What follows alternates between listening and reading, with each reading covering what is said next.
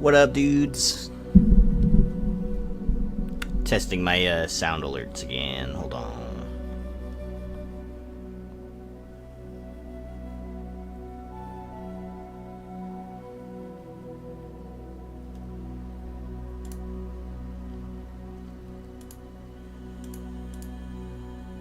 Rock and stone!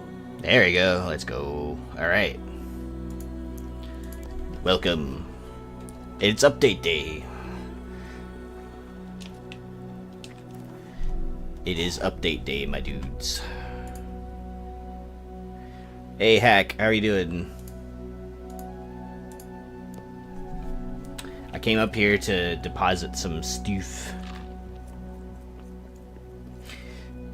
Man, I already placed some planters, you know it. No, I have.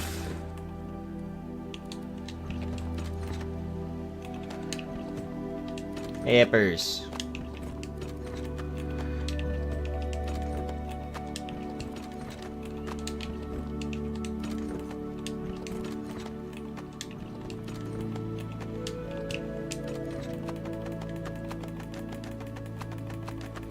Oh no, I forgot. I forgot I uninstalled Fat Stacks. That's okay. That's fine.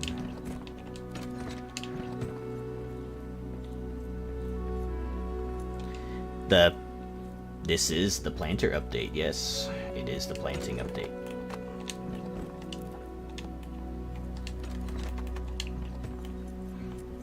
And it is the free cam update as well. Check this out. This is awesome. I love this. This is what I've been asking for constantly. And you can unpause it too, so you can make the fire like flow and stuff. This is awesome, dude. You change the depth field of view, right?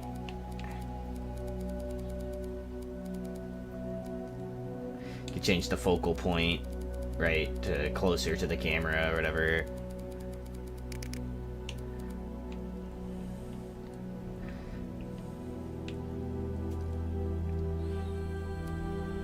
This is awesome. Axebeard seems to have issues with the mods and the updates, so maybe that's good for now. That's okay. Whenever the game updates, mods will always break. It is a known fact of life. Now check this out. This is awesome. I love doing this. You can change the field of view too, so you can see more stuff. And like, I can see all the stuff. All of the stuff. This is sick, dude. This is awesome. It makes everything I built so trivial.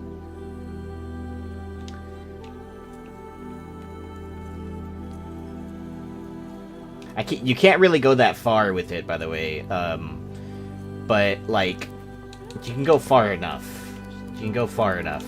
It's like not too far away from the character. It's more like, you know, yeah, this is about the max limit. So not incredibly far, but far enough. Far enough to get good shots. Oh yeah. That's awesome. Dude, I'm so hyped. Okay, so to build the new stuff, you need this wellspring that's from the DLC, I think. You need Erizit. And I don't have any Erizit. So we're gonna go find some Erizit.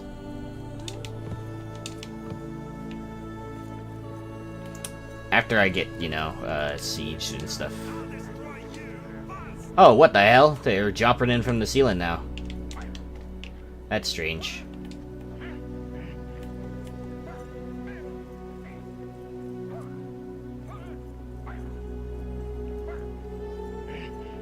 Stop hitting my stuff.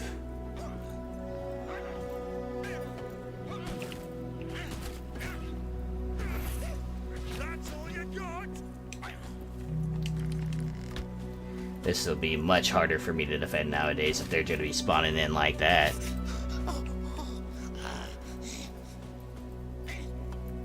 No problemo.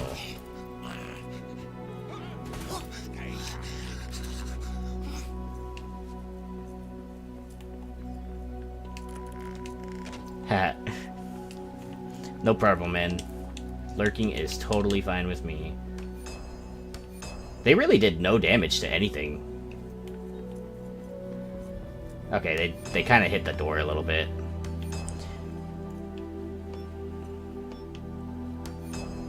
Hi, anomalous egg. Not sure if I pronounced that right.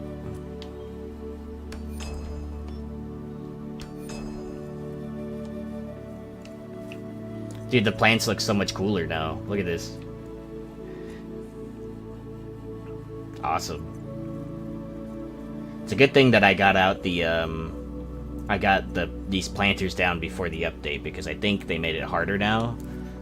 Now you need elven tree cuttings specifically, and star metal ingots to do that, which I have plenty of, but you know.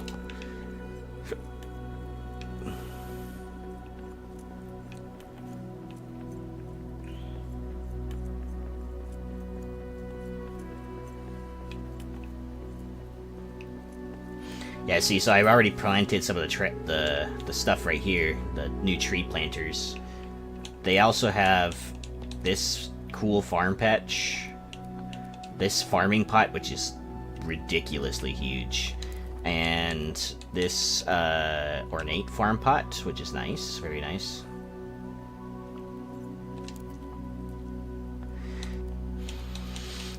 This gilded farm pot, which looks really fancy.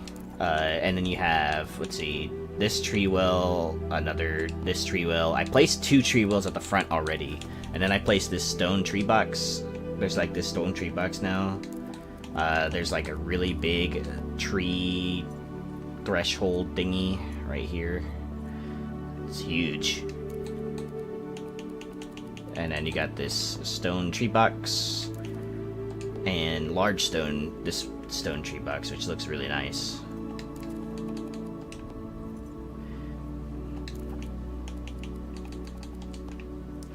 So I'm gonna place some pots. I wonder how this isn't in the sunlight, even though like the sunlight's like beaming in like right there.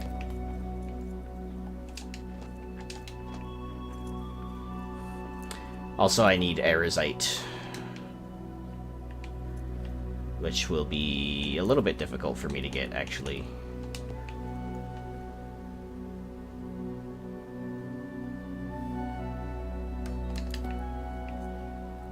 Nice. Whoa. Autosave, as usual, making stuff hard for me.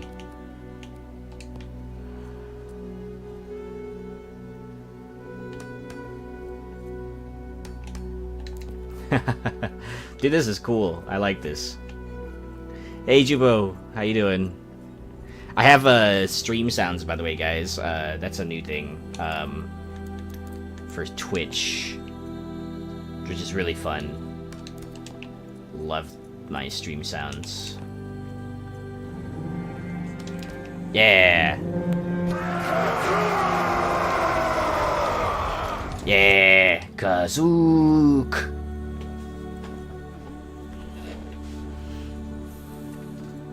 See, so I already have some of the plant boxes up here already. I have this this tree bed here and that tree bed there, because they kind of like fit pretty perfectly right there. You can sink the lamps into the wall if you don't want the light from it. It's okay. I'm fine with the light. I'm fine with the light. In certain areas, at least. Not sure how I'm gonna do that here, but. So we're gonna go find some erosite, and I'll place a mapstone here. Let's do. This is aftermath. Mushroom.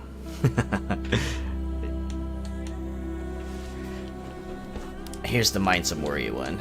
Need that one. We're going to find erosite, because your boy has none. No erosite in sight.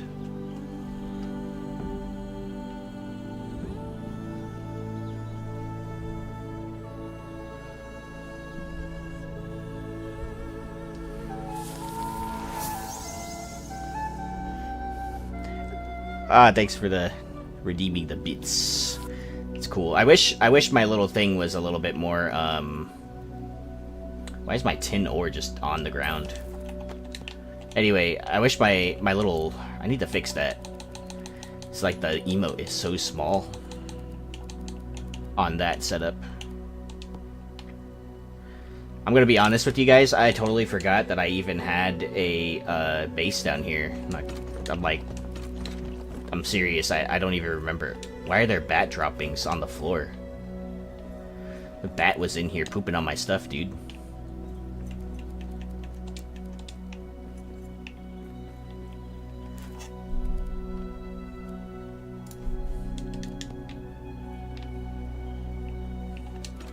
If I remember right, I should have some... There we go, I got some aerosite. I also got a whole bunch of stuff that I don't remember having. It's been forever since I've actually played on this playthrough, you know what I mean? So... there's just stuff everywhere. Alright, let's go back.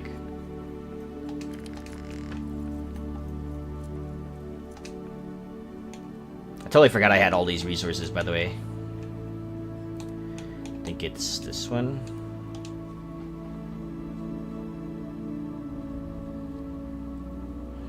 Nice. Are you streaming here on Twitch? Anomalous?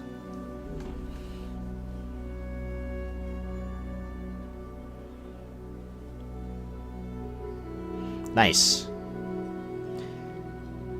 Nice, well definitely I'll give you a follow as well.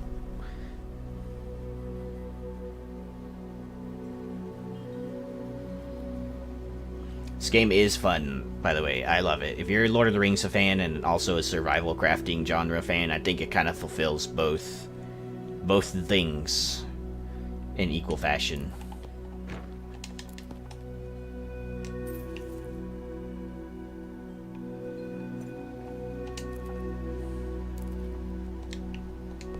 Okay, it's kind of laggy. It's loading all this stuff in. There you go. We're fine now.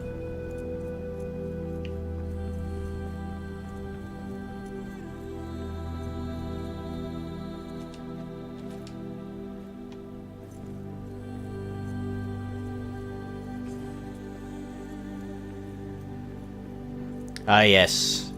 A time when eggs are very expensive.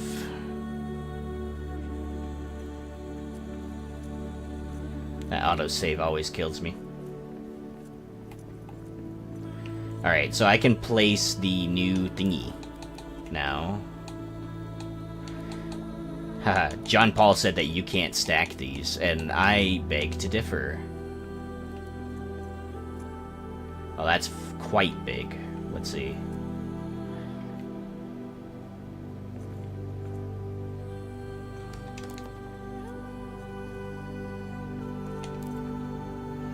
Ha! John Paul's watching the stream right now. Like, you're not supposed to be able to stack these.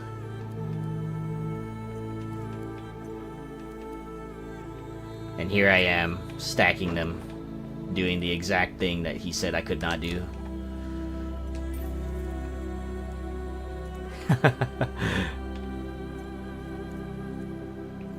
This is cool. I like that. Although it is kind of out of place in, like, the upper city, in my opinion.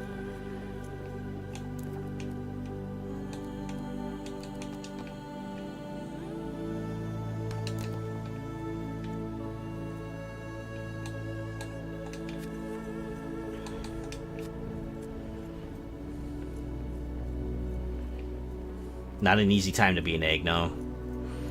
Someone will beat you up for eggs nowadays. So the idea behind these welling springs is that you need these, and every once in a while they'll grow ent wood, and then you'll use the ent wood to build these new super fancy overgrown vine-clad lattice and stuff like these, which looks really nice. So, and it's mostly, as far as I can tell, it's only wood stuff. So like this double post crown and all this other stuff. Like, it's all, like...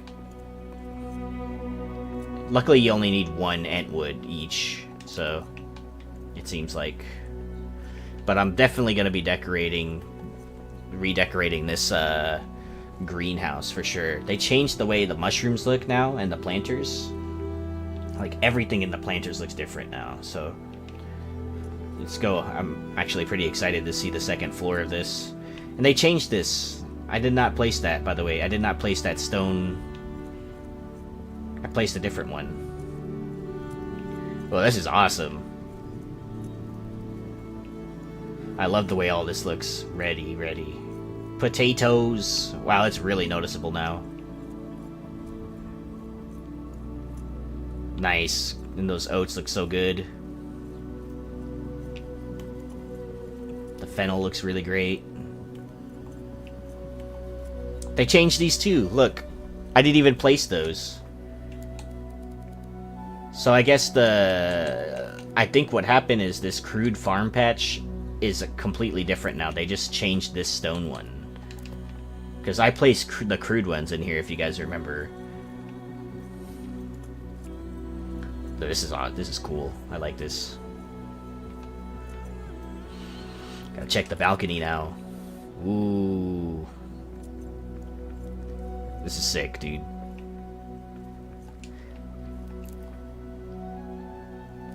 And the free cam. Let's check it. Oh. I really have to get used to that. To the setup of the buttons, but... Let's see. Ooh. Very nice. Ah, dude, this is dope. This is awesome.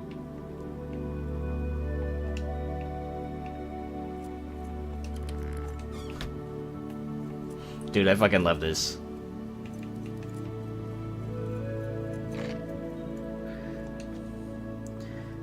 Wonder if John Paul's watching my stream like right now and is like, you're not supposed to have 3 of those already.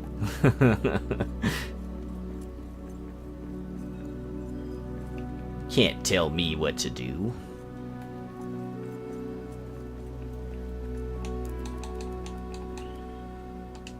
Dude, I can go crazy with these now.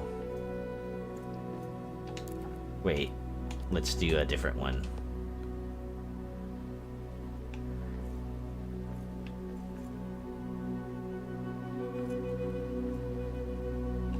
Maybe not.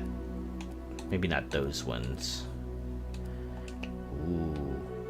I like the idea of trees right here. I don't want to ruin the view, though.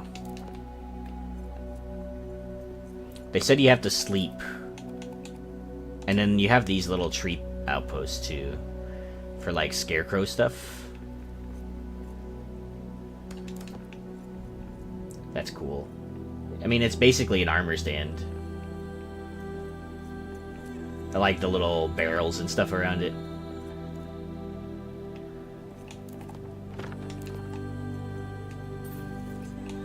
Alright, I'm gonna place my bed out here because I'm pretty sure it's safe to sleep. Almost anywhere. Hey, Arminius.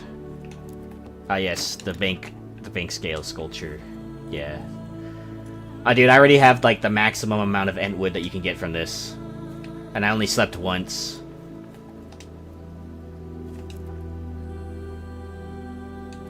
$16 ent wood already. Alright, let's try this out, yeah?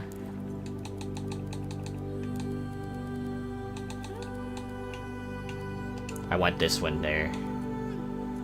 Oh, hold on. Why you no place down? I don't understand. So you could place... Is that because of this? It was because of that. Dude, this is cool. That's awesome. And you can make these one random posts too.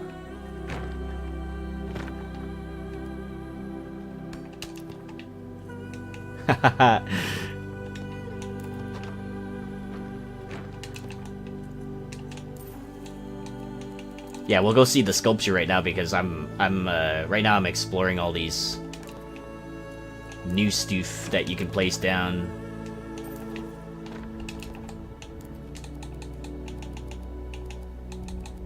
Fine-clad lattice 2? Oh, nice. Dude, this is sick. Although that post thing is like slightly lower. Hold on. This one. There you go. Fixed it. Dude, this is sick.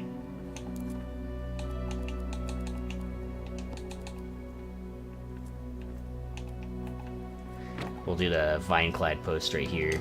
And... dude, I'm gonna have to redo, like, my whole greenhouse.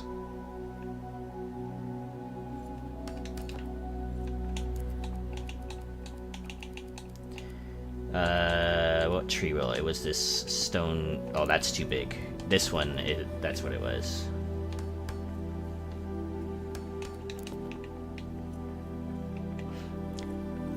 So let's go. That's tight, dude. That's awesome. I love overgrown stuff. I am a simp for overgrown shit. I don't know why. When they added that to Enshrouded, I was like, yo. It is, dude. Like, especially since I have so much of it too. I have so much Elvenwood that I don't know what to do with.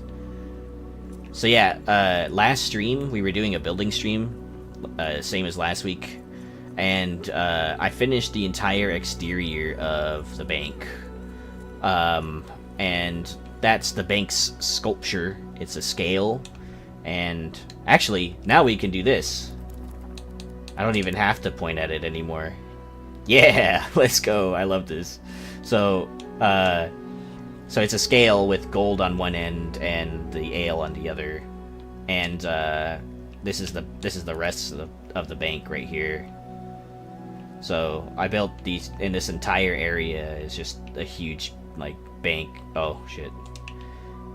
Ooh, they did change the lighting for the waterfall. That's nice. So I only completed the exterior though. I did not complete the interior at all. I had no time to do that. I was really busy this week. But yeah, now we're here and we get to try out new stuff. And that looks cool from really far away too.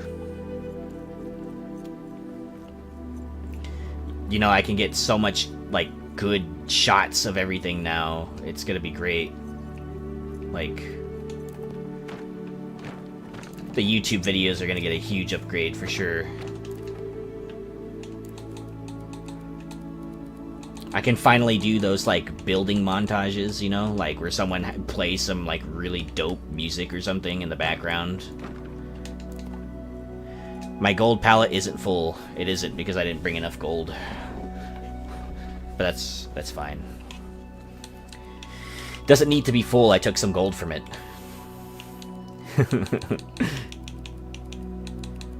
I traded some ale for some gold, or some gold for some ale.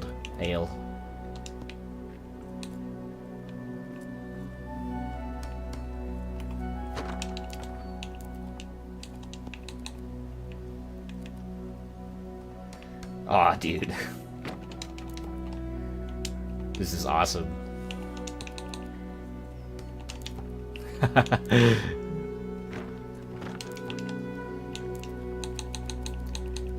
I'm already gonna run out of Entwood on like the first day just doing this shit, dude. I already have 2 of these, by the way, Xbeard. It takes Erosite to build. And it only takes 4 Erosite, actually. It uses stone, Elvenwood, and Erosite, which is actually not bad. So there's a new rune, too, that you put on axes, so I'm gonna need to make a new axe. And we'll go up to the forge for that, actually, yeah. Because the new axe drops cuttings for the trees so that you can grow them in the tree planter boxes. And now they said that all of the trees should be regrowable now. like, even just statically.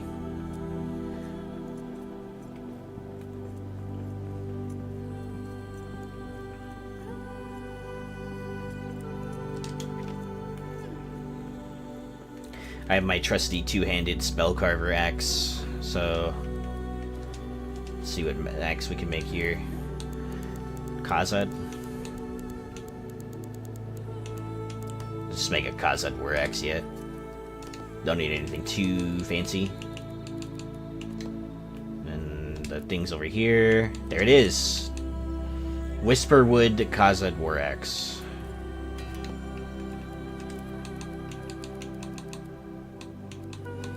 I'm gonna take off my... I don't really need to use my shield. I say, and then I'll get absolutely wrecked. I'm headed to the Blue Hatch with a new rune right now. Nice. Yeah, I think I have a Elven Quarters base. Not 100% sure. Question mark. My map stone's over there. Okay.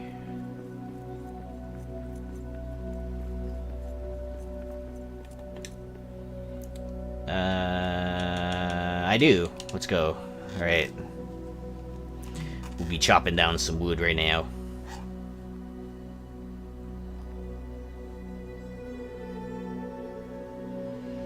And...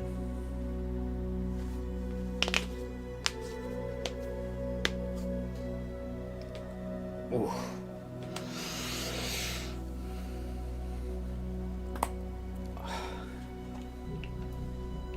Don't know if you guys heard all that, but man, I popped just about every bone in my body just now. Wow, you do a ridiculous amount of damage to the trees with this. Holy cow. It's like one-shot the tree.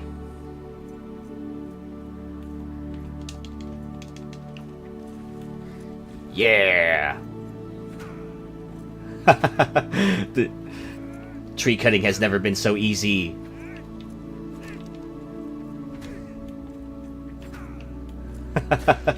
and I killed him just for measure. Did I get a cutting from him? Can I grow the boars?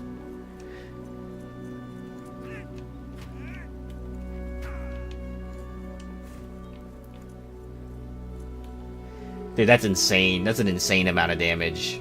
I'm sorry, but that does need to be nerfed at some point, in my opinion. Or maybe it doesn't, but, you know, I don't know. One-shotting every single tree with a Khazad war axe seems kind of crazy to me. I mean, when do you get this anyway? When do you get this rune? If it's, like, at the very end of the game, I think that, like, you know, okay, fine, but... come to think of it. Oh, they changed the damage ratios for axes on all of the trees. Wow, okay. So using an axe is basically just the way you gotta do it now, I think. That's awesome, dude. Okay. I'm gonna get so much stuff. Deforest the entire Elven Quarter just so I can plant trees myself. So, I got 22 tree cuttings out of all of that. I think there might have been some that I didn't pick up, though. It just unlocks with emeralds. Okay, so then that means... that means that you unlock them when you get into Doradelf, because that's when emeralds drop. So that isn't too bad, I guess. That means you can plant trees pretty early.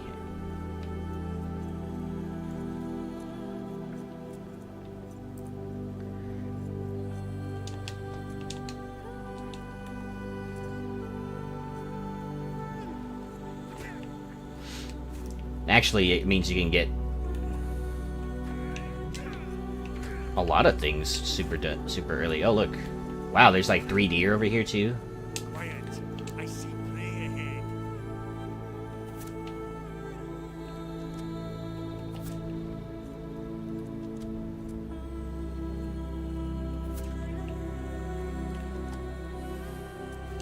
I honestly forgot. I'm not gonna lie to you guys. I actually honestly forgot what my Elven Quarter even looked like because I haven't been here since like the beginning of the game. I like literally travel nowhere else but Dwarf whenever I build in this world. I even forgot that I had resources at that Mines of Moria camp. I totally forgot. I had no idea. Actually, it might even be worth it to go down to the lower deeps, too, to grow some, ubusam wood.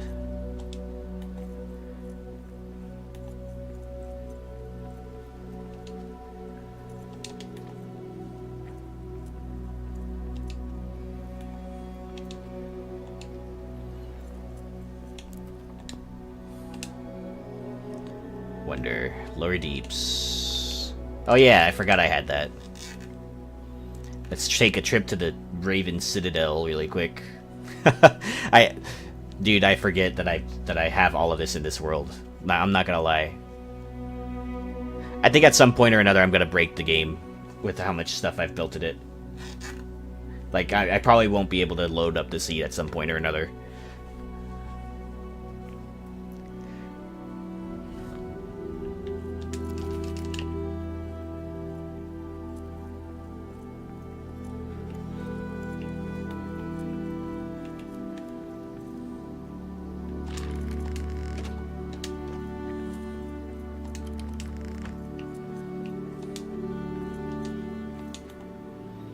Okay, let's chop down some ubusam wood trees.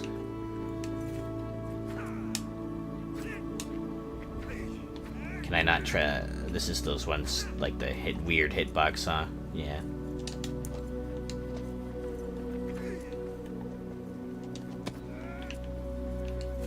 Yeah, I got a cutting. Let's go.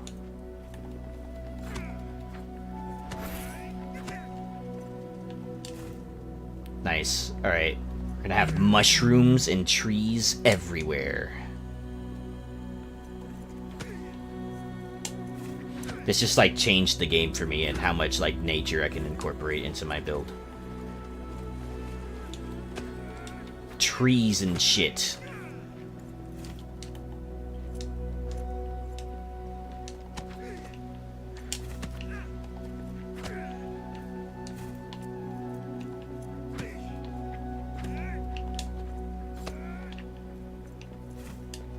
How many of those do I got? I got 15 of those and 29 of the tree cuttings.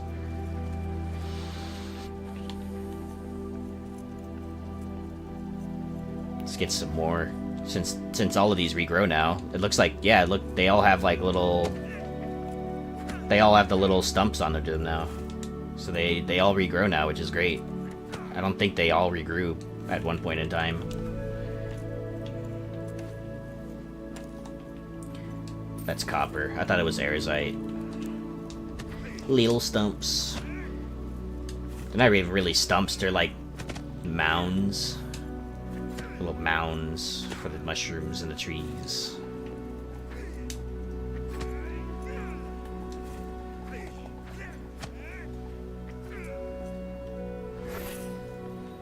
Oh, that's poison.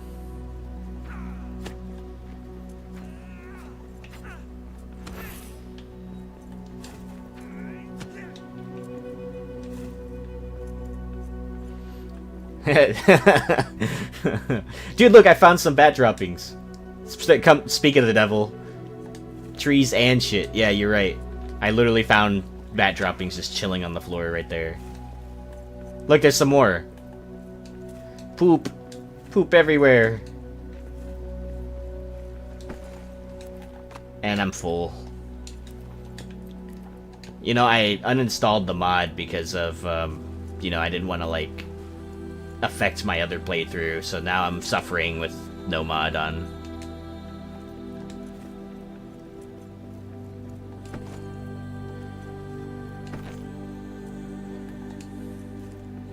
I can't believe I just found poop just lying on the ground, dude. Just chilling there. Oh, I gotta get a shot of this. Hold on. I really want to see what this all looks like. Up, down. Ooh. Ooh. It's sick, dude. Fucking awesome. It's even better than trying to, like, position the camera. Rock and stone, yeah! Rock and stone, yeah. Wow. Dude. I need to retake all of my YouTube videos.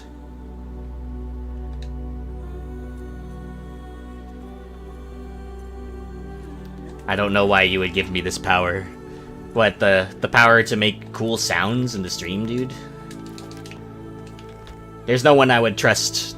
There's no one else I would trust other than you, Toad. For cool sounds. FireMane Cube.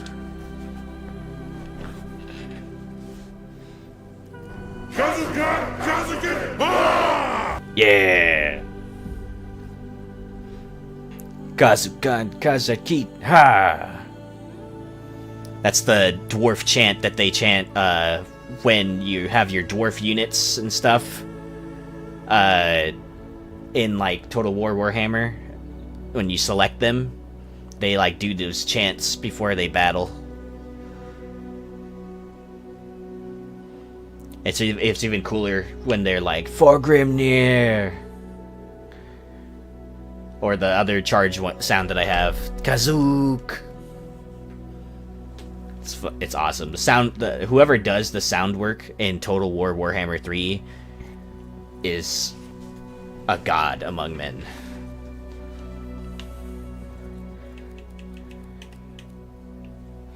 Oh, look at that! Look at that particle effect that you have on the axe. You can't even really see it. Hold on. Oh, free cam. Duh. Look at this. That's cool. Total War. Ah, that's... Dude, you can get a close-up on the runes, too.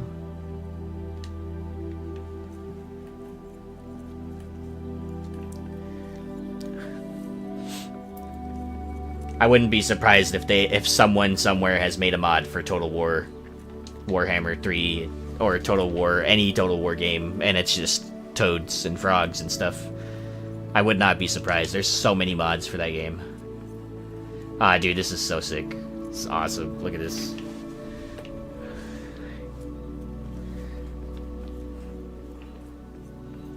Okay, so let's plant some trees. We can grow this one. Grows slow. I don't care if it grows slow, dude. I just want it to grow.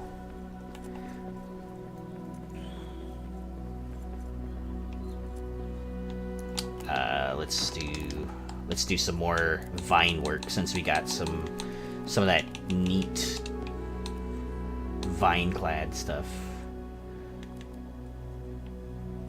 Why can't I place stuff there? Oh, there you go.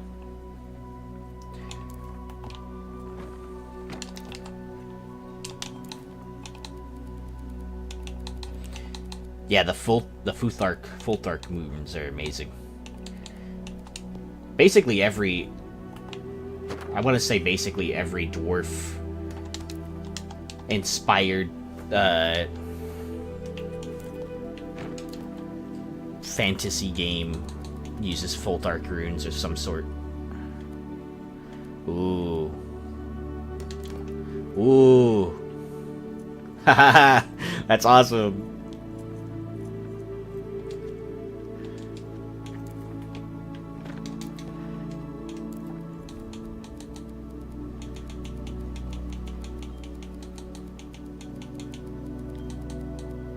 You can even place the bowed ones too, it looks like. Alaska, thank you for subbing. I really appreciate that, thank you.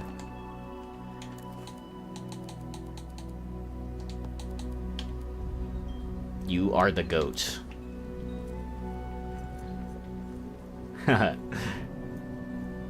Awesome. I'm gonna have to rework this entire railing system now.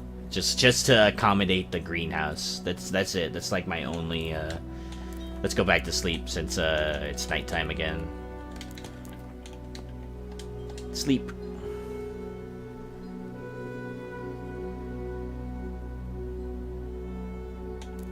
Oh no. What happened?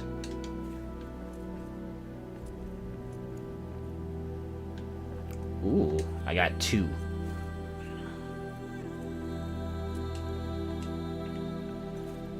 Look at my shiny tree sapling. Well, I mean, it's a good thing it's only railings because like otherwise it would take me forever.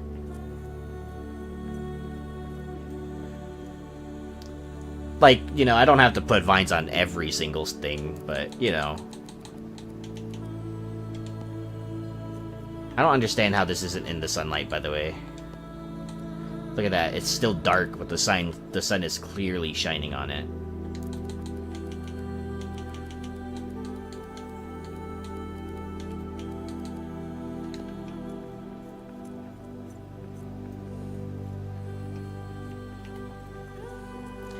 This is cute. I like these.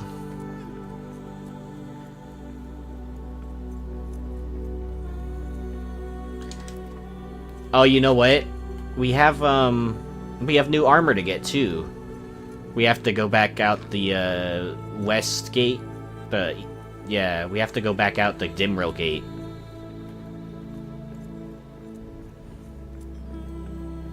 All right, well, let's do this. I'm not gonna run all the way up there. I think I'm too used to not having mapstones. Fireman Keep. Yeah.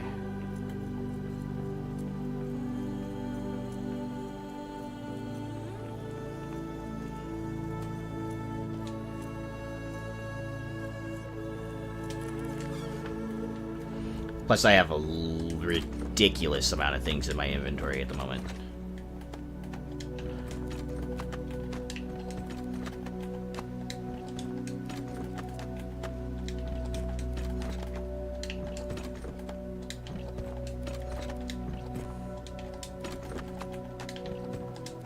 That's dev stuff.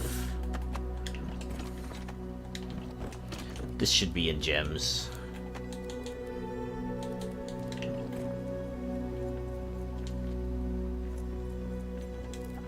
I think I need to keep the cuttings on me, right? Because I don't think they put that system in there yet.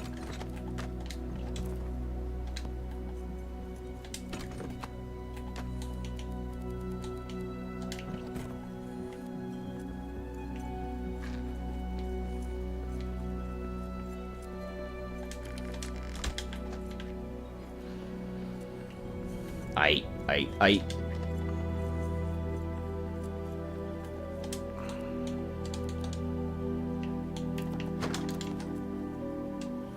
Again, that was probably the fastest loading time I've ever experienced in the game. I don't know why.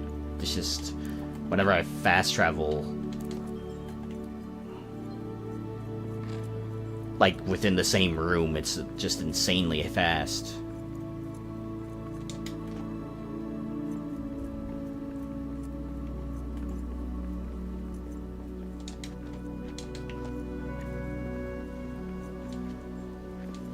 Okay, so I need to do something here with the tree planters.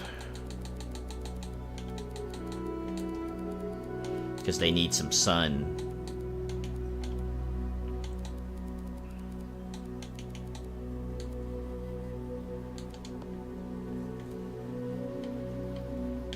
Okay, that's a little bit too...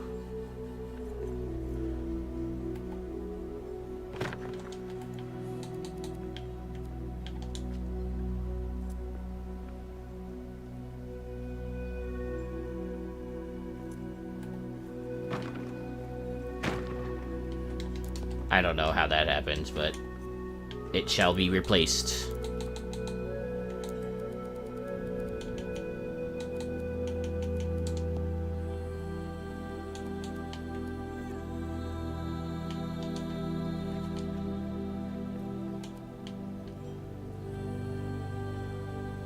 Getting a cutting from every tree? Yeah, it kind of seems like you're guaranteed a drop.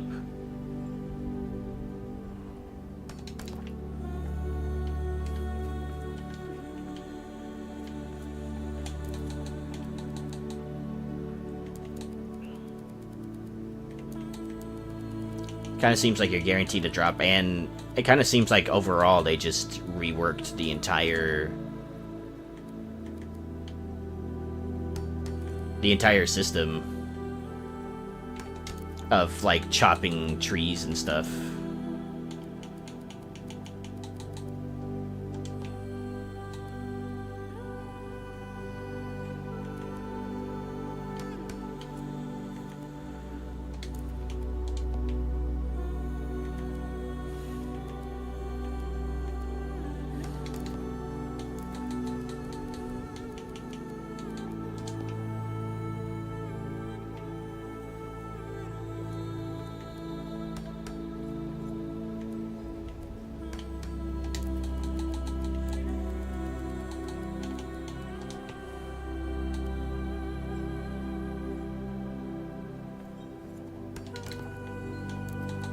Okay, now we can place these. Yay, sun.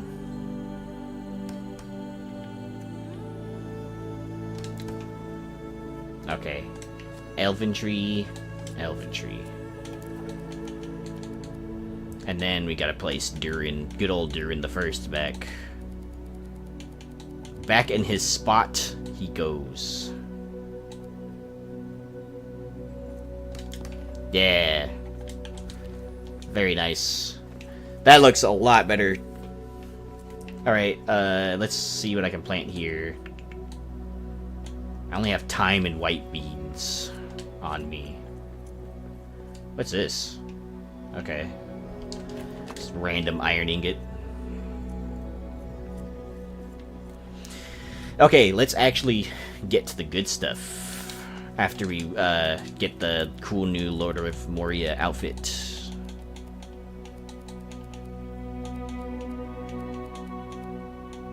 You get it from watching the cutscene again.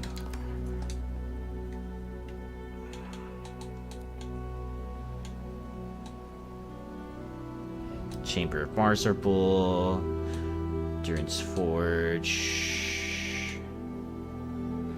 What's this one?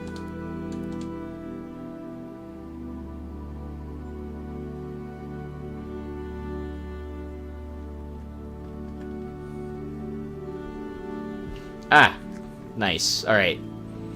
I need to rename this one then. Hold on.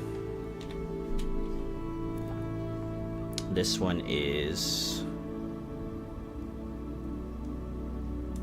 travel locations. This one, edit.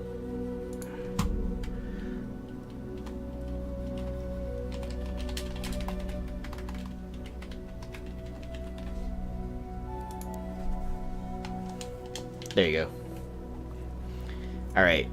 I know everyone really likes the ending cutscene, but I'm gonna skip it for time purposes.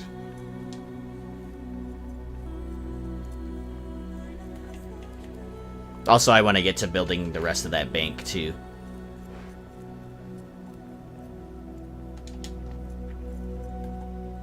Replay. Skip. And close. New cosmetic available. Nice. You're able to cut down the big trees? The huge ones? Whoa, wait, hold on. When were planters here? When were there planters in the Dimbril Gate?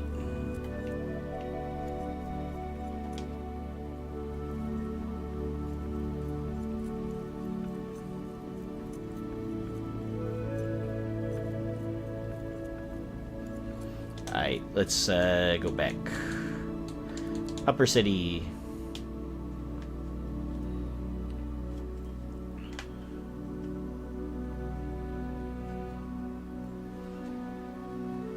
Anomalous Egg, thank you for gifting that sub to Alaskan, by the way. I appreciate that. Thanks for the gifted sub.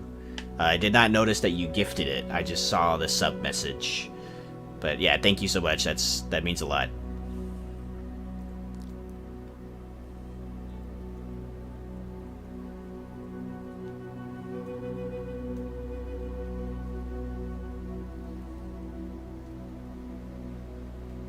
There's always planters there? I just never noticed them then. I'm just blind.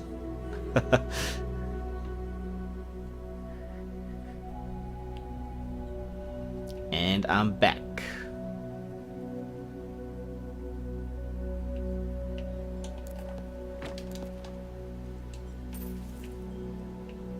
Let's check out this new cosmetic, yeah?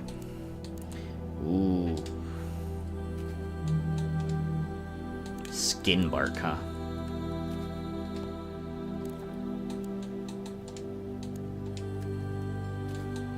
You're basically just a tree. I am Groot. Wait.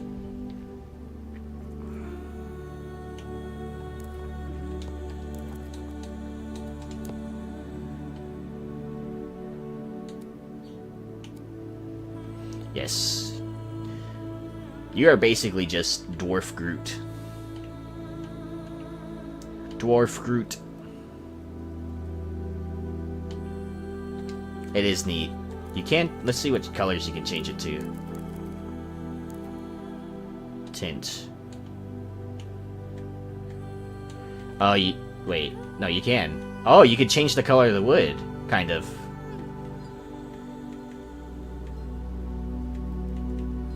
It's like a... Kind of like a really...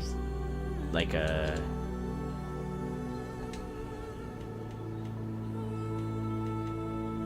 It's like really subtle painting though. Like you can barely see it.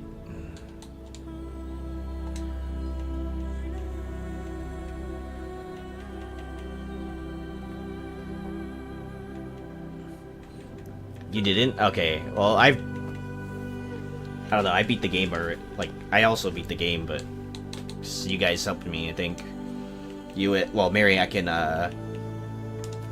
Strider, I believe. Alright, that's cool. Let's try this,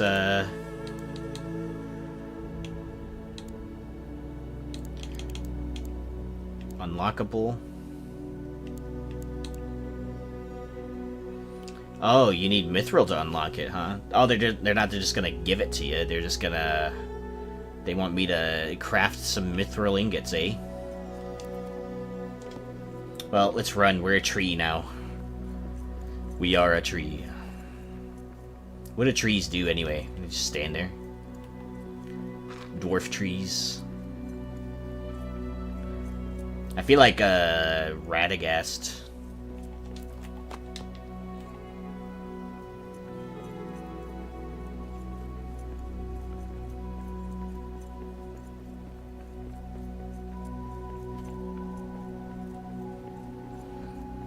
The armor does look cool though.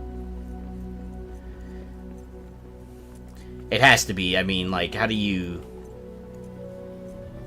I don't know. There's no way you can take the skin of an ent and there not be some beef or something between dwarves and ents, so...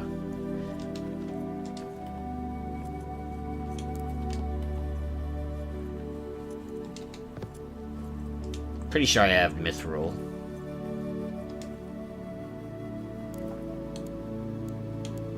I don't. Wow. Oh well, that's not my priority right now. We...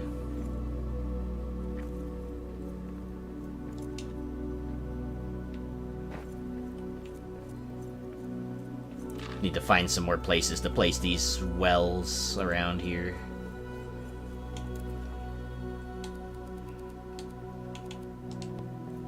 How about right here? It is kind of big, huh? Whoa. Every single time I have some lag in this game, it's because of the autosave, dude. And that and trying to place trees. Nice.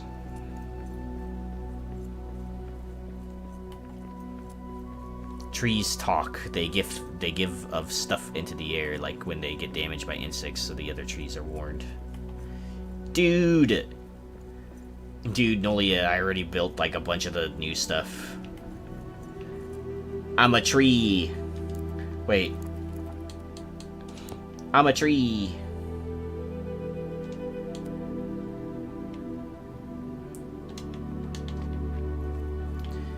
Alright, how do you, let's see.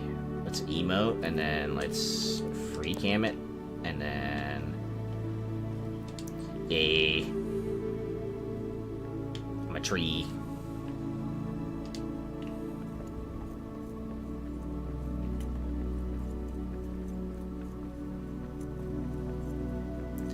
Yeah, I already have 3 of these little well springs. You need Aerosite for them, and they're not that expensive. They are neat, though. I got these bigger planter things already. I have some of these lattice vine things placed already. I have some placed over here, too.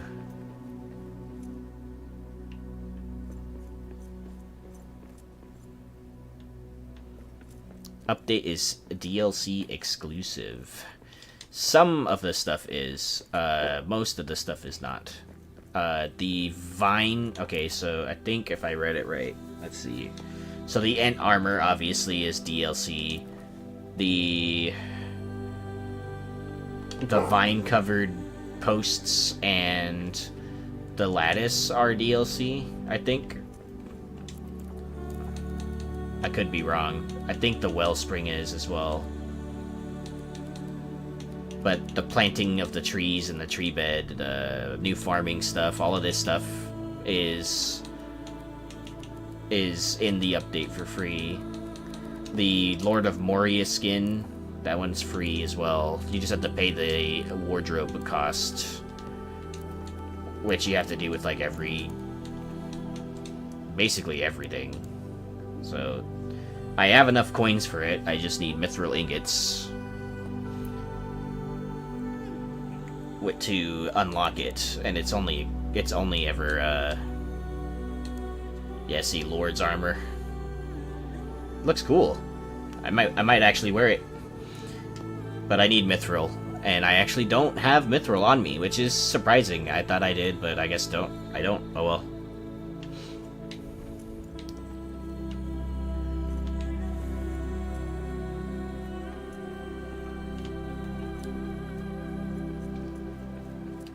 To be fair, I think I just completely skipped the, I think I just completely skipped over the campaign more as a way for me to get the, King's Brew tank, and that's it. Alright, let's get back to this. We will build as a tree. Build the bank as a tree.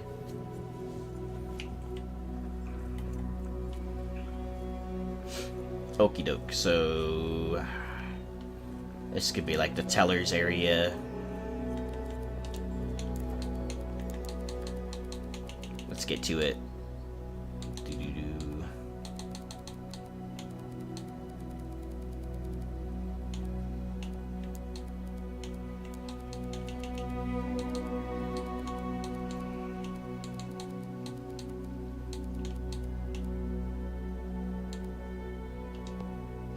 Not that one. This one. Okay, so I'll need this.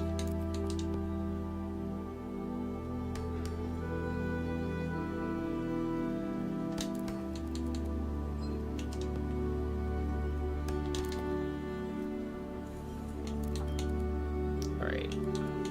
Let's build.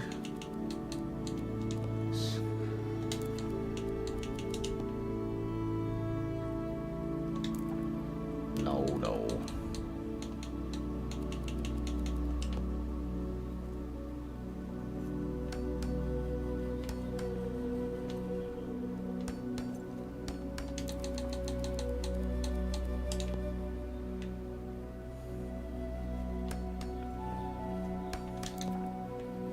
Alright.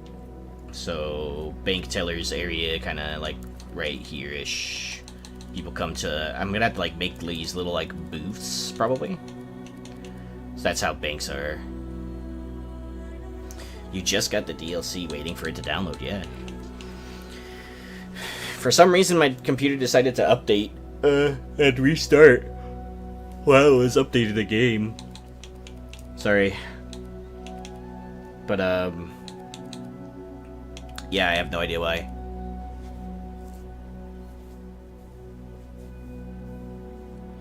Big trees and the giant vines can be cut down, but they do not regrow. Oh.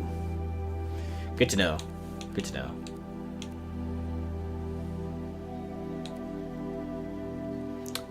The update is around 1.5 gigabytes, I think. Code. Excuse me, sorry. Actually, you know what? I totally forgot to take my medication. I will be right back. Hold on. It'll take me like a minute.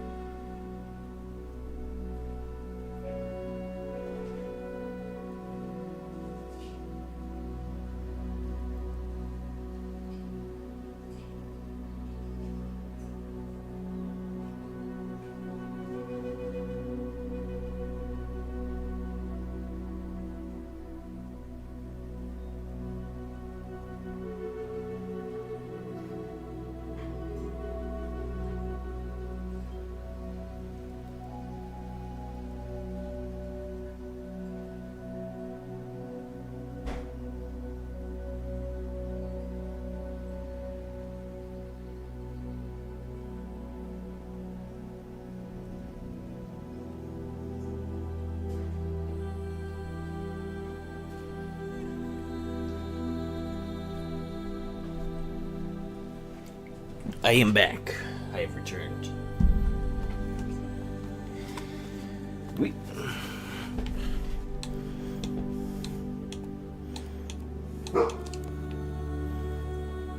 Wow, you recently had to clear off everything except this and God of War. God of War is pretty big, to be fair.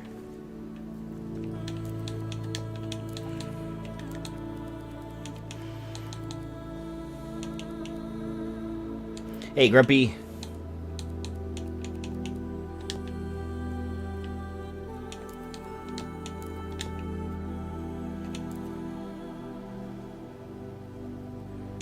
Sindri's house is a really nice place.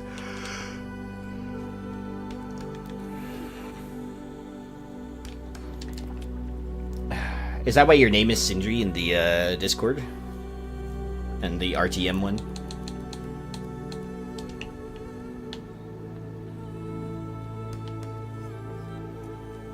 Nice.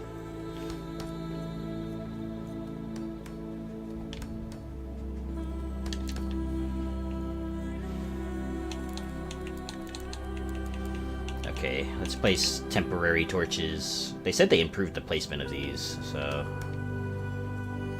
doesn't feel too different at the moment.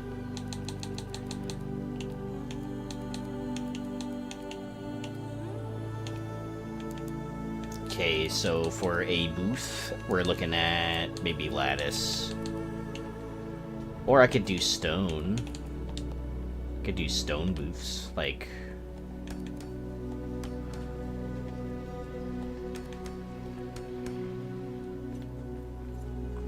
Yeah, that might work actually. You just need a way to get in.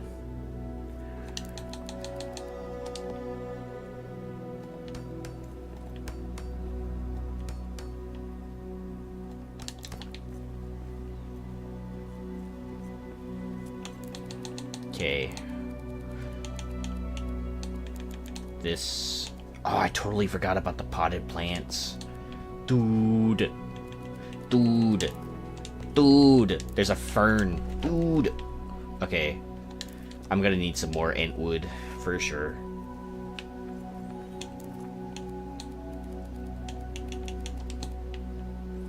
Okay, so... Great.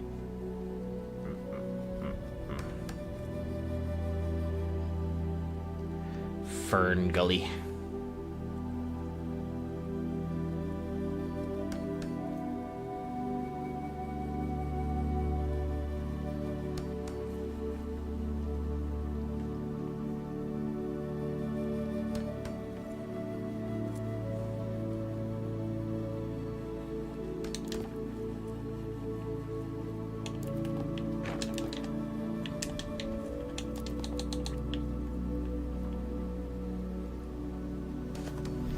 I'm gonna be honest, I have no idea what a Fern Gully is. Fern Gully. Wait. Fern Gully.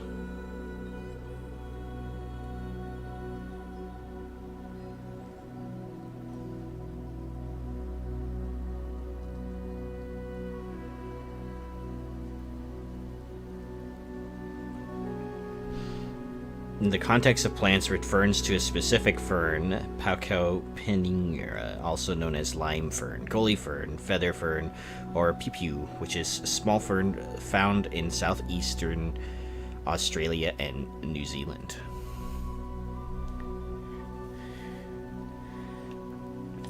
Oh, the movie. He did a rap? Wait, Robin Williams rapped?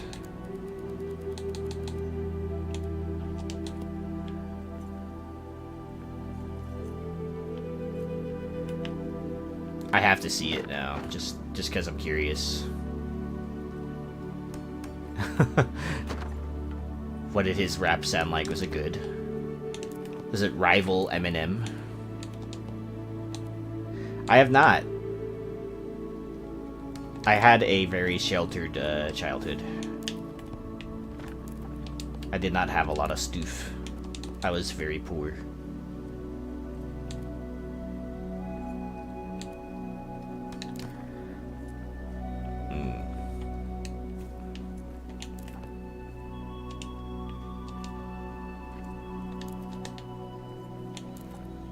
It's a movie.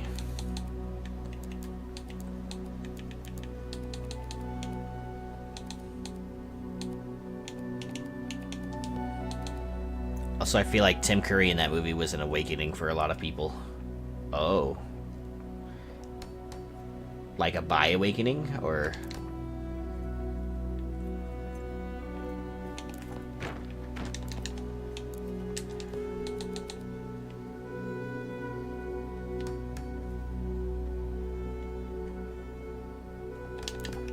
Because my awakening was Ryan Reynolds, but I mean...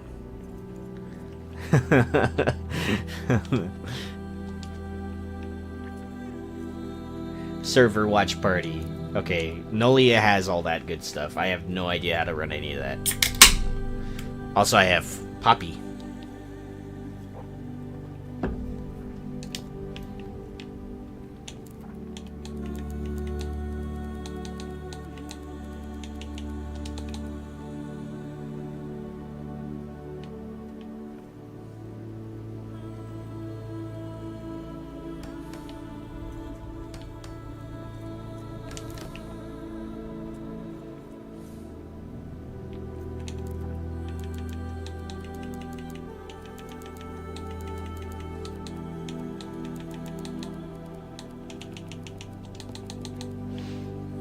So, Fern Gully watch party, who's in?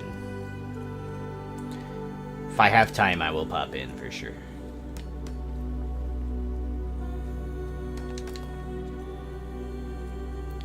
I'm in. Hack. I don't know why hack artist, but when I read I'm in with hack, I thought it said hacker. Like hacker voice.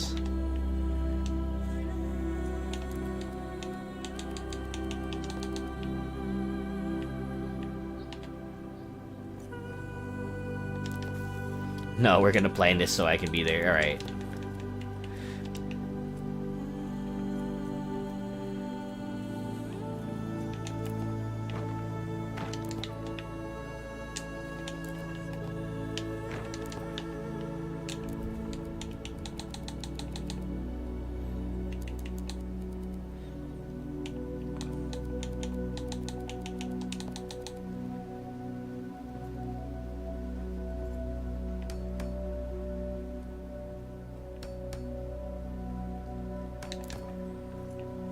Okie doke. So, only thing missing here is these and these.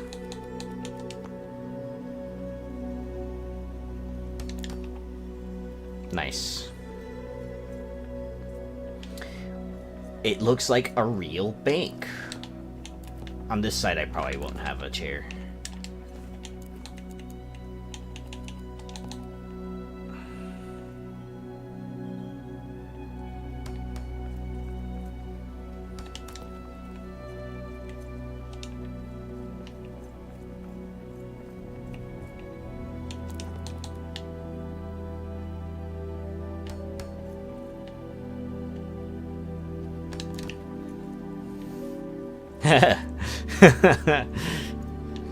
Not only do they need the pens with the little chains, they have to have, like, those little bank slips, deposit slips, right? And then they have to, the bank, to make it really authentic, the bank needs to have them, like, almost running out of them. And then when you get to the teller will be like, you filled it out wrong. And you'll just be like, well, there's no guide on how to write it, you know? So, you'll get the authentic bank experience.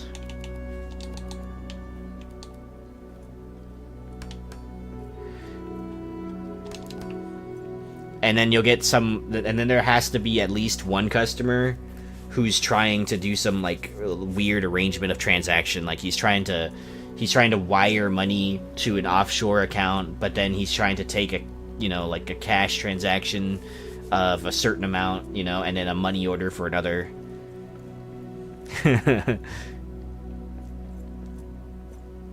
Yeah, exactly.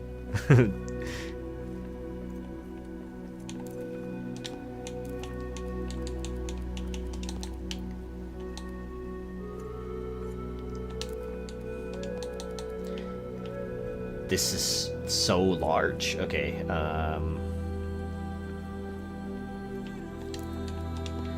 this one's even larger.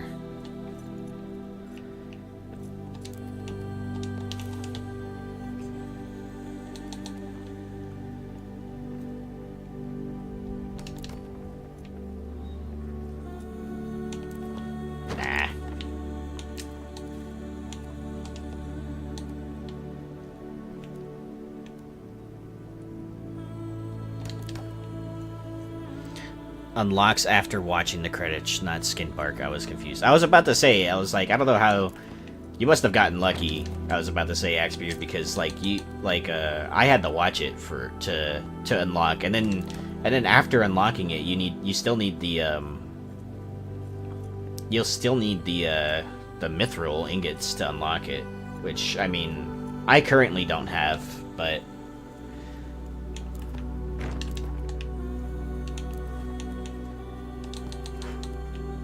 That is what she said.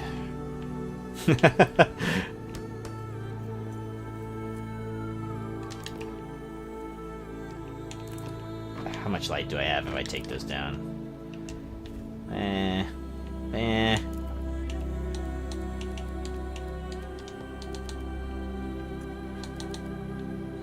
It's exactly what you said, so it is what she said. But she sells seashells by the seashore.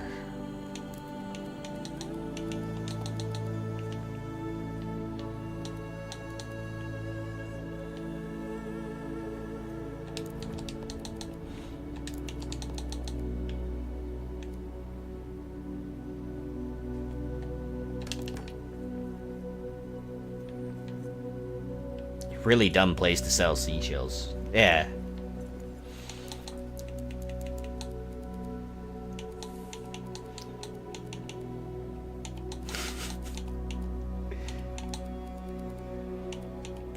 You got a point. Okay. There needs to be like a money counting machine or something.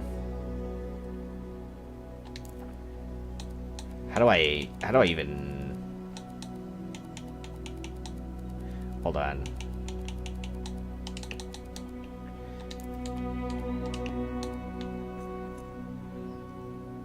Nah. Do you think dwarf banks would just have the gold just lying out in the open behind the countertop?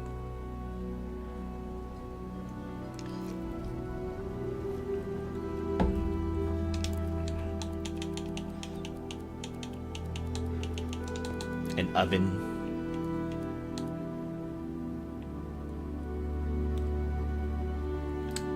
Dude, alright.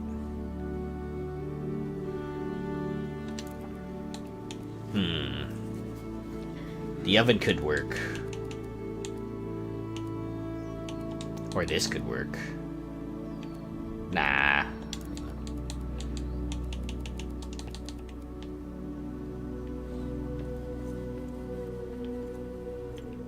The gold would be in a vault, yeah. I feel like not only would dwarves have the money out in piles, any of it made its way out of the pile. Both patron and employee would work to return it to the pile. Partially open. Okay. Arminius says the gold would be in a vault, partially open, and Toad says it would totally be out in the open. So I can kind of see both scenarios working out there. Seen from the lobby. Yeah. How about this as a money counting machine? I know it's a distillery, but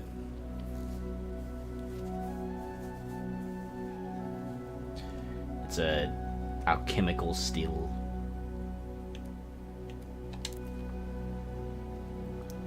Pneumatic tube. I'm actually really sad that more banks don't use that anymore nowadays.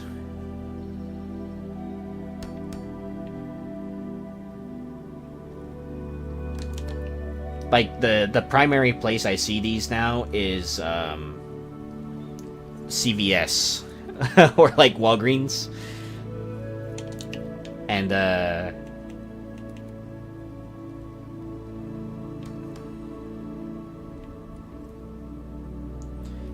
makes me sad. It's only to get my medication and not send, you know, wads of money in.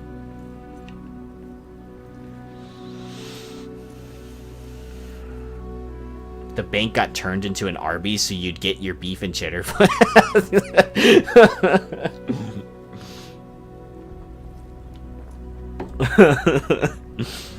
I would actually go to that Arby's. That would make... I don't know why.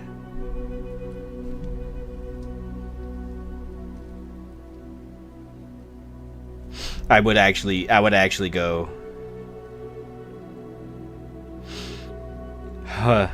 That's hilarious.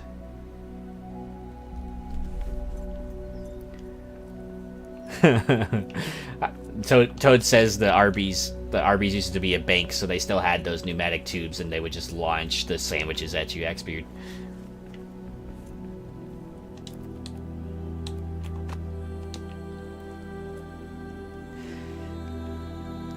Arby's is like, I don't know why, like, I never think to go and have Arby's, but if it's like the only option there, I'm not opposed to it, you know? Like, it's not so bad that I would say no. Like, if you went and got me Arby's, you know, and you brought back like a Philly cheesesteak from Arby's or something, I'd be like, alright, that actually sounds kind of good. But I wouldn't like go out of my way to go and get it, you know?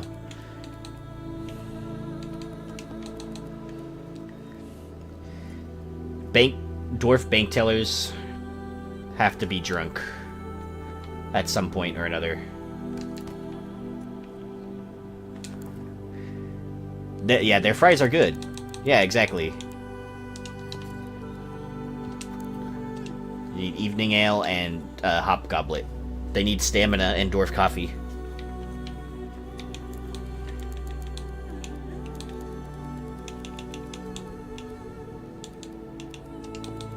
And there needs to be like some kind of countertop right here. All dwarves drink all the time, yeah. This is like a coffee station for the workers.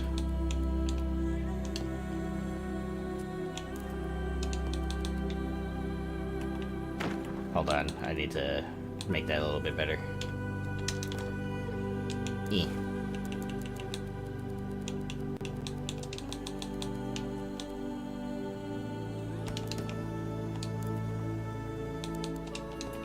Yeah. Dude, it looks so good with the plants now. This is awesome. Arby's has the best curly fries. Yeah, objectively, yeah. Like, between them and, like, Jack in the Box sometimes. Well, wait, no, hold on. Rallies. Rallies has the best curly fries.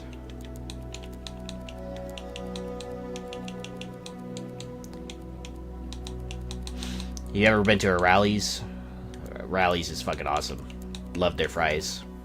Their twisty fries.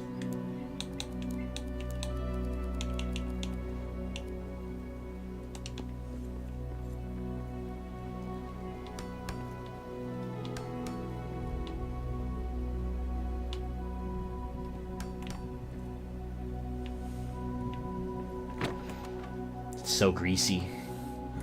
I just like their fries. And their burgers aren't half bad either. Their milkshakes too. Milkshakes are really good. The last time I went to a Rallies was in Los Angeles. And I think that was the best fry and milkshake combo I've ever had in my life. In a long time.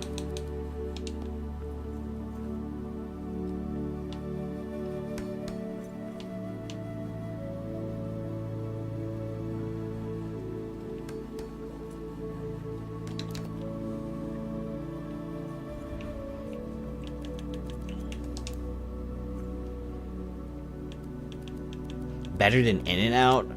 Man, I don't know. In-N-Out's burgers are pretty good. And the fries for In-N-Out though, like, unless they're animal fries with chopped chilies for me, it's kind of like a... Like, their fries are kind of meh for me. Like, I throw them, I throw them in the... I throw them in the air fryer, you know, because they're not crispy enough for me. So, even when I asked them to, like, well done my fries, it's still not, you know, enough. Dude, yeah, Nathan, the new update is freaking sick. I don't know if you were here earlier, but I already placed some of the new stuff.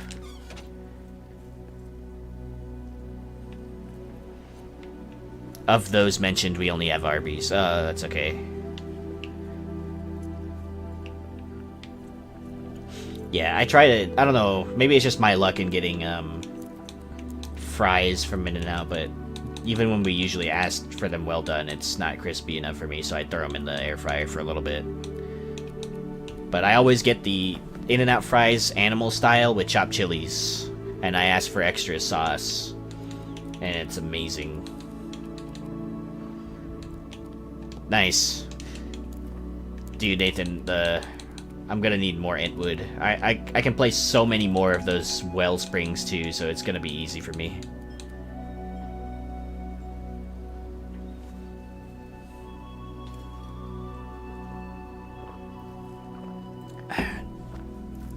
You really want a good way to eat the In-N-Out fries, Toad? Ask for a Flying Dutchman. It's basically just the burger patty. And then with cheese on it, right? And then they ask for your animal fries with chopped chilies. Put your Flying Dutchman in the fries and ask for extra sauce. You basically got like In-N-Out carne asada fries.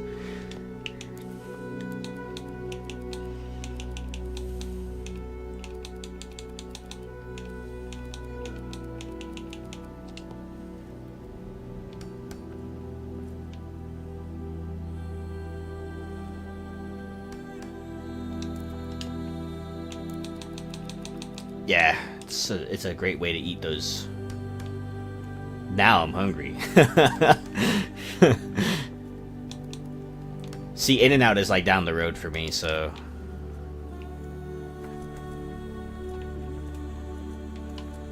It's like maybe a 5-minute drive for me, In-N-Out.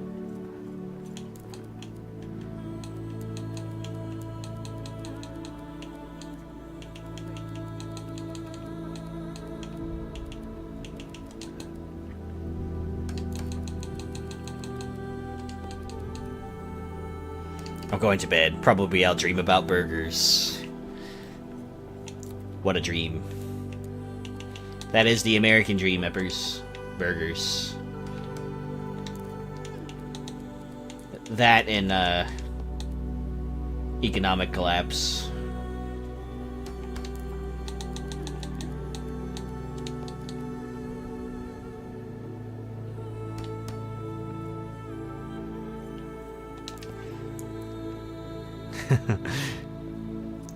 You too, Empress. Have a good night. Good night, Empress. Sweet burger dreams.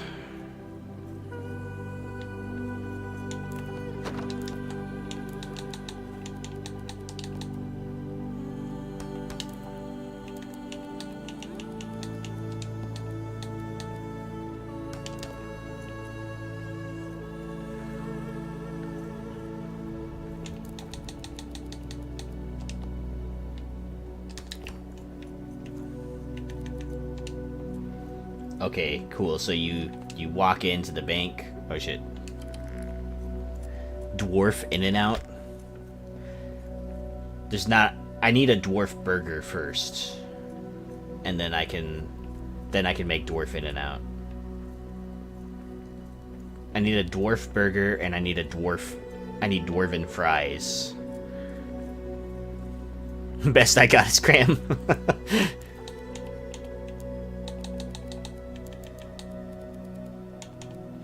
Okay, so usually in banks, there's like the primary area, and then there's like self-checkout, like self-help booths or something like that, self-help ATMs.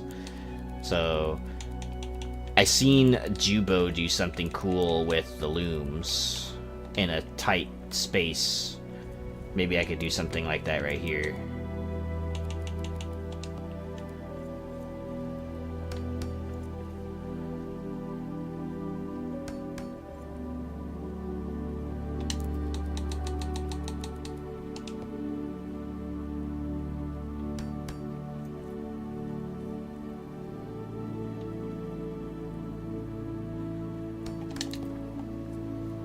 Okay, and then it was something like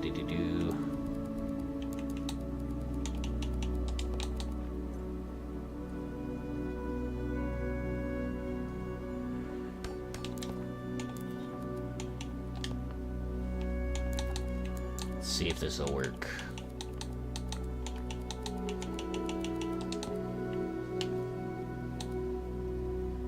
I needed to go lower just one.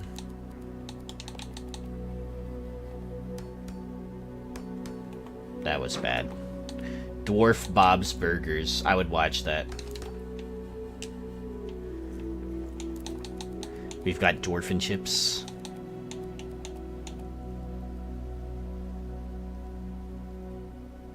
You forgot to stop working. Better make sure you don't work anymore for the day. Don't let them get free labor out of you.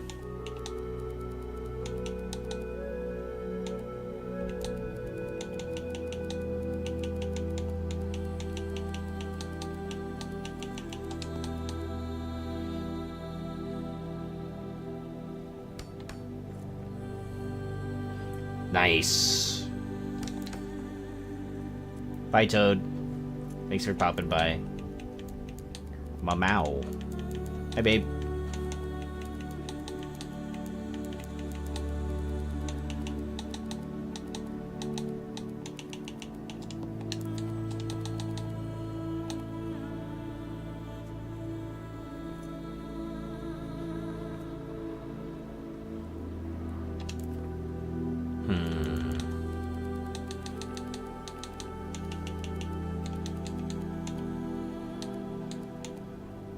No, none of these signs work.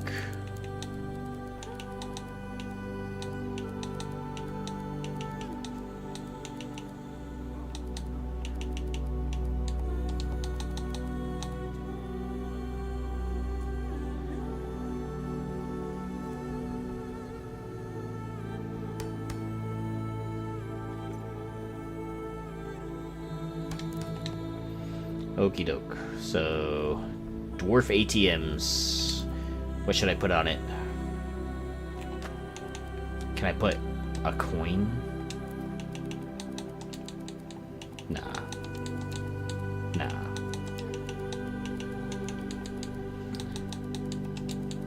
Nah. Huh.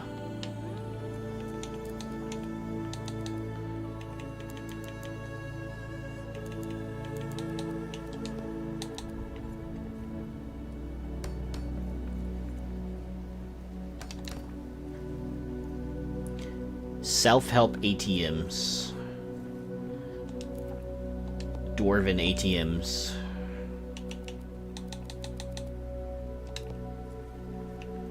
Babe, I'm a tree.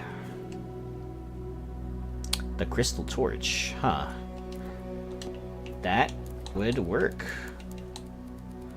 That could work. Let's see, where's my forge thingy? There it is. I'll drop this here for a second.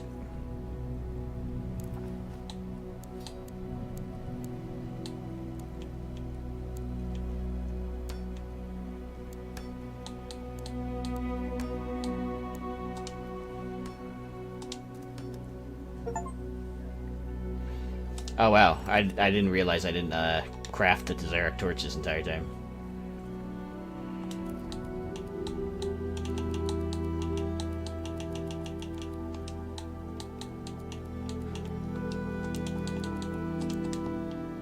Ah, that's so bright though.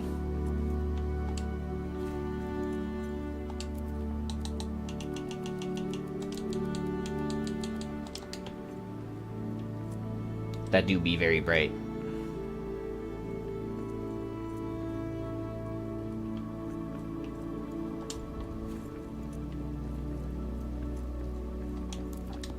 I can make it work, kind of. Let's see. I guess that isn't so bad, but it do mess with the aesthetic in here, so just a tad. I can fix it though.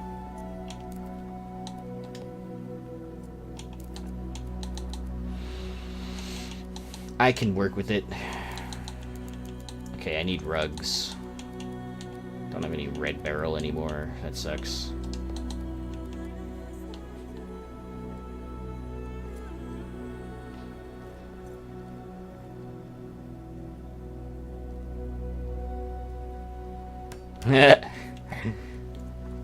They kind of reworked the Zarok torch just a tad.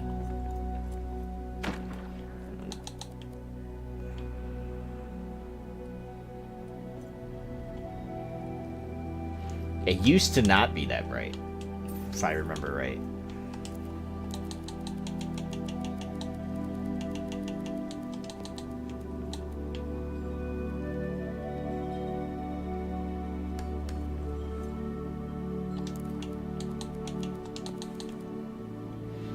I've kind of adjusted to the light just a tad, even though it is kind of bright.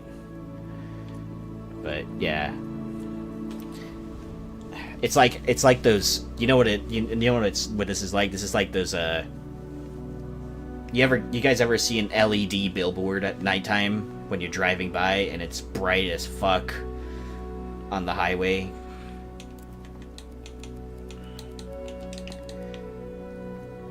It's like ridiculously bright. Those billboards are just ridiculous.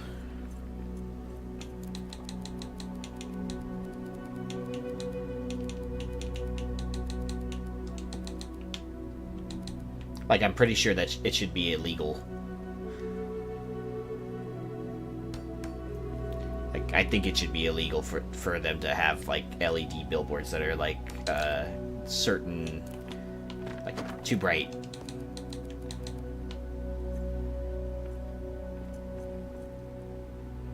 This is like the table where you get those deposit slips.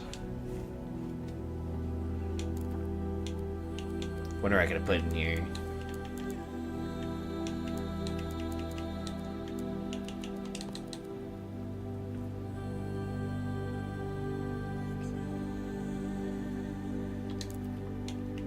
I unfortunately do not have paper to place on there.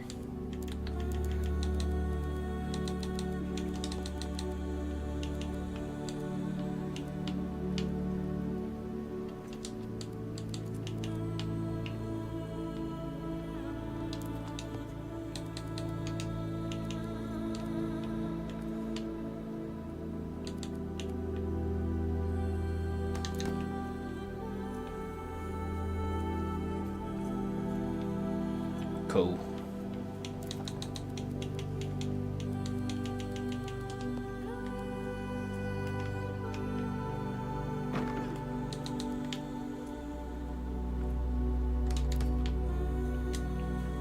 Might have to move this table in a second here. Don't think. Yeah. Should have maybe waited until after.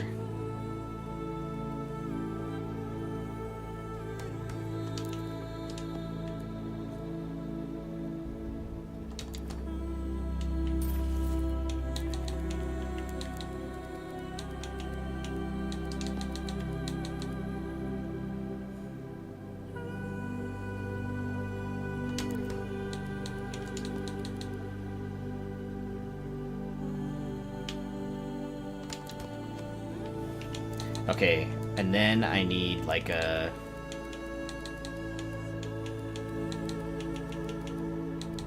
Where's my little... There it is.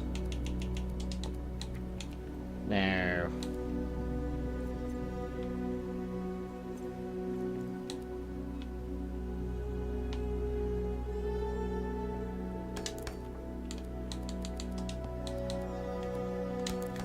Okay, there's the sign, and the sign will be like, please wait patiently in line.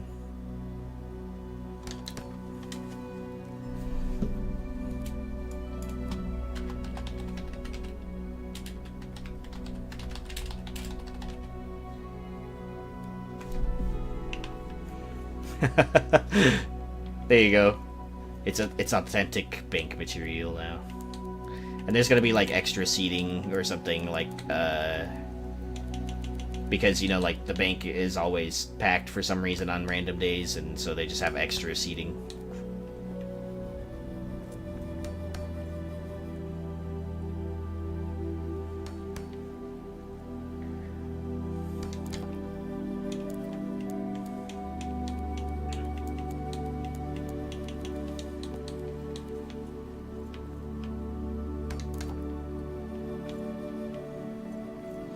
There you go. This is looking nice. I like it.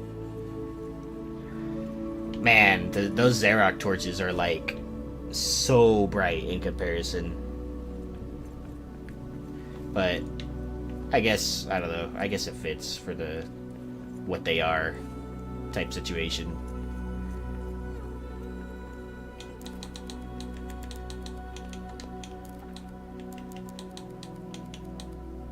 Do a railing right here-ish.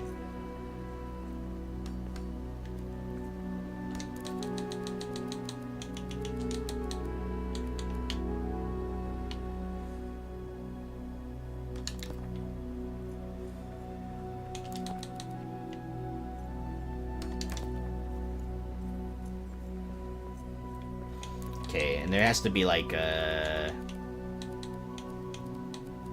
extra, I think that area I was talking about earlier, the banner might break up the light. We could try it. Let's see.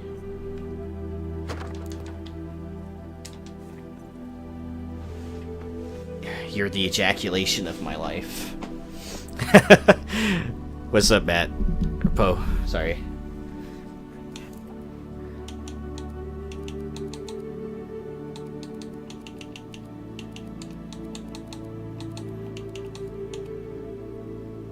Okay, cool. I didn't know. Some people like have a thing with using their real names, so. Oh no. Alright.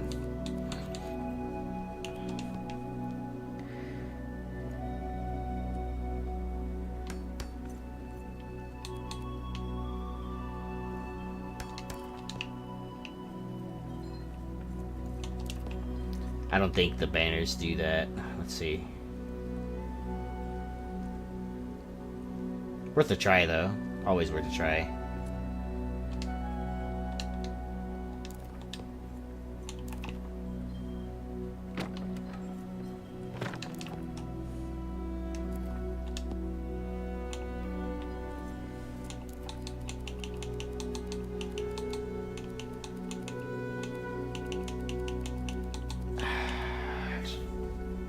We're doing this new update thing, Matt. And I'm an ent dwarf. I got like, and they added this cool free cam feature too. Just dope. So I got tree made out of wood.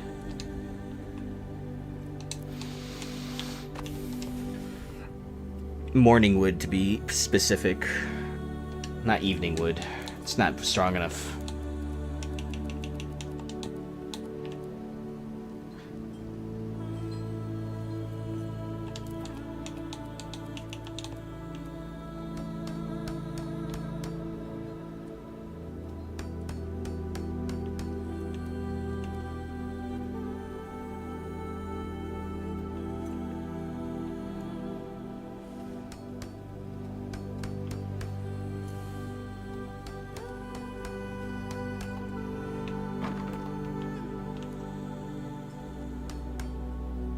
Nah. I was trying to build like a little separator right there. Let's see if that works. Here. We're gonna take the Xeric torch and we'll put some other stuff on there later.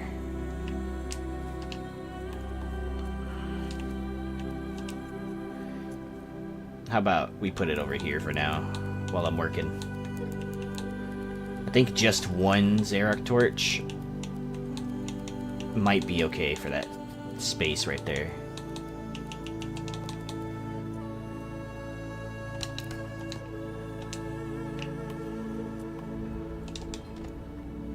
Yeah.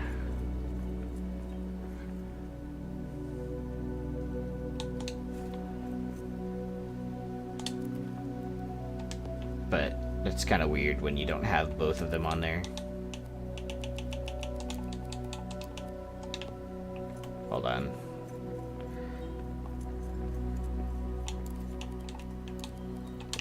I could put these outside, actually. Do need some more light outside.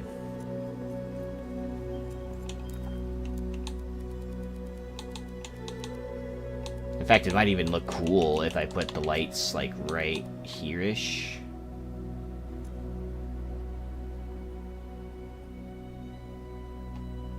We will find a great place for the Xeric torches, Arminius, I promise. One is out of order.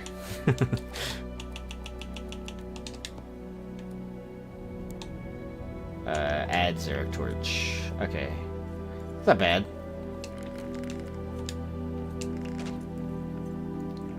I know that the, when I was watching Jubo do it, she was trying to make slot machines, which was fine, which turned out pretty good, but if I do the same thing, it kind of doesn't look like ATMs.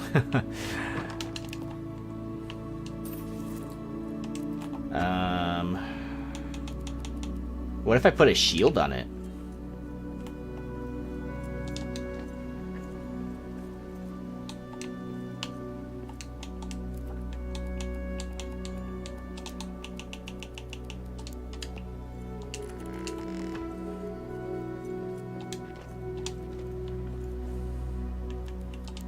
Shield would be good.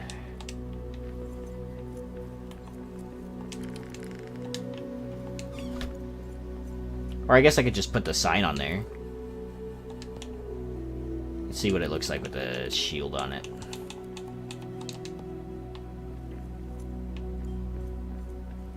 Not bad.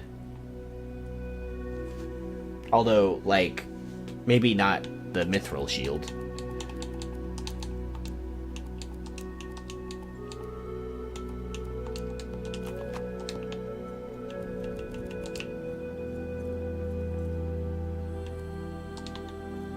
Elf shield. That'll give off some light. Alright, let me go place that Kuzdual forge over here really quick.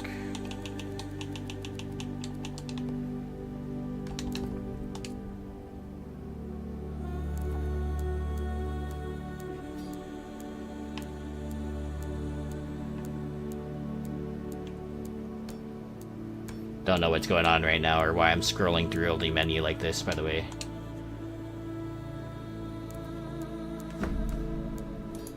I think it's because of my mouse. Yeah, it was because of my mouse.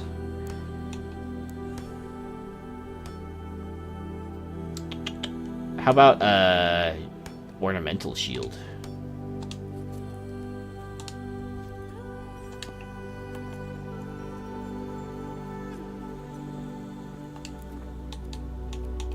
I'm just gonna try various shields and see how that looks.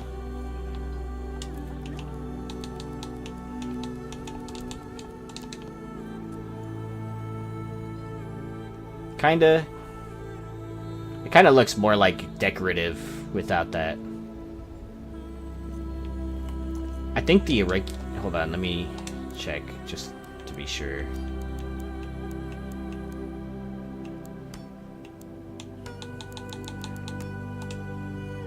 Are these Masterworks? They're not Masterworks, right? Yeah.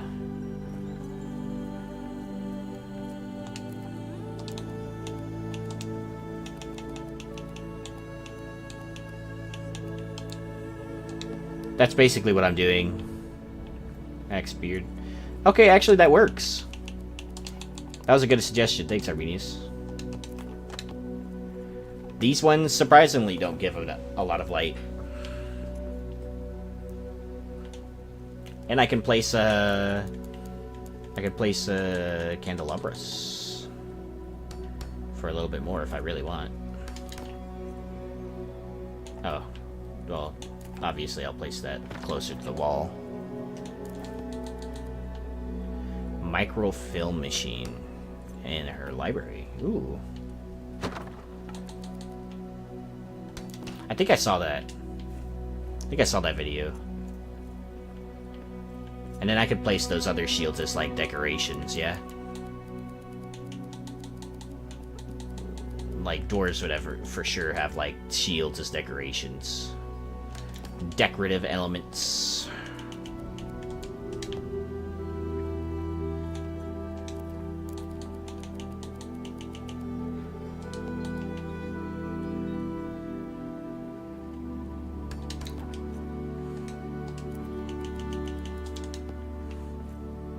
Nice. All right.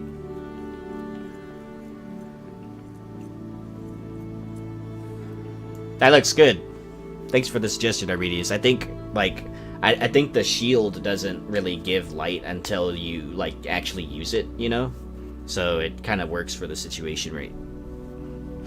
Kind of works for the situation.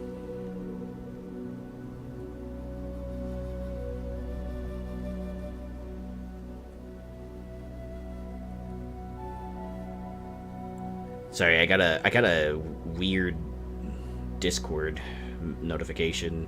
You ever get those Discord notifications where, like, something happens somewhere and you get a notification and you're, like, out looking for it and you can't find it?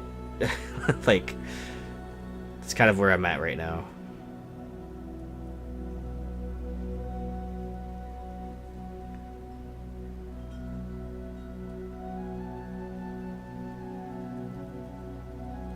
Man.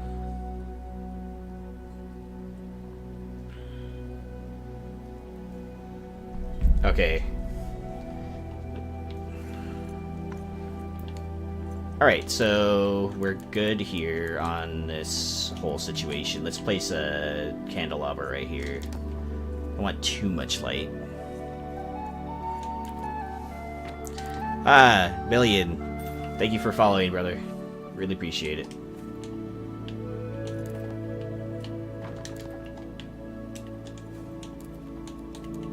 Welcome to the company of Davy Firebeard. Expect to be incinerated, lacerated, and or die.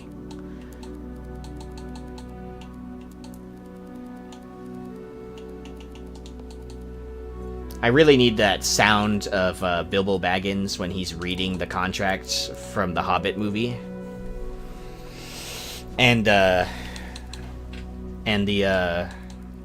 you know, he's like, what is this? Lacerations, incinerations.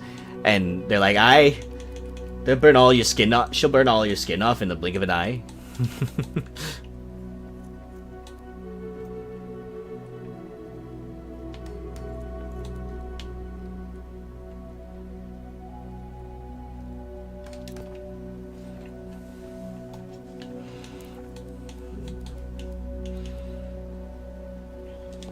maybe not. Let's do the, like, round table kind of setup right here. Evisceration. Incineration. I need to find that sound on sound alerts. If it's not, then I need to get the sound from somewhere.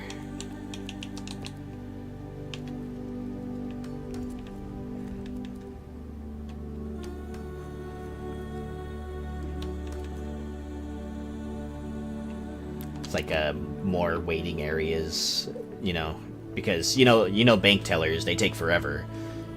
Or there's at least one customer who's being difficult, you know? Oh, you watched the Unexpected Journey? Nice. It's my favorite Hobbit film, next to the, I feel like all of them are kind of like my favorite in their own way, but...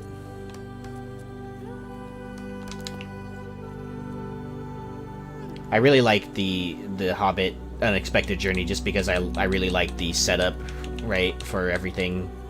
Like, I think out of all the Hobbit movies, like the intro for the Hobbit and how they set up that story was really good.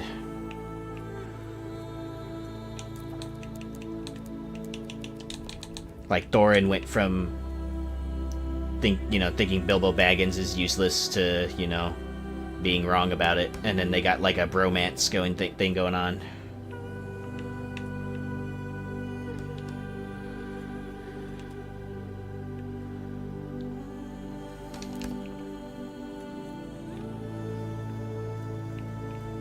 Oh yeah. That reminds me, I have a Twitch sound for that. But it is quite long. It is the entire song, so just keep that in mind whenever you play that.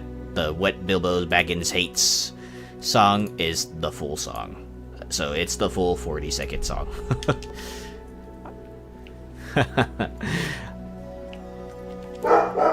Uh-oh. Bork, bork, bork. Bork. Hold on.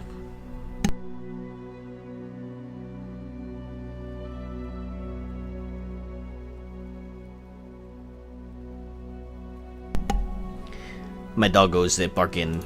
I will redeem it for you guys. The knives, bend the forks, smash the bottles and burn the corks, check the glasses and crack the plates. That's what Bilbo Baggins hates. Cut them off, twiddle them out, leave them on the bedroom mat, pour them into the pantry floor. Splash the wine on every door, dunk across the boiling bowl, crown them up with a pumpkin hole. When you're finished with the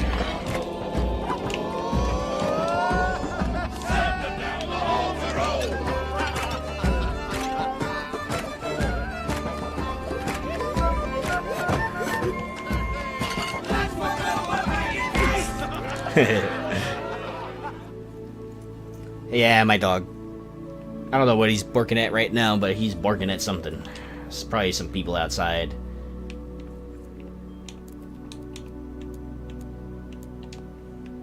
Okay, so like this area could be like a deposits area, maybe. Like, I probably wouldn't have the window here then, if that's the case. Like maybe one small area to keep, like, you know, a small amount of stoof. He wanted to sing. Yes, he did.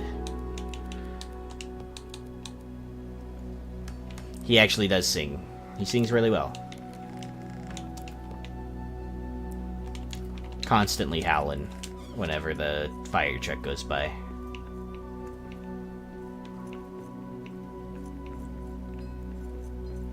How am I gonna close this off?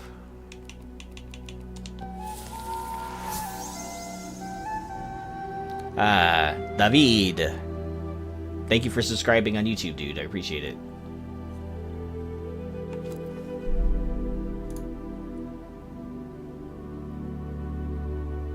I love Diawoos. My favorite song. He made my dog start barking. Sorry. Sorry, Jubo. Hold on, I'm not getting any sound now. There you go.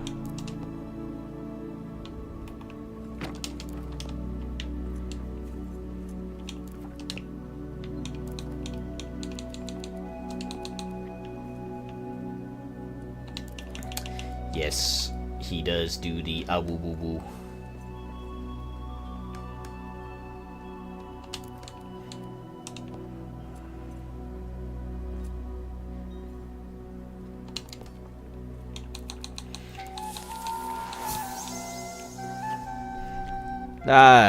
Thank you, anonymous person, for gifting 2 subs.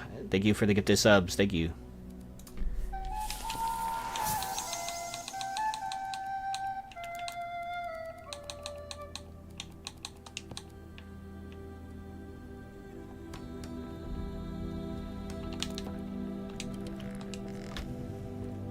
It's all good. They can make friends. Okay.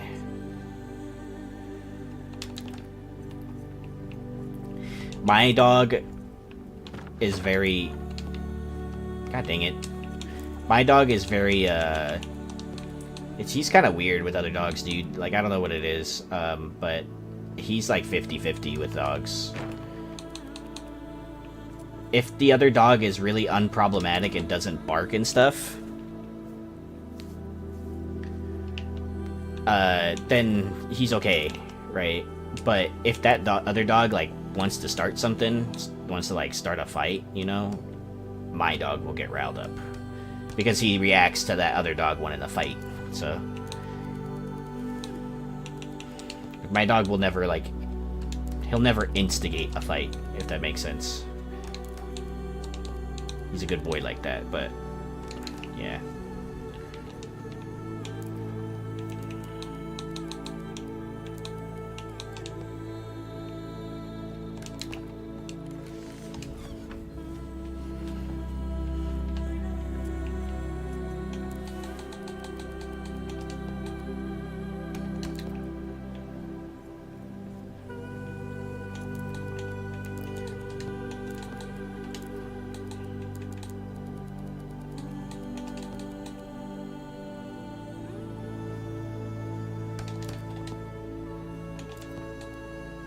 Gosh, I feel like I'm spamming columns right now. Let's take that one off, since I don't really need it.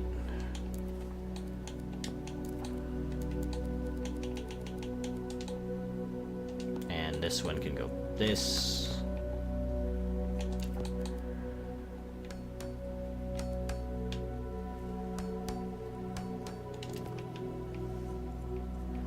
Banks have lots of columns. They do.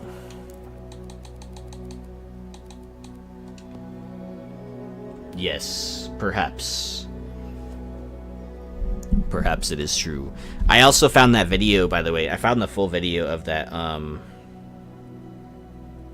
what's it called? The Poke Jojo.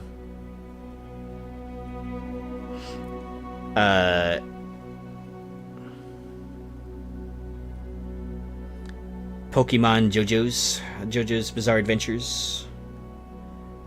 From those mashed people.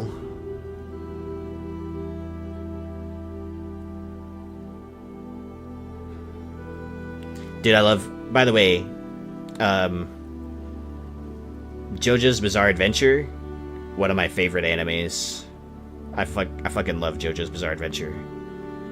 Sorry, I'm getting the link to post it in the chat. Poke Jojo. You guys can watch that one later, but it's hilarious. They take like the anime style of JoJo's Bizarre Adventure, and then like they just like rip it into an episode of like Pokemon, and like all of the characters look straight up like JoJo's characters.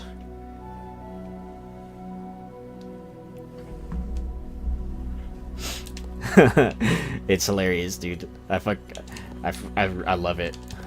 Like the whole part where like he's like, but I'm only 8 years old, and he's like, and I'm 10, and then like the instant that he touches his hand, he becomes a buff JoJo character.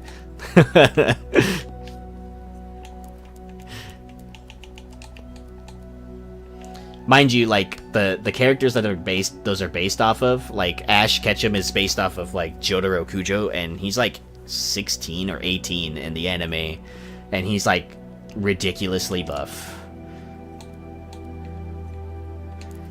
as all men in the anime are, you know. They're like supposedly, you know, very young, but they have like the body of a modern bodybuilder.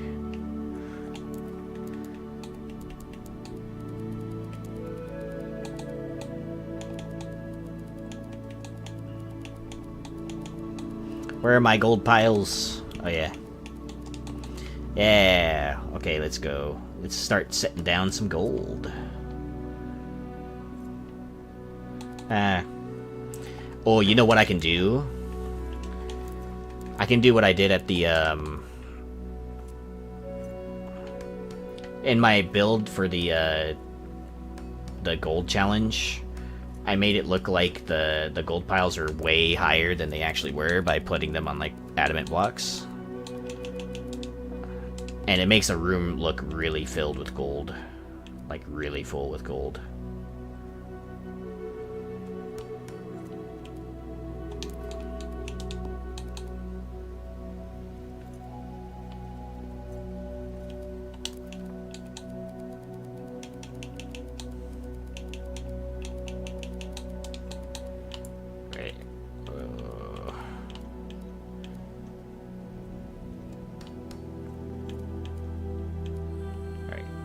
How much of this can I fit?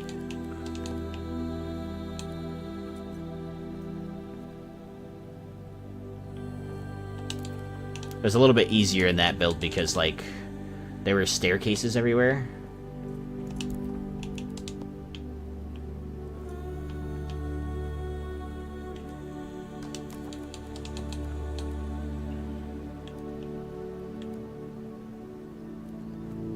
Okay, wait. Okay, and one right there too. Okay, and then you can just like... Hold on. Large one.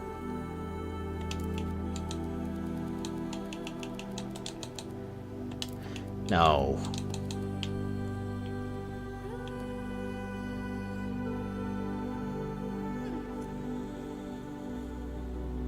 Okay. Right there.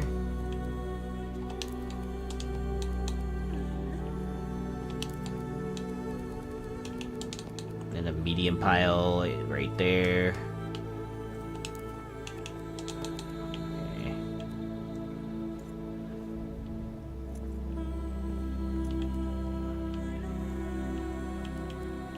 No.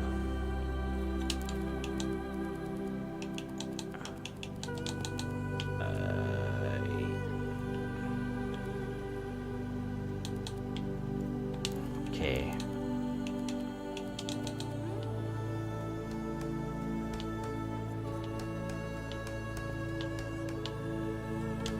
Try and get some wall, like little floor right there so I can place it on top of it. Maybe that'll make it easier for me. Just a little bit. Work with me. Let's destroy that one. And this one.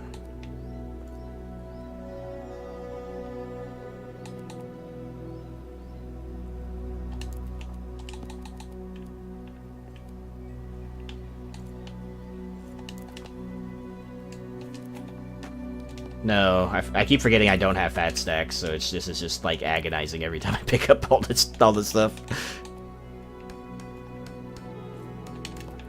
It's okay, it doesn't work anyway, but like still. Let's see what I can do with this.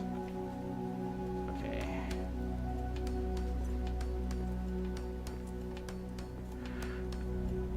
Nope.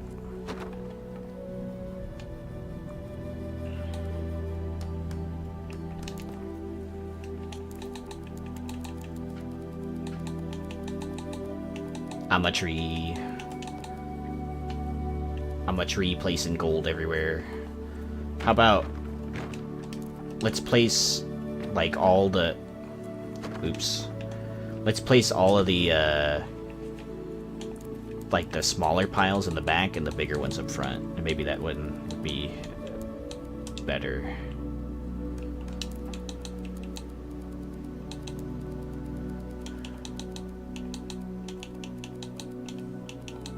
Like, let's place this one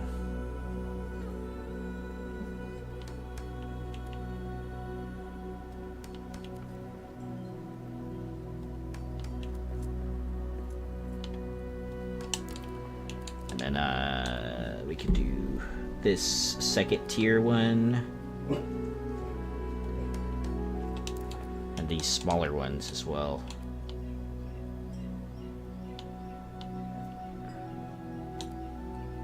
Okay.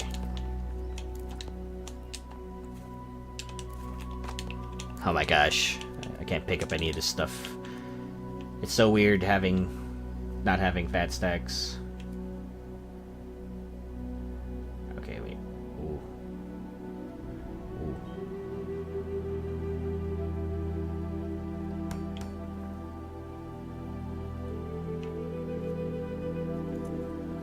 Okay.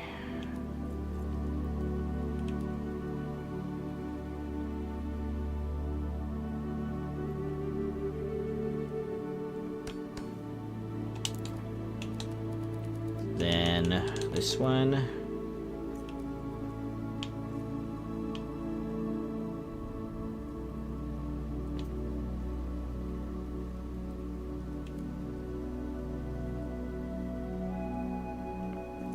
Come on. Oh, I had it. Somewhere right there I had it. There you go. Right here-ish.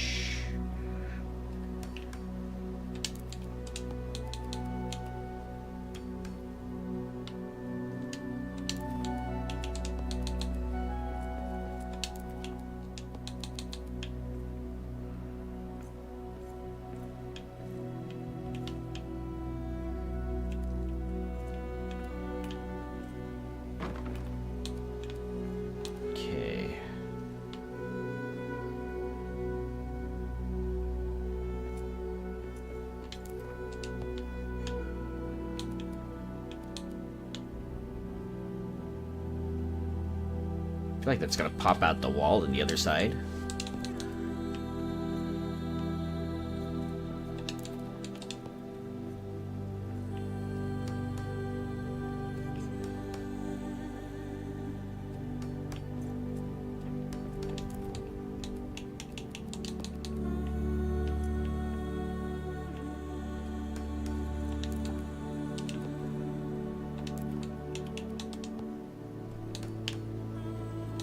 Yes, yes, it is coming together, my friends. Very, very full room of gold. One of many voids. Boo, my game keeps crashing. No. I had a problem with the update the first time around, only the files were like corrupted or something the first time that I updated.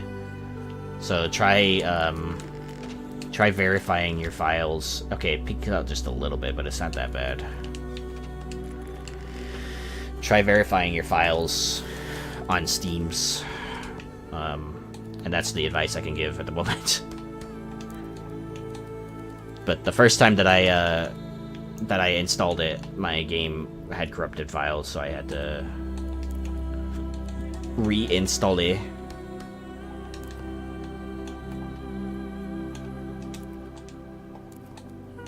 Oh, you just restarted? Okay.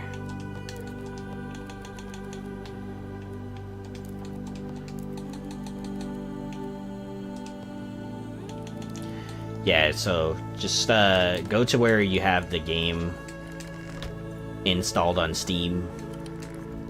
Or, sorry, go to Steam settings and then just like from there, I think it's like installed files on Steam. And then you can click to verify on all your stuff.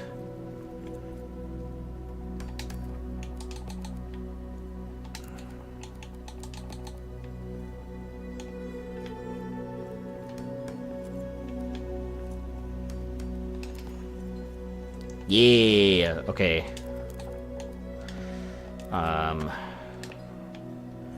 That is pretty good.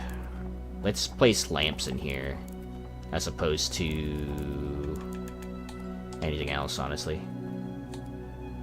Wallpaper engine. No. You're not reinstalling the whole game. So what you're doing is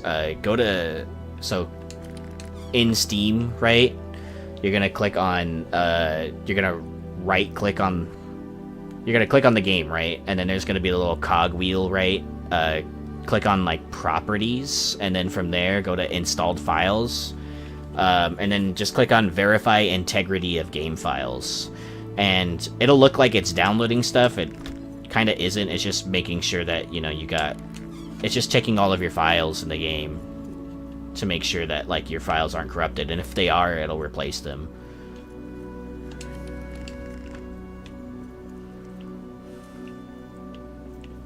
Look at this, guys. So this is kind of like what I did. It's not perfect, but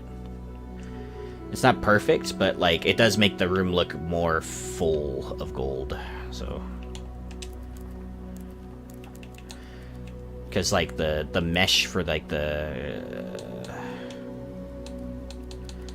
uninstall fact stacks that fixed your crashing. Oh yeah, definitely uninstall fact stacks until that dude patches it.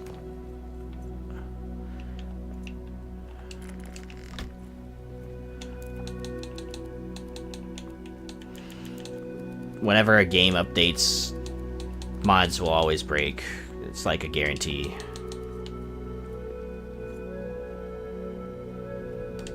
So, if you remember how you installed the mods, like, it's the same path, except you're just gonna take out all of the files that are named after the mod. So, in your program files, so go to your C drive program files times 86, and then go to Steam and find where the Lord of the Rings Return to Moria is on Steam, right? For me, that path is program files by 86, Steam, and then it's Steam apps common, and then it's the Lord of the Rings Return to Moria. But for everyone, their file path might be different. And from there, go into content, and then packs. And in the packs file, you want to basically just click and drag out all of the files related to fat stacks and epic.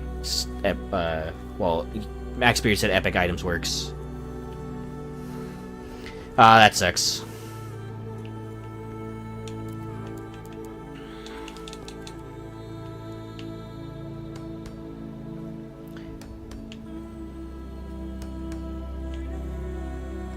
That sucks.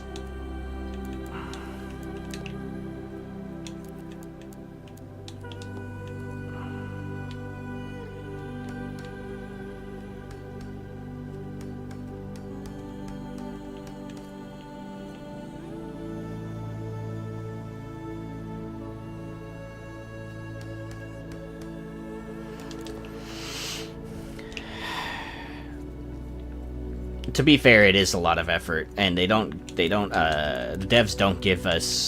don't have an API for mod support, right? So it's kind of like you're on your own thing when you mod for the game, so it's semi-understandable why someone wouldn't continue to support or update their mods. No problem. If you need either me or Axbeard to go in there after the stream, or after my stream, or if he's available, he can show you the file path too, I'm sure. Did you unlock the Elven and the Brew set? Billion. Let's see, actually. Elven and the Brew set. So, let's see here. I have the King's Brew tank. Let's actually see. Let's place down a new brew. There is a new brew, isn't there? Oh, there it is. Yeah, I have it. Fangorn Drought. You need Entwood, Thyme, Kuzdul Orts, and it takes 1,080 seconds. Wow, it actually tells you the time to cook it too. Increases damage reduction. Interesting. So it's kind of like Ironheart. Well, that's damage resistance. Okay, so this is just straight up damage reduction. Okay, so you're gonna remove the anything that says fat stacks on it, you're gonna remove it. So the .ucos file, the .pack file, and the other one. I forget what the extension is for it, but you want to remove all of those. All 3 of them. There should be 3. And then after that, you don't mess with anything else. You don't mess with the Windows no editor or something like that. Don't mess with the just leave those as is, and just you know, you should be able to just launch the game from there.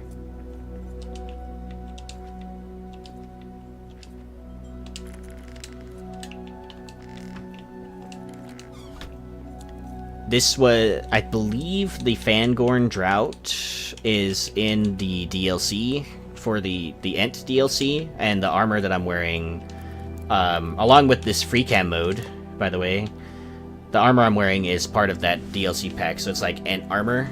I have an amber tint on it, so you get this, and then I believe there is a great sword that you can craft. Let me pop down a forge really quick. Right here. Yeah, there's 2 new recipes in the forge. So, hold on, let me scroll down. It's gonna take a second because I have a lot of resources. So, there it is. So you get the Iron Boro Greatsword, which is a 2-handed sword. You need Etwood for it. And the ent-craft shield. They're both... Wow, they're actually... This one's a tier 5, which is actually really good. So you need emeralds, cosmetic steel ingots, and Entwood for that.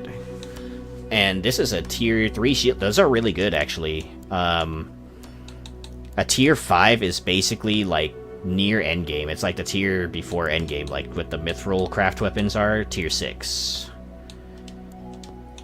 So you got that, and then you have a whole bunch of...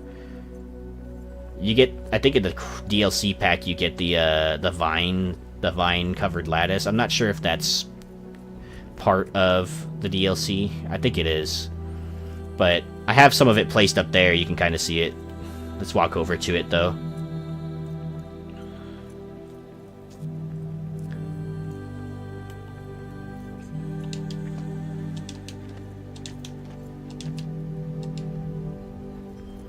So these vine-covered lattice, right?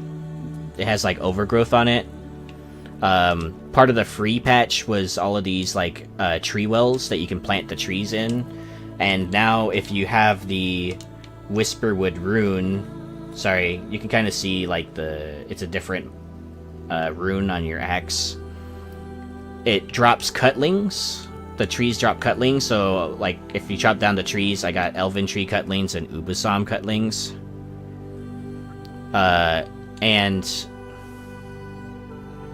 you plant those. The ubasam wood grows in no light. The elven trees need light, obviously. So you can place them in these tree wells, and then you got these new plants too. This is part of the free stuff as well. So look at all this stuff. You have this field post, which is kind of like an extension of the hearth. It's like a scarecrow type situation. And it extends your hearth without you needing to like place an actual hearth down.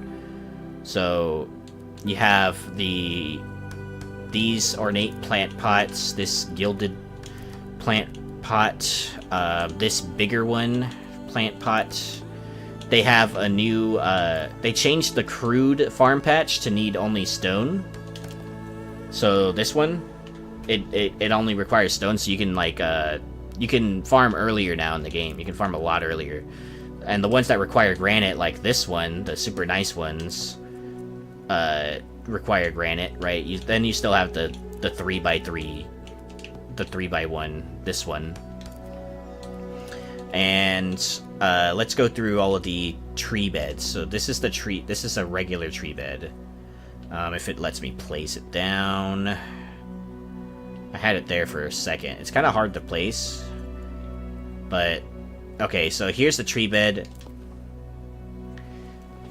So the runes are free. As long as you discovered emeralds, you have it. So, along with the spell carver, which gives you ironwood, right?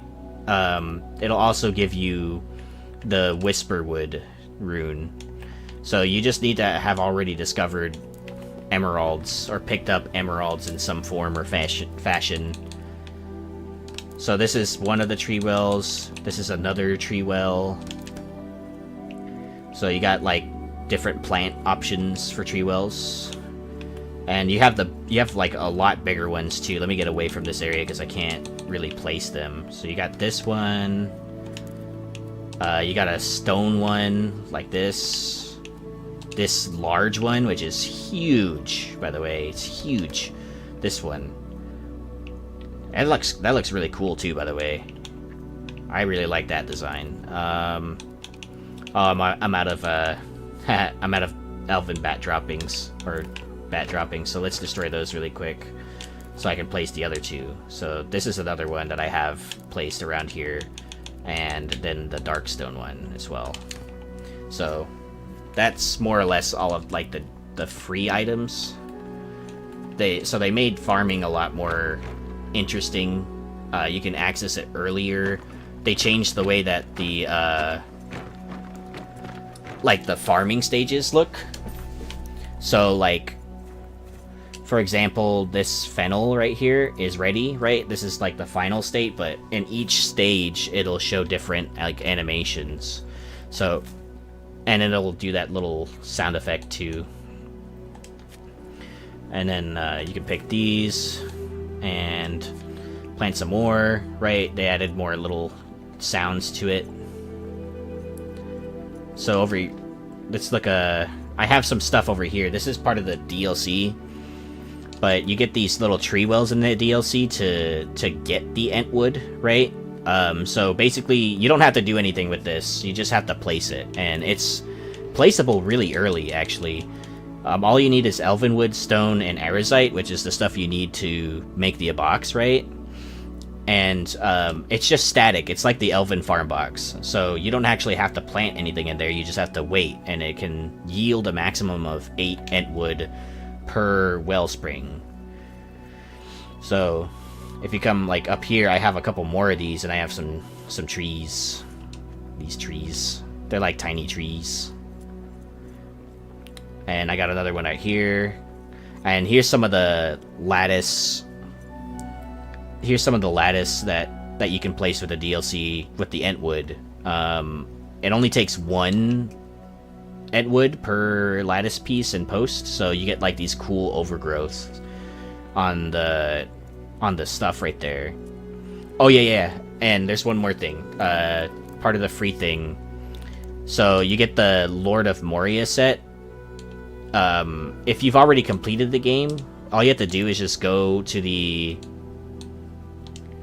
Dimmerl Gate and just walk out again. Just like let the cutscene play. But you get the Lord of Moria like skin, basically, and it looks really cool. It's like super like regal. You can't really like see the full set because I don't have Mithril on me at the moment, but yeah. So I placed a couple of them, like the new pieces around here, because this is actually my greenhouse, so it's like perfect placement for me, because I have like a lot of these elven farm box type thing. So I got, you know, these, like they changed the way that the great, so great, that's good to hear, Nolia. Sorry, I was kind of concerned. I'm like, I hope she finds it. I hope she finds the files. So they changed the way that everything looks when it's grown to its full potential. So like these are like the potatoes, and this is the Danutsam. I think it's for orc stuff, and this is the farm plots for Kuzdul oats. I did, sir. I did. In fact, I built a lot more than this. So if you want, let's go into free cam mode. That's another part of the update, by the way, free cam mode. So now you can go into free cam and just like fly around a certain distance, but like let's decrease the field of view so that I can view more stuff for you. But Okay, so there it is. So all of this stuff I've built. So this is the greenhouse, and in here at the top floor is like I built like archways up there, and then this is where like my elven tree boxes are. I have like gold on the wall, and there's the second floor. I made these huge archways, and you got more stuff right here.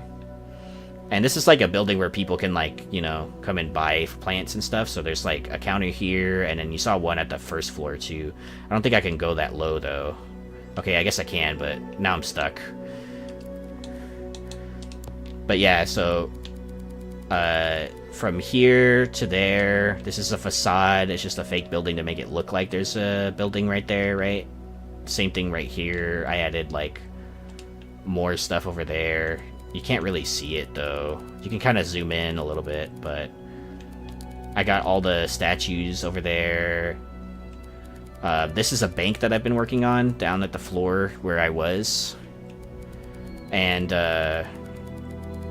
here's a bridge. This is a bookstore called Emperor's House of Tomes. This is a mansion. It's like Gold Rock Manor. This is Dwarven Osha. And then let's go up. So you can't go that far from your character in free cam, which is fine, but there's more stuff to see. So I'll try and get as close as possible so that I don't actually have to run there myself. Yeah, it took a while to clear all of it too. I had a bunch of friends come in with me and clear all the ruined buildings, you know? This is a rock concert. You got a palette of rocks. And this is a mosh pit, and you got seating too. Mushroom. All right, so this is the Deepstone Bazaar. So this is like a marketplace. Right in here is like a huge restaurant on this left side, and then I built Rock and stone, yeah. Yeah. And that's an outdoor fire pit right there. That's the other part of it over here. That's the other part where there's like stalls and stuff. And then this is a shortcut bridge, and you can see more of the stuff over here too. How long did it take me? I've been in this world since around October 20th, at least. Oh, I had to replace that. Hold on. On and off, you know, I haven't been in here like every day constantly for X amount of hours a day. It's been like, you know, a couple hours here and there whenever I get off work and stuff. And yeah, I just decided one day that, hey, I should like rebuild the whole upper city, and that would be cool, you know? And it is very cool. So let's go over to the top floor, yeah.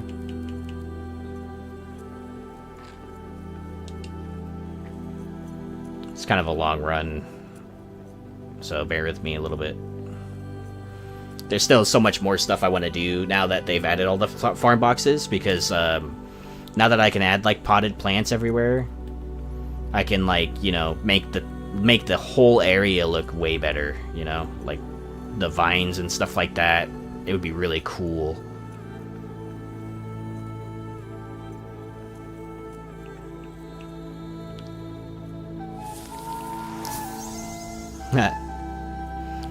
Thanks for using the bits, Nolia. I appreciate it. Alright, so there's some statue work right here. Nothing too fancy other than that right there. He looks like he's holding a gem. Alright, so from right here I can go pretty far with the free cam. So let's do the field of view thing. Less field of view. So, alright. So up here, this is like, over there is a forge. I wish I could like dynamically zoom as opposed to like clicky zoom, you know? But yeah, this is like the forge, and like there's a blacksmith that works there, and then there's like a stall right here for him that he sells like weapons and armor and stuff, and that's a facade. Over here is like a food and eating stall, right? It's called the Molten Mug. And this is another house that I built, 2-story, for like some tailor or rune crafter. And over here is the ancestral courtyard. It's part of Fireman Keep. So like this part of it, and like that building, that far building right there, and that building to the left is all Fireman Keep. Alright, there you go. The game kind of like lags a little bit when the... Am I tripping? So there's this. This is one of the entrances. It's a bridge. No. I think it's just you. I did not suck on a balloon. You sucked on a balloon. You can see like the Deep Stone Bazaar from here too. Hello? It's you. You're the one that inhaled the balloon. I think it's just you. Because I haven't changed my mic or anything. And I think you're trolling. You're trolling. This is a like wood roof tavern that I made with like stairs.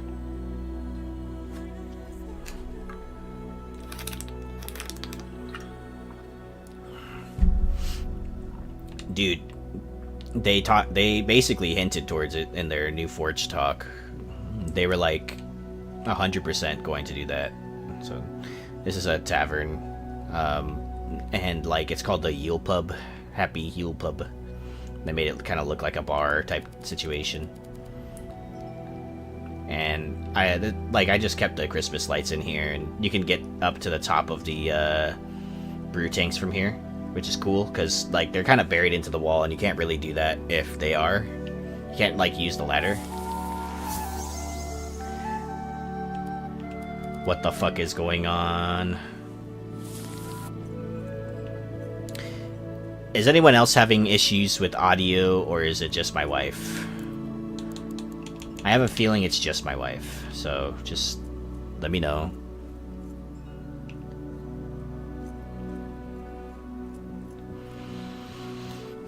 I built this like wood bridge situation to shortcut bridge. I didn't want to walk around anymore. And yeah, like all of this is Fireman Keep. I'll do a quick walkthrough of it because like it is a lot. And I usually give like explanations for everything, but I'm just gonna show you guys because like otherwise I'll be here for a long time. Plus I'm still building too, so you know. Am I being gaslit? Yeah, you are being.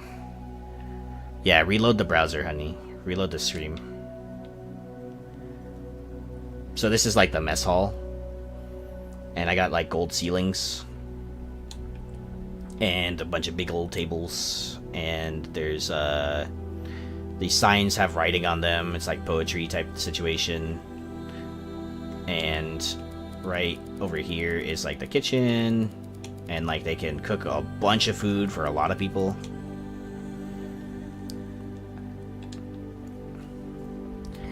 And this is like the main stairwell, and you can get anywhere into the keep.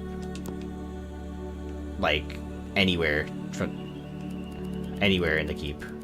Like up here is like a library, and you can get out to the courtyard from right here, and then up a floor is the forge.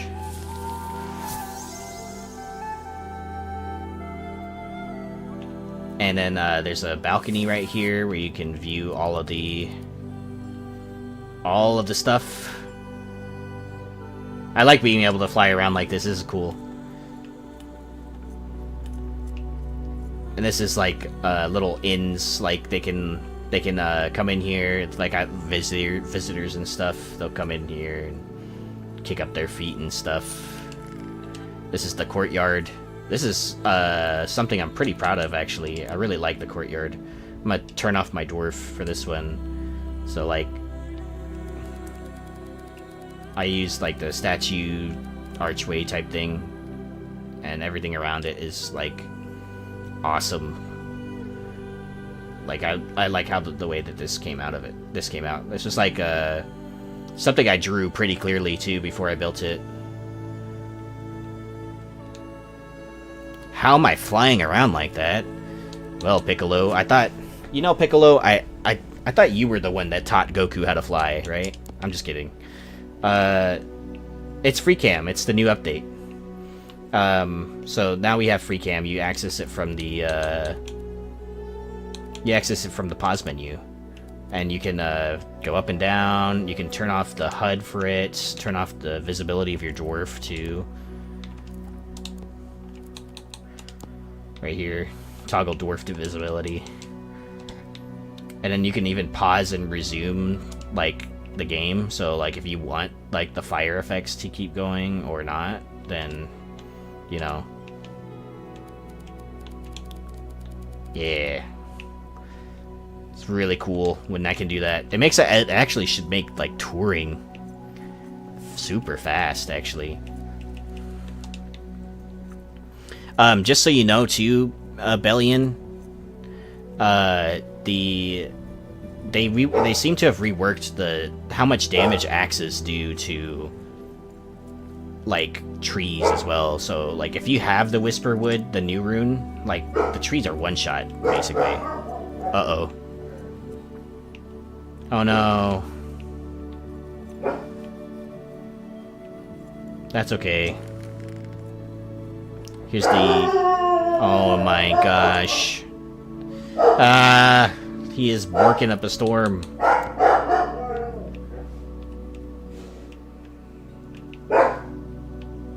That's okay. Alright guys, hold on. I gotta mute Mike really quick, and I will be right back. I'm gonna grab some groceries, and I'll be right back. The update was this morning, Piccolo.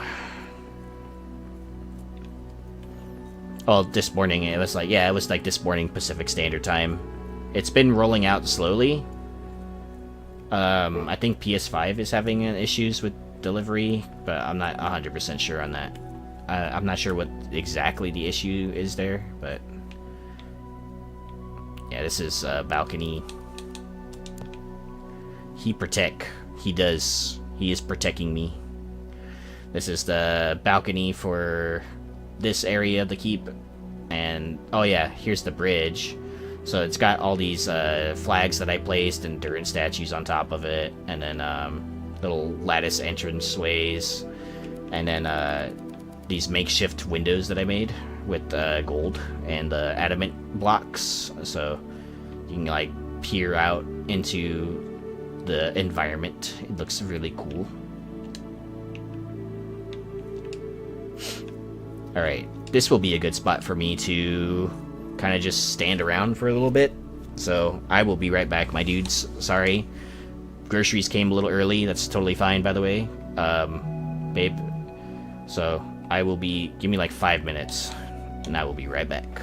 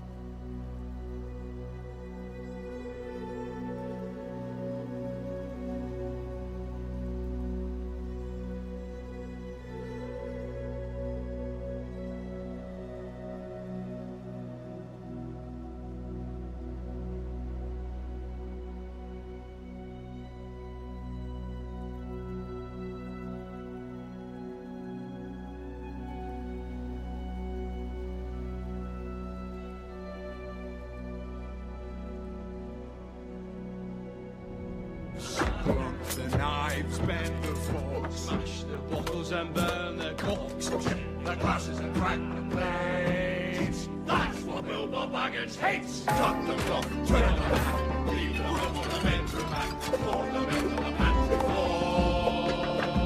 Smash the wine on every door, dunk across the boiling bowl, count them up with a thumping hole. When you finish the thing, send them down the overhaul.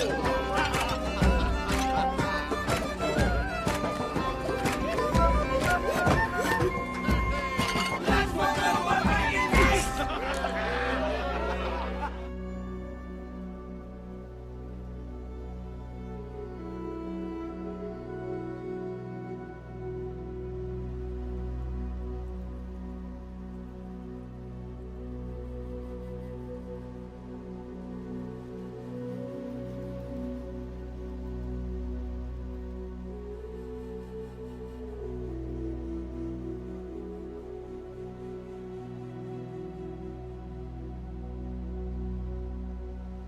Rock and stone, yeah!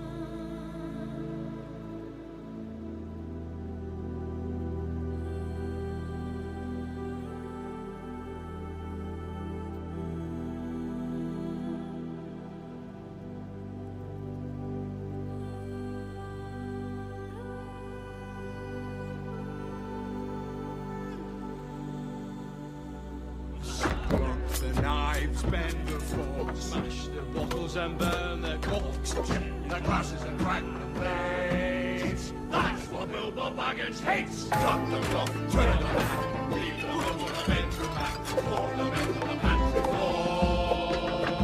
Smash the wine on every door, dunk across the boiling bowl, count them up with a thumping hole. When you finish the thing, send them down the overhaul.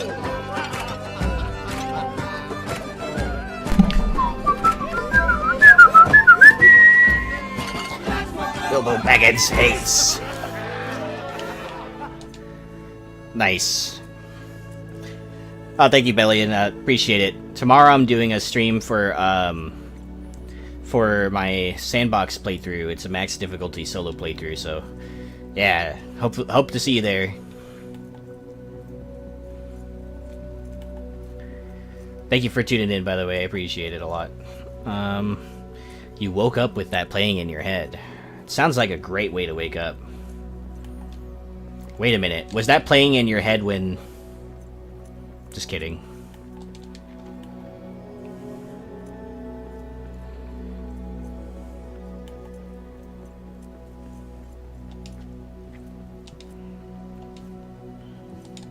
Let's get back to the bank, my dudes.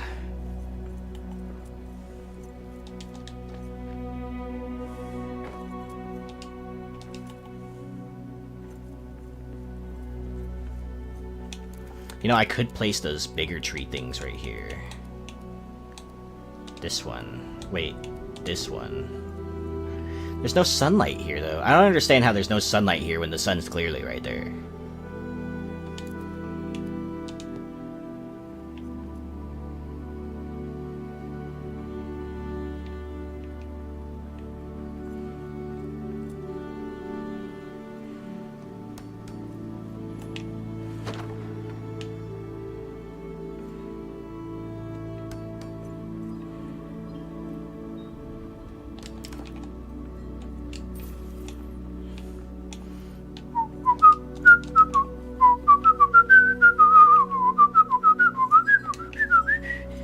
I guess I could just place the Ubasam wood, huh?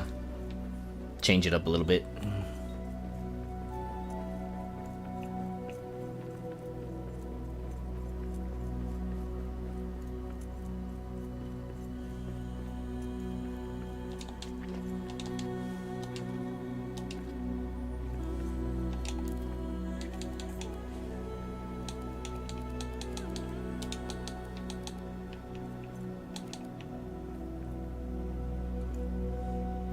Ooh, it uses silver.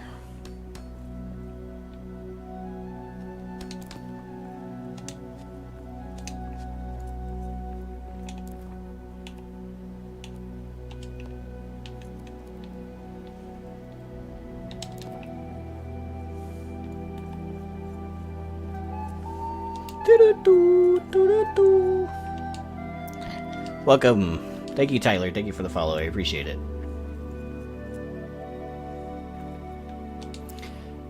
Alright, let's get back to the bank building, yeah? We did the first floor a little bit before I got sidetracked on showing people the new stuff. So, yeah. Here's the first floor of the bank, which is looking pretty good. Got a little tube here to send your money through. Little money counting type machine. We got some new potted plant right here. And of course they have ale because they're dwarves, you know.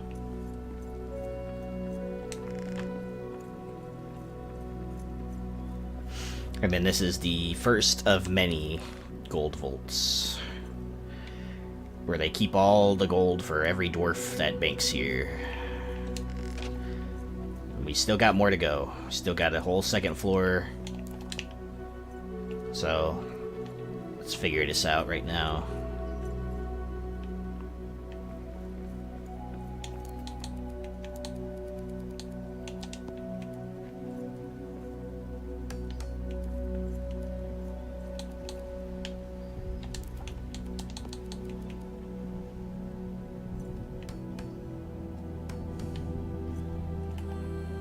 Interesting.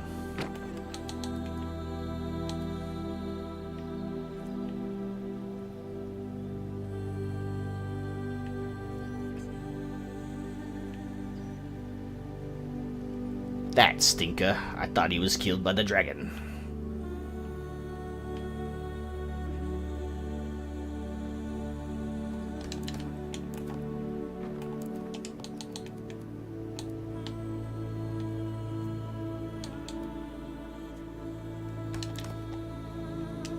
Okay. Get some railings going. Build up the second floor. If a building has multiple floors, a bank in particular, what do you think is on the second floor? Just more places to do business? Because technically you can also come in through here from the staircase. Right? So...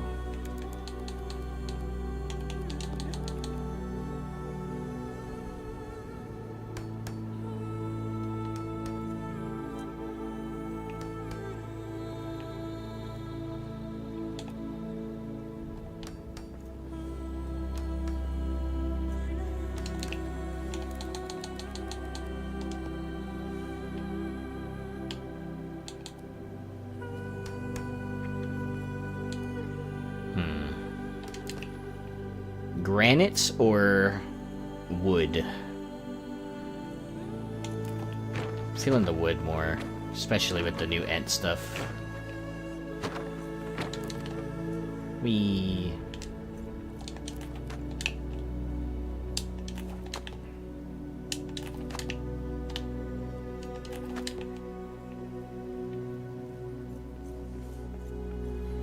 Okie doke. So railings.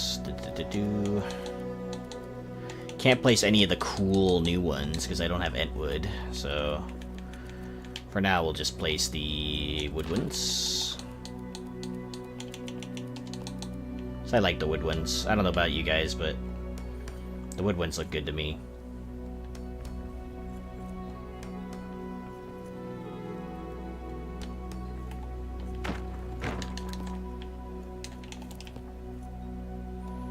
I like the way they look.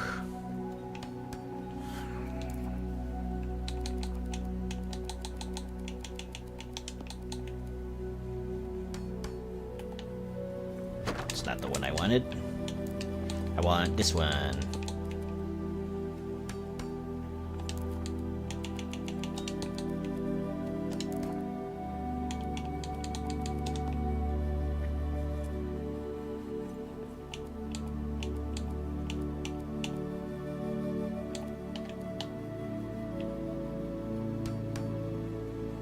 Ooh.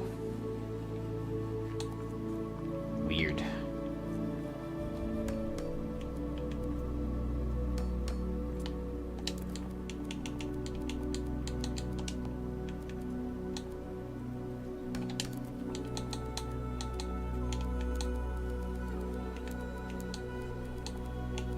Lattice.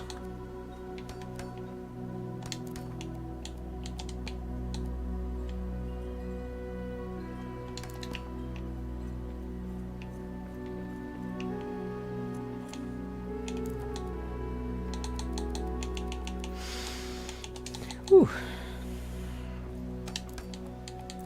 How many of you are playing right now with the new update? By the way, just curious.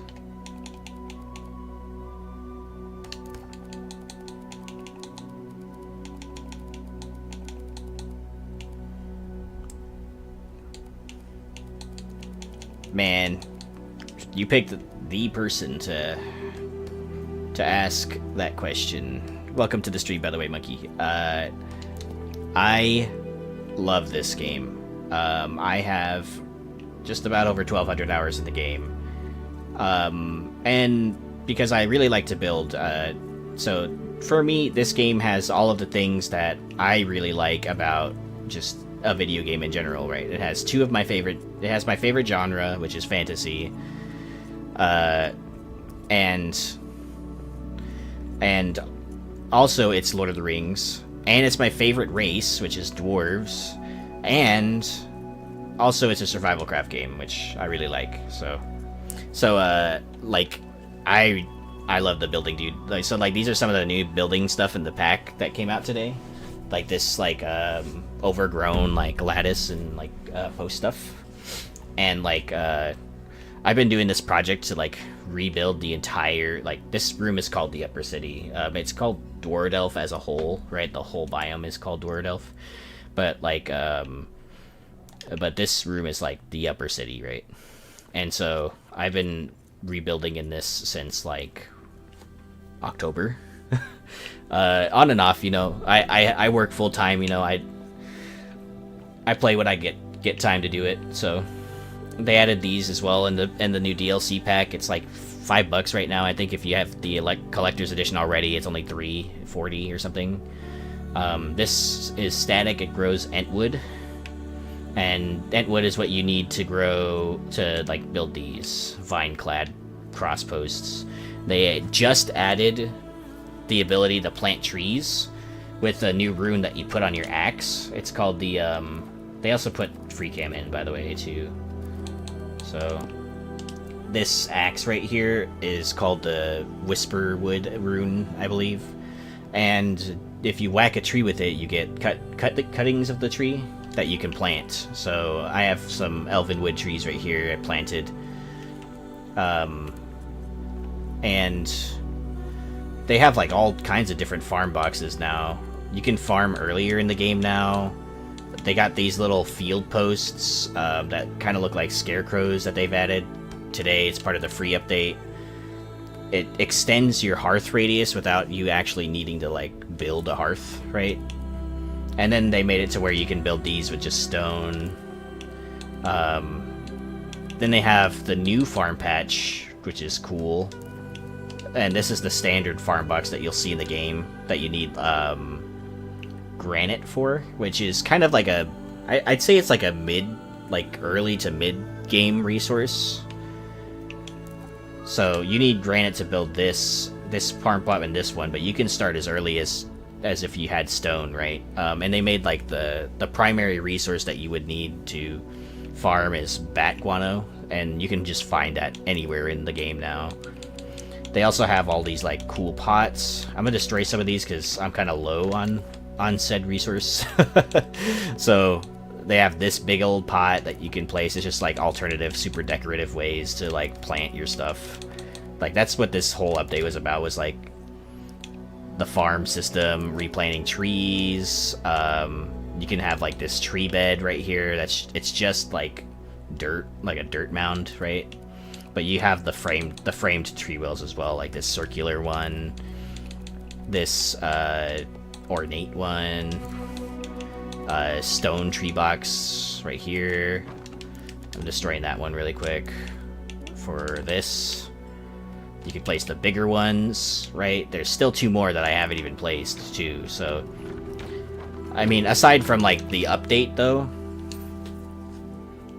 yes, you do. You do have to. So okay, so your health won't decay if you don't eat. So you see the little like in the lower left-hand corner of my screen, you'll see like a little bar, right? There's a little cheese bar next to it. It's the yellow one. That's your food. And so basically, if that completely depletes, you'll take the starving debuff, and the strength of those debuffs is dependent on your settings. Right now, I'm really focused on like building and stuff, so all of my settings are really low. But you have all these settings too to kind of customize your experience. Like so, I have like, you know, asked for a little bit more settings, and they're like feedback tickets and stuff. But like you can make it as hard or as easy as you want the game to be, right? So, combat difficulty, enemy Russian. Your survival difficulty is like your buffs and debuffs. So the strength of various buffs, speed, a dwarf succumbs to despair, and the decay rates of stamina, energy, and hunger rate. It also, I think it also does affect the strength of debuffs. So yeah, you do have to eat. I would say if you have it on the higher difficulty, eating is pretty frequent. And in this game, eating at certain times gives you buffs, right? So, like, if I were to go to... Let's go to, actually, this is a perfect opportunity to go somewhere else really quick to show you. So, there's in the lower left, there's, like, a time, right? Early evening, and there's a little icon associated with it, right? So, if you eat the appropriate meal at that time, you get a specific buff. So, for example, if I were coming in here and coming to this stove, right, it's dinner time, right? So I can pick dinner. I can make tagine right now. That's the resource I have. And it'll go to my meal table whenever it's done. It takes about 1.5 minutes. But you have all these other stations and stuff that make food as well. The better your station is, the stronger the buff is. So the stove generally makes complex meals, which give you stronger versions of said buff, right? The oven is like where you make rations, so you can make lembas bread, and it is probably the best ration in the game because if you eat it, it fully restores your health and stamina, and it gives you strengthened, which is all actions cost less energy for a short time. So there's that, and let's see. You can eat all these other things too, so whatever you have, right? Dried fruit, biltongs, those will replenish health, right? And some stamina. Some cheese bar. Yeah, Bjorn's honey cakes, salted meat, cram, pasties, like all this other stuff you have to find like later on in the game, like the pasties especially. Because you need a grist mill, which makes oat milk, dough, and another resource that I can't think of right now. The drinking in this game gives you buffs, and you actually even sing. Let's pause my ambient music that I have in the background really quick. So you sing, and like you can co-op in this game up to 8 players. So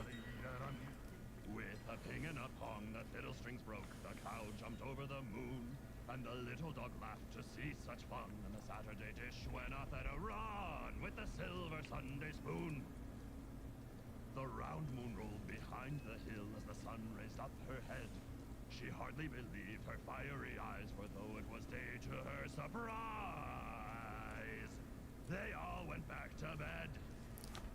So yeah, Live for ale, a fire, and a song. smoked mead is a DLC. It's a DLC mead, but you have quite a lot of options too. So let's go to the top of this really quick. The way I get to this is kind of strange because of it, but you have Evening Ale, which is the first one you'll ever get.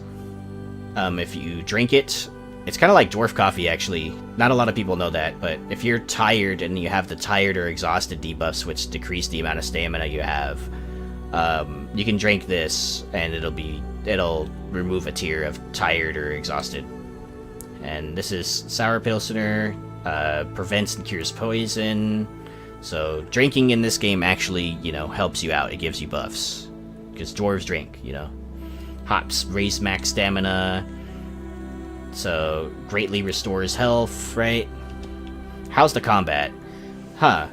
So for me, the combat is better than some other survival craft games. I would say the ability to hitbox, like to get near your enemies and stuff, is generally better than. I would say the targeting is a bit better than Valheim sometimes, because sometimes the hitboxes in like Valheim, right? Like you'll like miss your enemy because you can only strike a certain way, right? But it's not that bad in my opinion. It is somewhat fast paced. There are some. In my personal opinion, there are some certain like moves that from certain enemies that could be telegraphed a bit better, but it's not that difficult, right? You can also tune the combat. I'm gonna have a feeling that I'm gonna run into orcs in here. Maybe not. Sometimes there's like orcs that patrol around my stuff, but I wall this stuff off so they don't like wander in. But keep in mind my settings are low at the moment. And I also don't have my shield equipped, so there's that too. But usually, the combat is you have. Okay, let's let this room load a bit because I built a lot. So you have a charged attack for each weapon type, and that'll do a certain move. You can partially charge it to make it quicker, and then you have a standard move set. You can roll. You can block. If you block at the right time, it's a perfect block, right? It doesn't use any stamina. If you block with a weapon, it takes more of that weapon's durability away. And the same thing with like the axe, right? So you got like certain moves, charged attack, fully charged, and then partially charged. And there are blunt weapons and bludgeon weapons and slashing weapons, basically. And there's also piercing weapons as well, which is a spear. I don't have that on me at the moment. But, for example, this is a two-handed bludgeon weapon. And two-handed weapons are stronger, do wider sweeps, generally speaking. But, they'll... It's kind of harder for you to defend, but you can usually, like, roll around or something and get out of the way. There's no orcs right now, and that's because my settings are like super low. But I thought I did hear some orcs walking around earlier. So same thing here. You got really wide sweeps. There's a halberd in the game as well. Really good for AoE. You got a crossbow, and it has a slow reload, but the bolts and stuff are generally stronger. There's also a bow in the game. Magic? No, but you can cast runes into your weapons and stuff. So for example, like if I were to pull out this rune crafting table, right? Rune table. You can cast runes into your stuff. So I don't have any weapons to do that with at the moment, but for example, I have a flaming rune on my axe, so if I hit them with a full charge attack, it'll set them on fire. For the Orcbane rune, it glows kind of like the sword sting that Bilbo has, and it glows when orcs are nearby. So this does extra damage to orcs. This one is Spellcarver. If you chop trees with it, like, you'll drop a resource in the game called Ironwood. And the same thing with the new rune. This is a new rune today. It's called Whisperwood. You can see, like, the leaves falling down from the axe. But if you hit a tree with this, you'll get the cuttings from the tree so that you can plant them. My Orcbane rune is also on this Matic, which is a two-hander, but you also have like a Chilled rune. You have a Dragon's Bane rune for like race and stuff, or sorry, like the fell beasts, like Drake enemies. There's a Radiant rune that does like sunlight damage. There's a Thunder rune, and if you do a full charge of that, it knocks back your enemies pretty far. There's also a animal rune in general, so like if you put that like on a spear, because the spear does extra damage to animals, you'll do more damage to animals. Basically, you can just stack the damage. Yeah, so mostly orcs, but you do have let's see, there's like fauna, there's like deer in the game, like NPC deer and boars. Yeah, there you go. Actually, Nolia streams for the game as well. They have given us keys in the past. Endgame, at the moment, I would say the endgame is basically like if you want to rebuild, you can do that. If you want, there's a sandbox mode for this game too. It is worth doing a sandbox run, and in my opinion, that's where most of my hours are in the game. So you have a campaign mode, which I recommend first, which is kind of like linear areas and storytelling, kind of like in a survival craft experience. And then there's sandbox, which is like all random generation. And then, you got like your forge and stuff here. You can craft all these weapons, all this armor. They changed so you won't have as many options like this, because this was before their wardrobe update, and this is an older world. But they made all these like variations of the armor that were different colors, but now they're just in the wardrobe permanently. And that's another thing that they added, which was pretty crazy for them to add. They have a transmog system, kind of. So, like, what I'm wearing right now is the DLC Ent armor. And, it's like... Let me put my weapon away. So, like, it's like Ent wood and stuff like that. They also have, like, the Rohan stuff from the other pack. Yeah, definitely give the game a try. It's really worth it, in my opinion. And there you go. Like, we have extra. Some of us have extra keys from when we've streamed to like Steam and stuff. They would give us keys, and we don't usually run into a lot of people who don't already have the game. So, but yeah, so like you can change like the way that you look once you unlock it, right? And like, for example, I can unlock them if I pay a certain resource, right?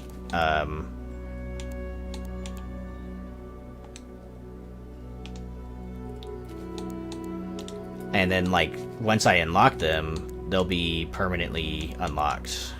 So, like, I can change whatever I'm wearing. Rock and stone, yeah. In fact, I actually have that as a sound. Rock and stone, yeah! I am planning to play some Deep Rock too. I'm not sure how it's gonna fit into my streaming schedule right now, but right now my time is split between this game and Valheim. So Wednesday I do the building stream where I work on this world, and I just build, people like to watch the building streams to get some advice on building and stuff.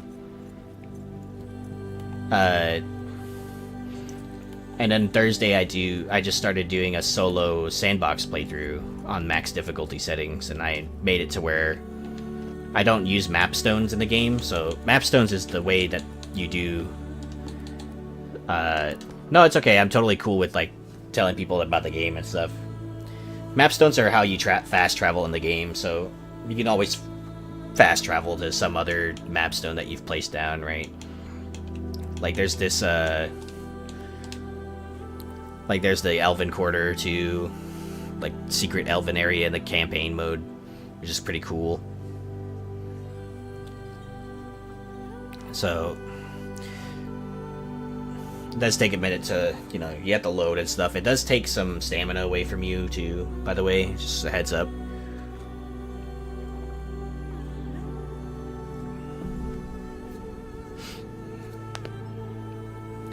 But once you're here, it's really cool Elven area. And this is like one of the game's like super early areas in the game that you come to. And it's cool because you can like hunt the fauna, hunt the deer and stuff like that. You get like, you know, hide and all that other good stuff. It's nighttime, so you can't really see all the plant life that's around, but yeah. Ew, poop.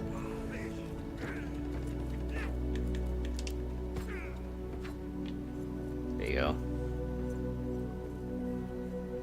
So yeah, like, there's like all these like different kind of rooms in this game, and it's there's chests that you can find, right? They're usually full of loot, but of course I finished this playthrough, so like there's nothing in there. How does mining and gathering? I find some stuff on the ground, hidden past, mining through walls. So the mining in the game is so there's room pieces, right? And they all kind of connect to make a random generation, and then like there are nodes in the wall that you mine. But the mining is fun. Some rooms are filled with ore and stone and stuff, some aren't, right? So for instance, if I want to like mine this, I'll start singing a song, and you get a buff after you sing the song too.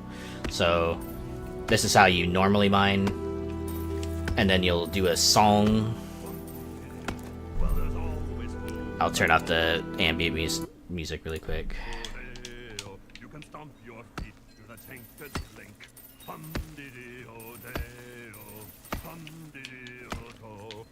And once you know how the ditty goes, hum-diddy-o-do, means at the oaken door with the raven crest, you can sing for your supper and a good night's rest. Hum-diddy-o-day-o, hum-diddy-o-do. Ah, a song for a mining heart. In fact, I think I'll leave the ambient music off for a minute and just let you hear the game's actual ambient music, because I play some extra ambient music sometimes just to fill in, because like the game's ambient music doesn't like play all the time. I hope they add this setting for that eventually, but yeah.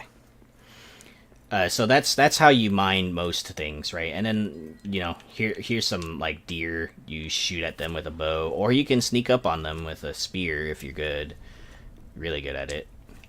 Gathering wood, there's a couple of different ways. You got like, so like, you know, there'll be like plants and stuff that you can gather for ingredients. These are the trees. I'm gonna one-hit the tree because, you know, I have basically an almost endgame axe and the rune on it, so it's just gonna one-shot everything.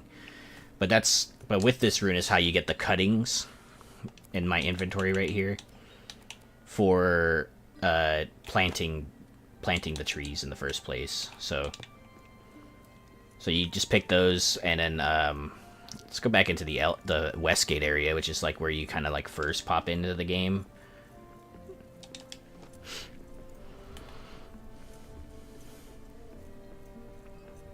So like you'll run through a lot of these like Westgate type areas, you know, and there's like rune buildings. There's mahals, like there's like these shadow vents. You got to find out why Moria is cursed, basically. Without spoiling too much, that's basically what the gist of the story is. And you got these big old, like, you know, dwarf halls. Your generation could look way different, right? But for the most part, this is what it looks like. You'll have these little snack rats around, like animal life that you can kill, right, for meat.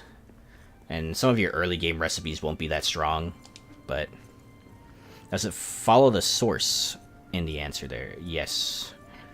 The game is actually very loreful, and so are the developers.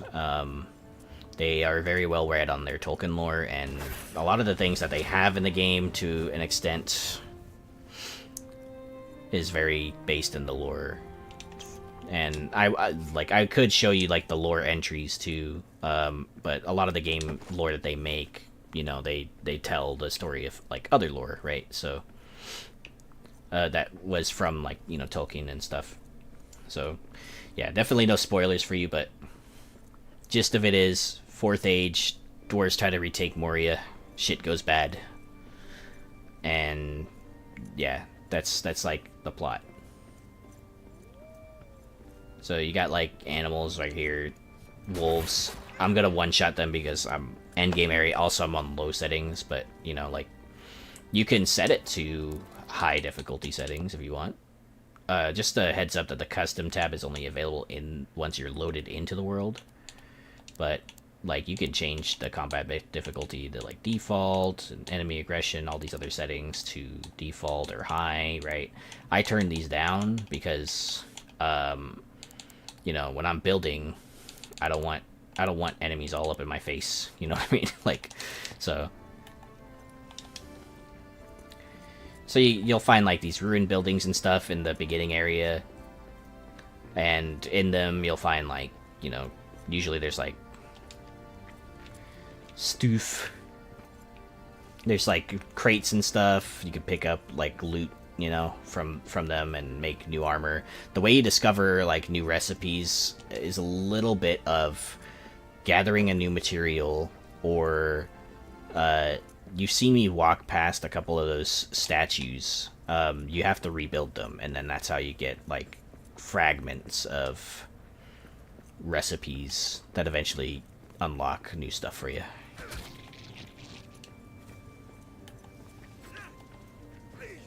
Yeah, can't get that rat. He's too fast for me. But yeah, these statues is what I'm talking about.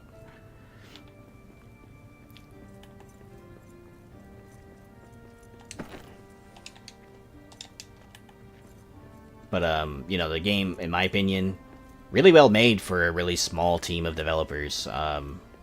Like I think their dev studio maybe has like less than 50 people, maybe. And like, some of the publishers work as developers as well, and like, you know, in my opinion, it's really clear that they love the lore, and it's really clear that, like, you know, they're focused on like adding, you know, cool stuff to the game with, you know, they're not really like they don't like oversell on expectations either, which I think is good, because like some development studios promise a lot and then they don't deliver, and these devs don't really announce too much until they know that the update's going to come out soon and that they've been working on it for a while, right? So this is the West Gate. It's like one of the very first areas you come through.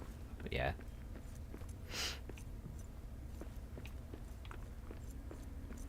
And there's like little tidbit pieces in here and there too, you know, like you'll find like little odes to the Fellowship, little things that were left from the book, right? Like this plate and pot set, you know, from when they traveled through Moria in the book. You can also find Pippin's pebble and Gandalf's hat and Gimli's pipe. Little tiny Easter eggs to the story. Yeah, you can find the pebble. It is great too. You find it in the lower deeps, and like something like death. Yeah, it's really cool. I like the little like Easter eggs for the story there.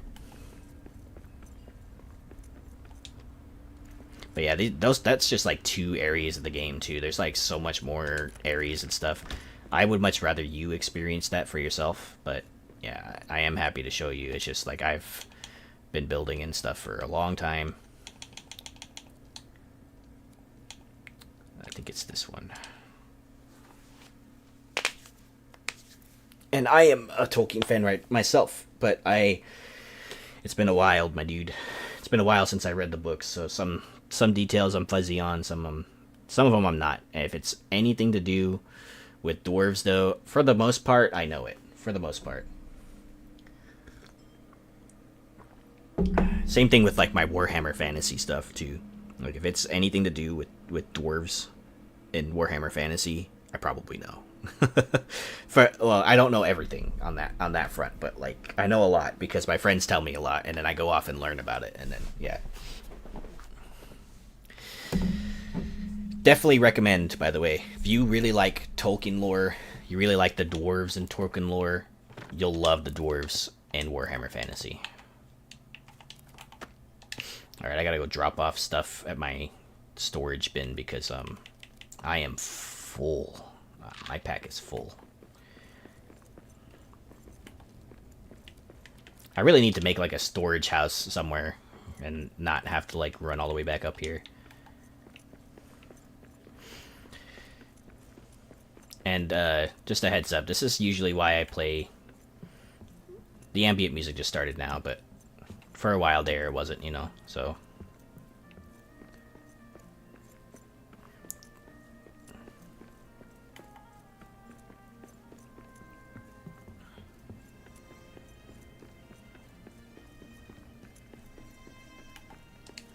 Nice. I'm finding a way to cope without fat stacks. Oh yeah, it's alright. I mean, hopefully, Mariak said that he was,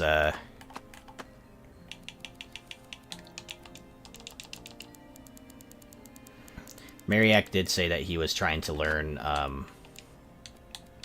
how to code for that, so I'm hoping that he's figured that out so that he could fix it himself as well. But he is kind of busy between his new job and stuff, so I wouldn't doubt it. It's like he doesn't have time for that, you know.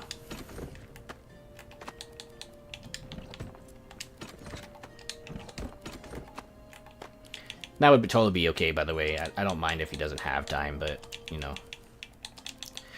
We need the mod to work.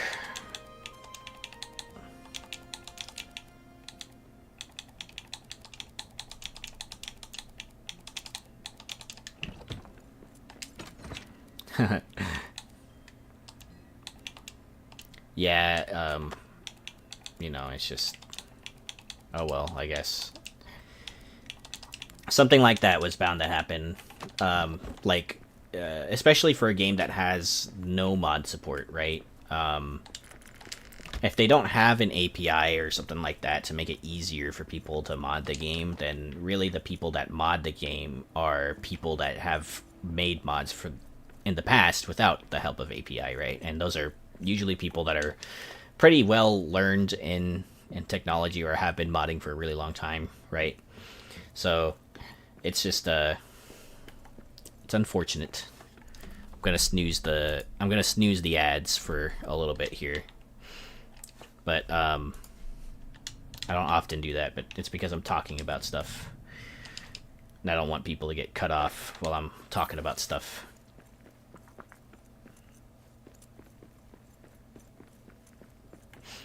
Thank you, by the way, Nolia, for gifting Mr. Moneyshine here a key. I didn't know you guys still had some keys left.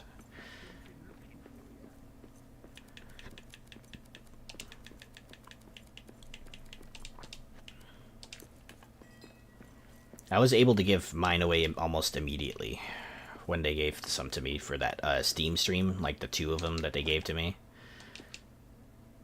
Because I found someone on Reddit that really wanted to try the game. And then, yeah. Hey, thanks for the follow, Monkey. Knock this one dead. Well, I didn't know that she had another key for that, so that worked out. There you go. You didn't have to spend any money on the game, and to be fair, like the game is now $25. When we bought this game back in the day on Epic, came out on Epic first as an Epic exclusive for like a year before it came out on Steam. It was $40. So, and like. That was I in my personal opinion, it was worth it. It was worth the $40. Like I would have paid $40 again. But to be fair, I think that is kind of high for survival craft games. Because if you think about other survival craft games, you're thinking about like Valheim. Valheim's $20. You're thinking about like. You're thinking about, like, what's the other one? Grounded. Grounded isn't that expensive either, right? It's like $25.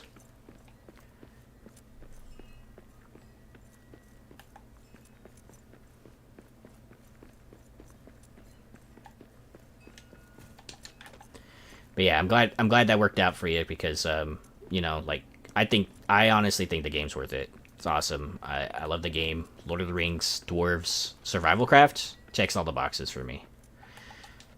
I love survival craft games. I also play a lot of Valheim. I used to play a lot of Valheim. We just got back into it, and actually Nolia here plays Valheim with me on the Sundays, and on any other day that we can make work with the schedules. But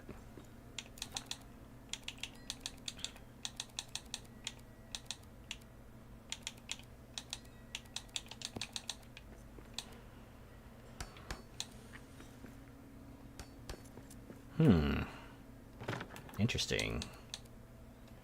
First time I saw that in a long time.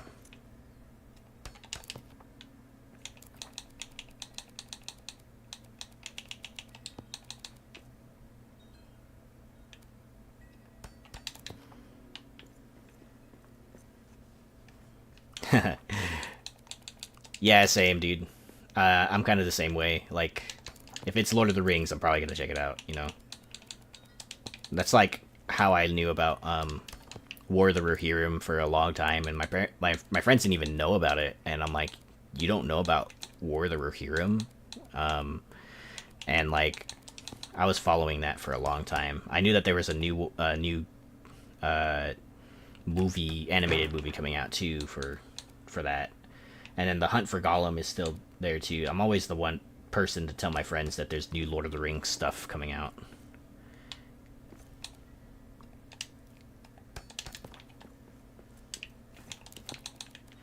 Originally, this game released without any ambient music, by the way, and their design choice was essentially like they wanted you to experience like how quiet Moria was, but after some feedback we gave them, they changed their minds, which is great because I really like the ambient music that they ended up producing.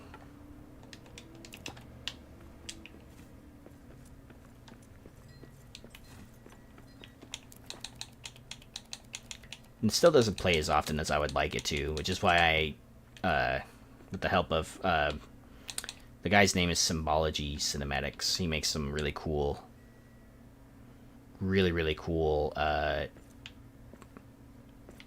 ambient music for just about any fantasy genre that you can think of. Star Wars or Lord of the Rings, Dune, right? He's really good at it, and his licensing is pretty cheap, and he's really good at it too. So that's the music that I was playing earlier, if you were curious.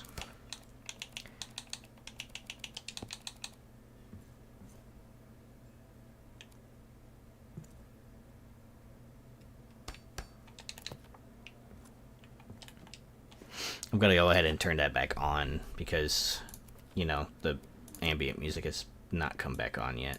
Plus, I like my sounds.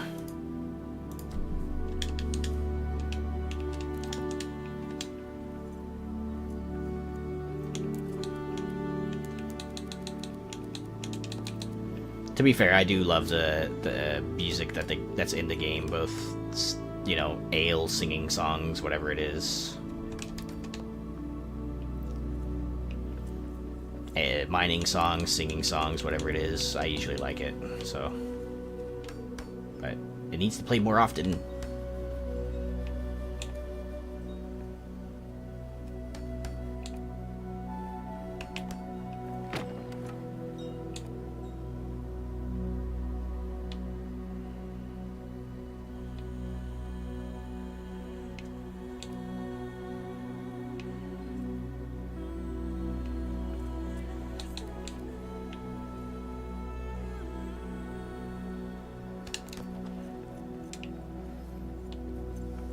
Ooh, nice.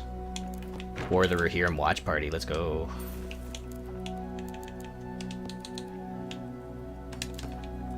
I love that movie.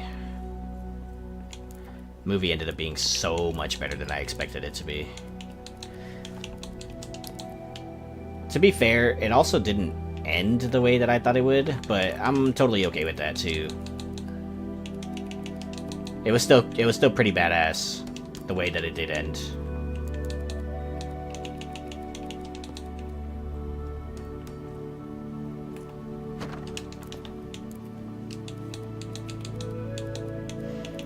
It's just, you know, like, I don't know why, maybe I've been conditioned by other Lord of the Rings movies, but I was fully expecting them to have that big battle at the end and to somehow win that big battle for some reason. And I don't know, maybe it's because, like, you know, basically every other Lord of the Rings film has some kind of big battle at the end, right? Where both armies are there and you know, then they fight, you know, and then, yeah, like, I don't know why, but should have probably tapered my expectations a little bit, but that's okay. It was still badass when they dueled and she won, and that part was fucking dope. I was like, oh my god, she's kicking ass, dude.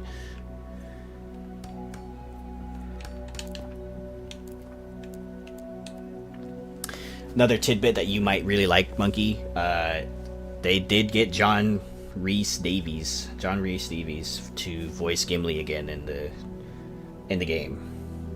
So that is another thing that is awesome. The voice of Gimli returns to reprise his role in a video game. The actor. Yes, sir. Sorry about that, by the way. I basically have no choice as an affiliate to run ads or not. I just kind of choose the option that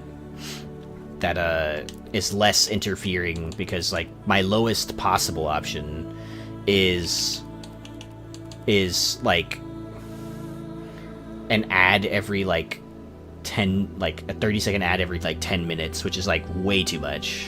Like 8 minutes or something like that. Yeah. Yeah, I know. It's just, if there was like a way that I could pay for my viewers to not have ads, then I would do that, like, as opposed to you guys subbing. But, you know, it do not be like that. It's the other way around. Torch.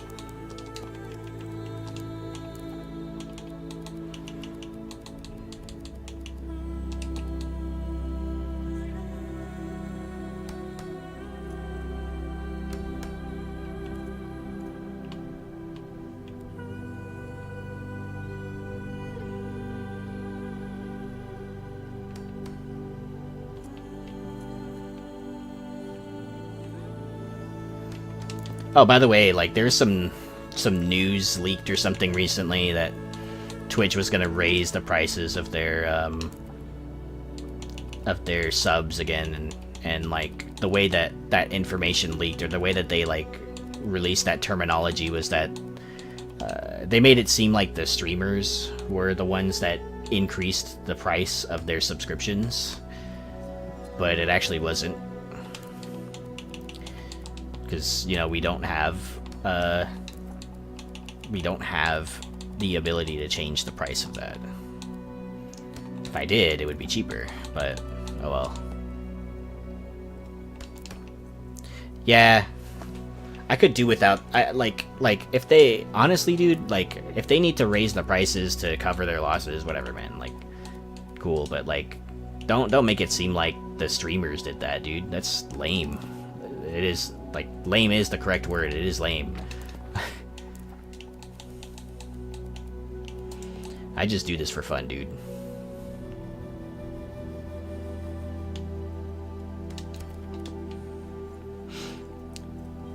If the ads always get to you a little bit too much, Monkey, I am streaming on YouTube as well. YouTube is pretty friendly in that respect, where there's no ads, and whichever platform you prefer. I like Twitch because the reason that I like Twitch is because I can have all those cool little like sounds and stuff that I can play for people.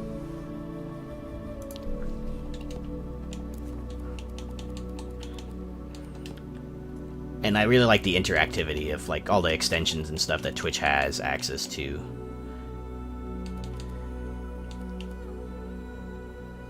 Oh, you're good.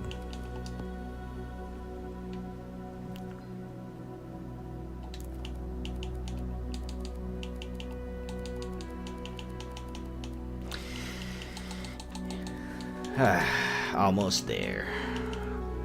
Have a nice decent bank.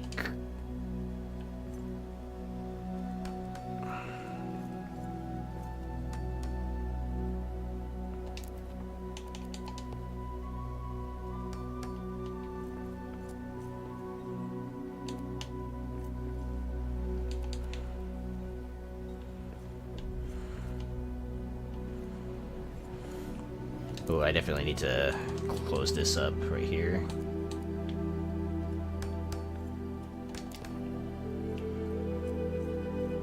No problemo. Alright. Drink my coffee. I think I'll make this like another teller's desk type thing.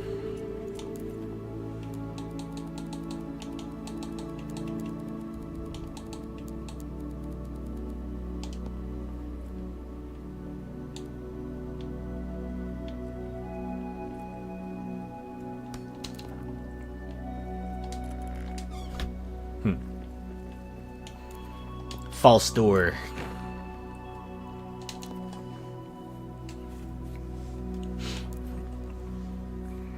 How about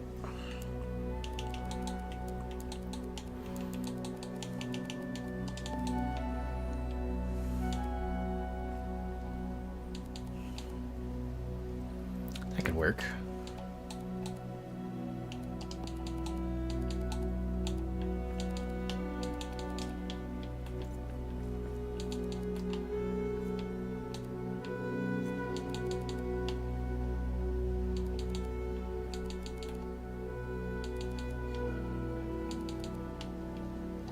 Huh, I wonder why it's possible to just drop the... Yeah, weird.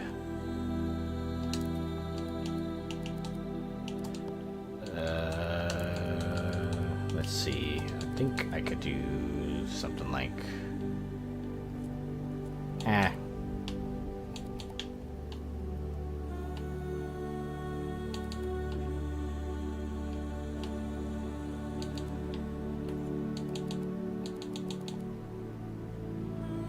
There you go.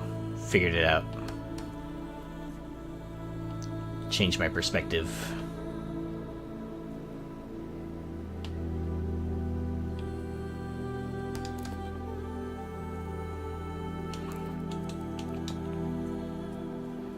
Okie doke. So from here I can do this.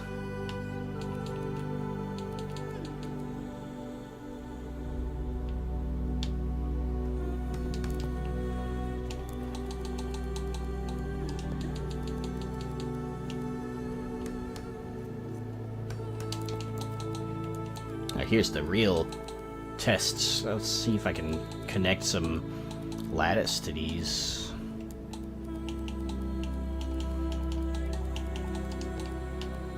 If I remember right, you can't.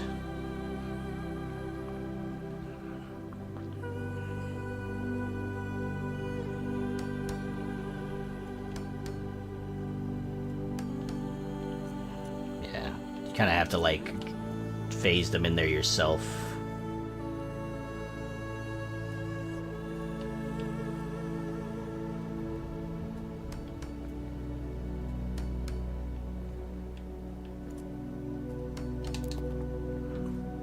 Alright, not bad. Let's do a crown type system right here. Yeah, right there.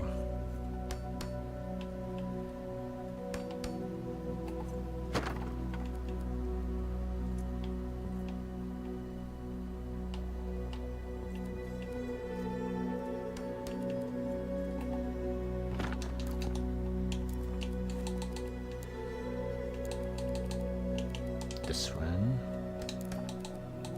and then this one, crown, wood carved.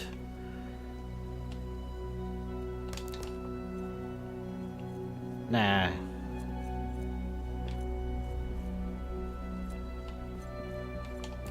That's gonna bother me.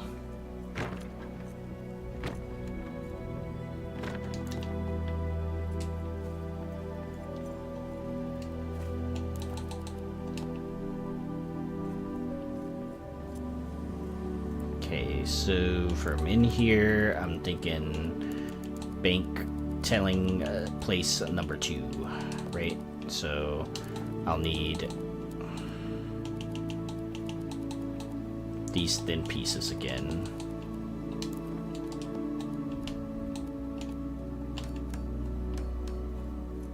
Here, and then there. Drop column. The stairs kind of messes with the whole layout.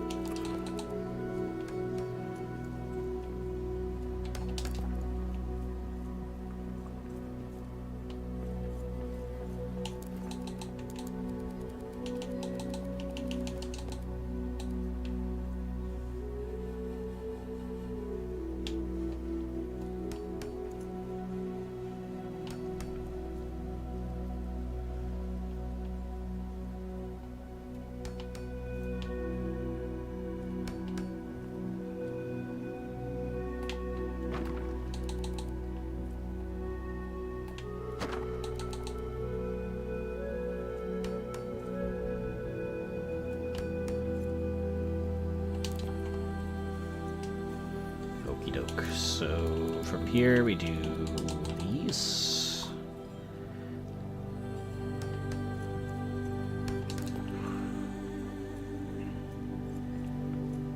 Kinda can't.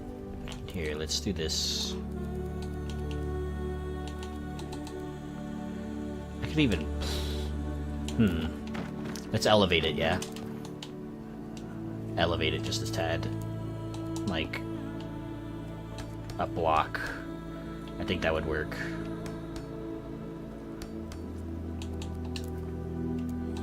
And we can do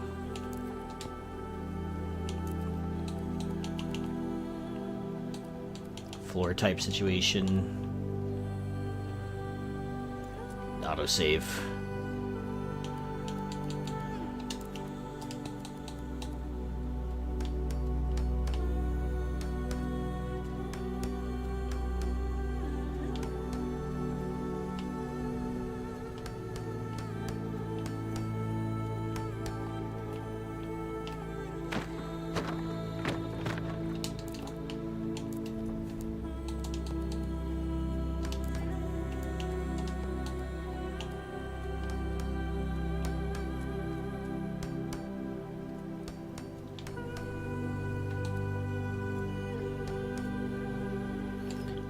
There. Okay.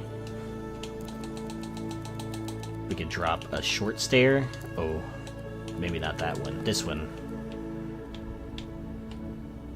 right there. And then these tellers can be like elevated, you know?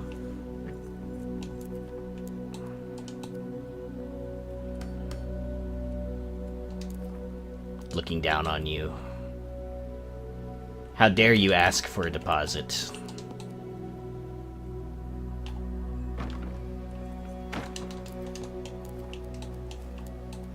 How dare you ask for a withdrawal?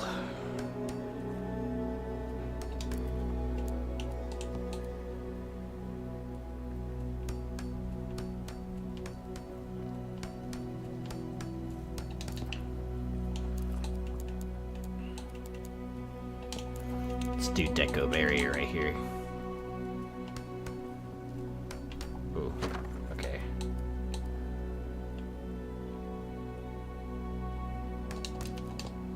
There we go. And then we can place those thingies again. The counters as the teller counters.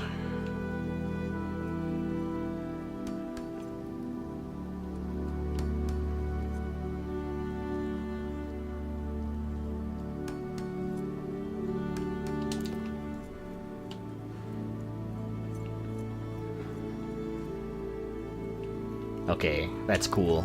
Let's do candelabras in here because it's kind of tight. So, like, say right there, here, yeah. Or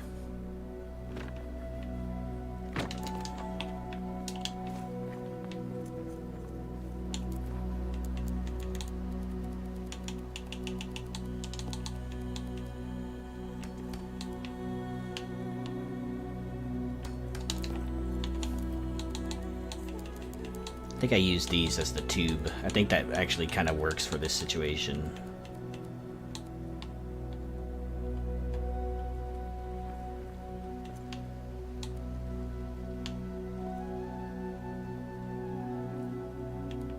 Yeah, but the space is kind of small. Yeah, blocks it.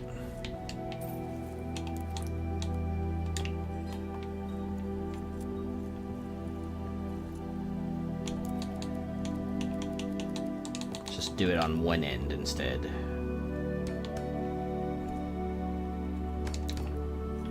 So you come in to the bank right here. They're kind of elevated. They look down on you because that's what bank people do, you know.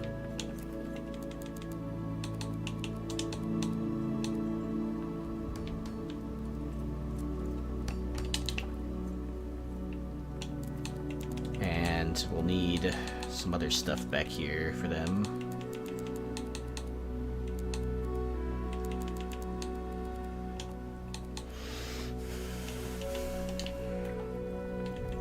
It is the dark, my dudes.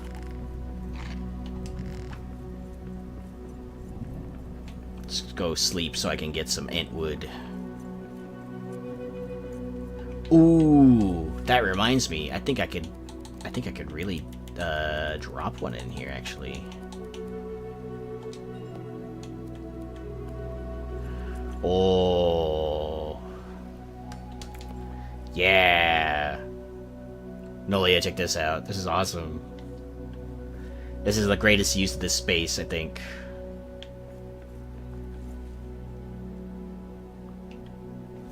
Like that. Alright, let's drop a bed down.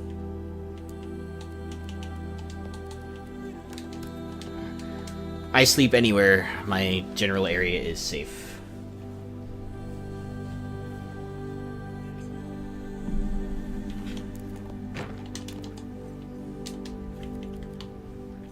How much ant wood do I get?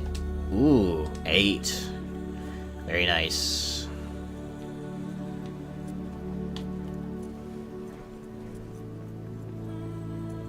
Eight is really good. By the way, with the Ent DLC, you do get a tier 5 weapon and a tier 3 shield, which is really good, actually.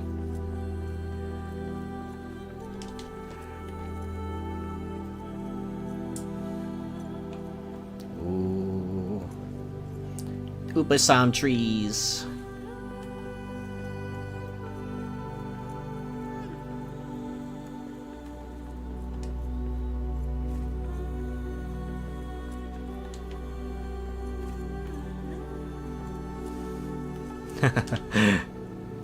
I'm already gonna have a lot of ent wood, and I think Mr. The devs are gonna be like, "How did you do this already?" And I'll be like,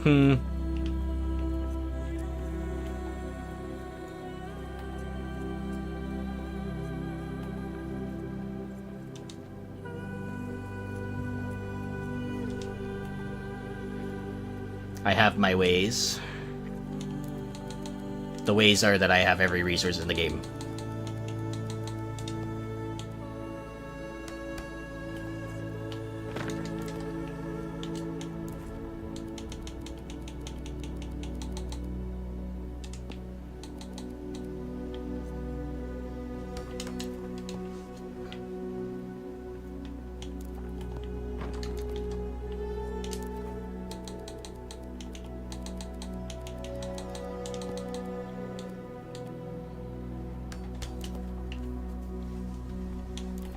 Let's change the orientation of that.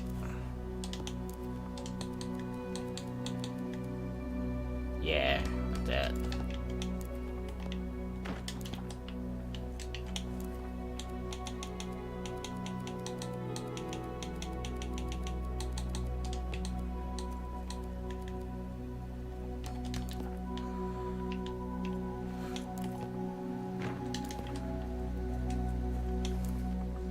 You'll have to make a full-on dwarven arbitorium. Hell yeah, man.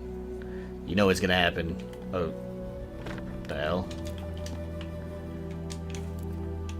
That was weird. Okay, so... right there.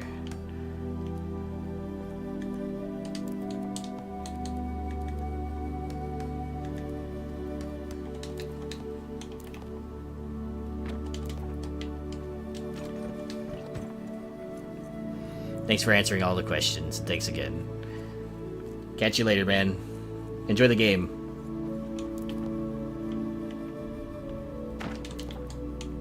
Thanks for popping by the stream. Appreciate it.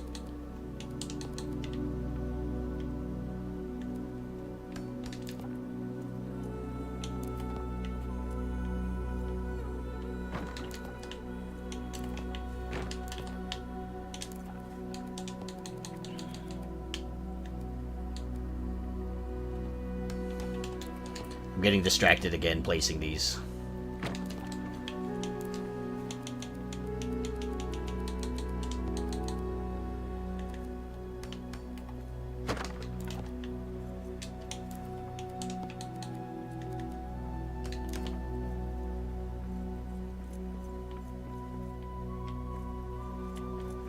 It just looks so cool, though. I can't help myself. Also, I grew the ubusum trees over there, so that looks cool, too.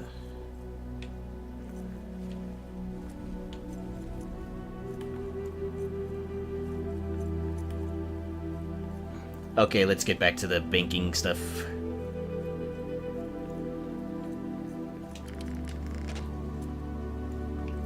Alright, so...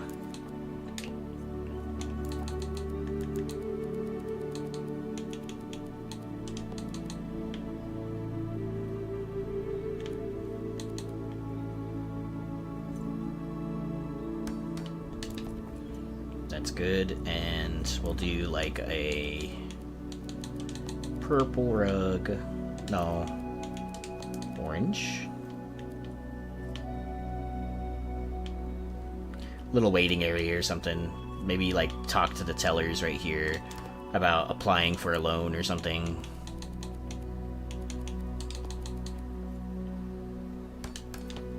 This will be like one of the tellers' little corners.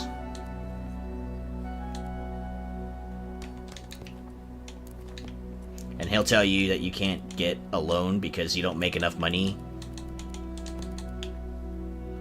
Even though you made, even though you make more than enough money. He says your dwarven credit score isn't high enough. There you go. Your dwarven credit score isn't high enough. Your Durin credit score. You didn't give enough gold to Durin, so your credit score's low.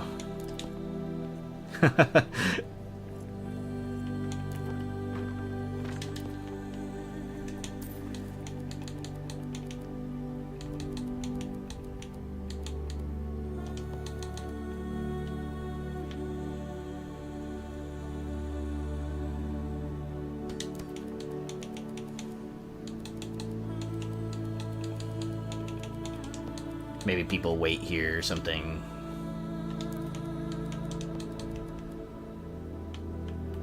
In fact, actually I should use these ornate chairs instead of these.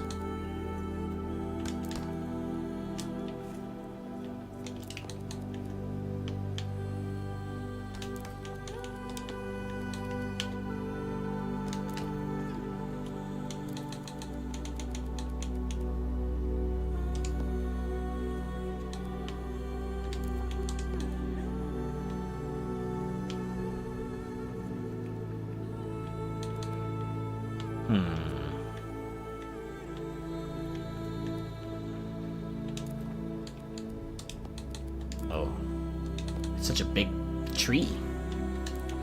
Okay, we could do this one, or we could do the other one that we did before. Leaning towards this.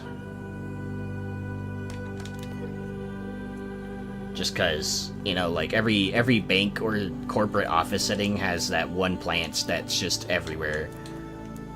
No one knows why, it's just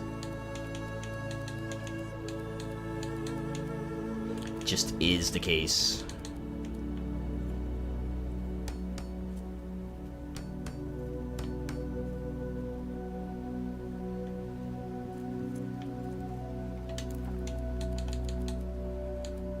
Low bench right here. This is where you like pick up an old magazine from like 3 years ago, and like it's obviously like outdated. It's just like whatever they can keep.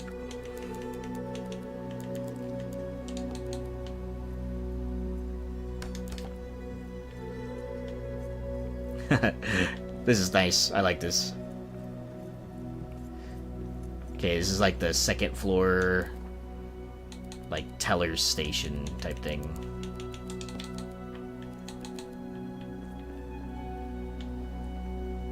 Wonder if I can stick this torch in the wall.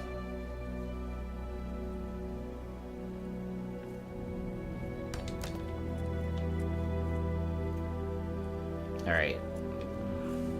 Nice. Okay. So then we got this room. We can make another vault up here too.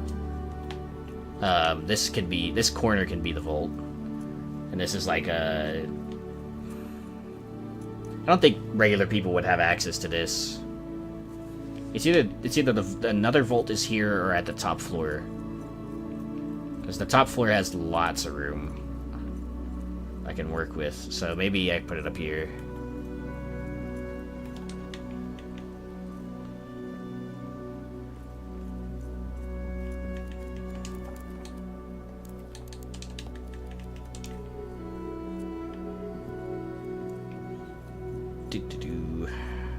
Or I could put more teller stuff right here.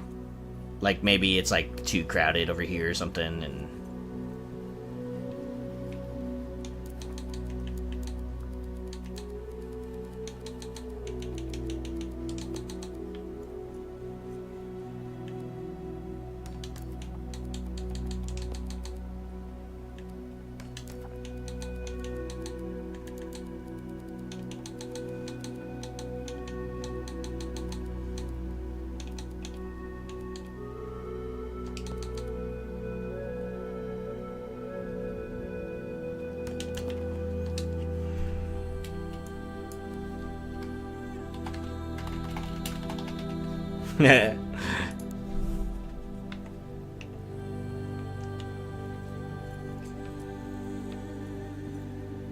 this is where you go for ale loans.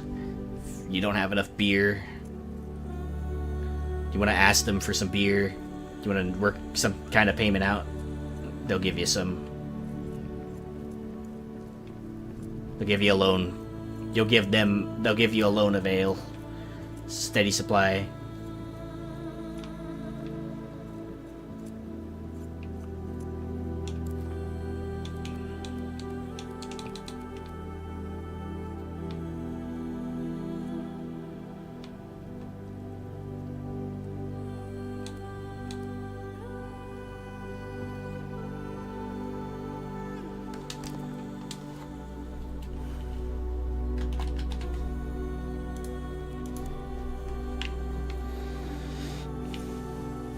There you go. Alright, so from up here. I need to finish placing the floor, first of all. Didn't even realize I didn't place the floor yet.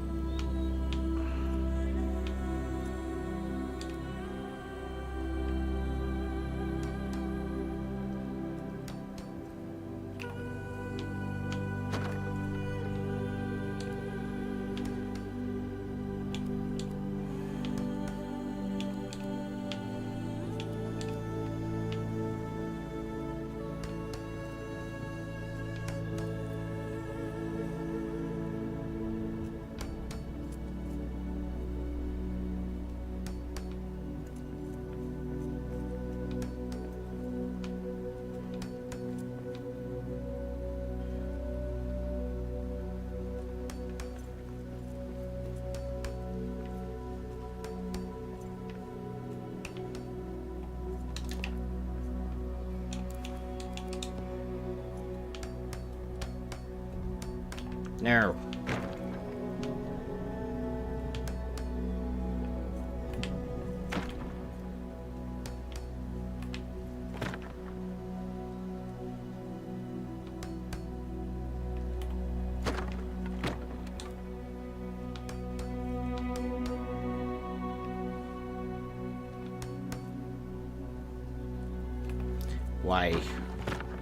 Why you unline like that? There.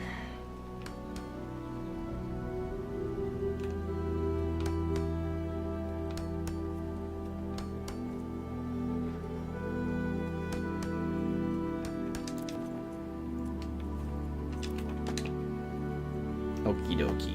So back across with the granite floor. Ooh, good idea, dude.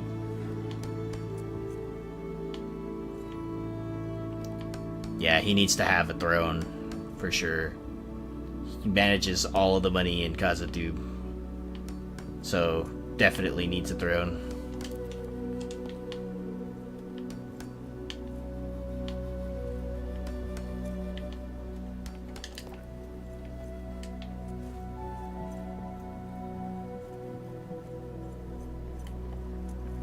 Okay, I have to figure out what I'm doing with this. Although, could place some more of that vine stuff right there now.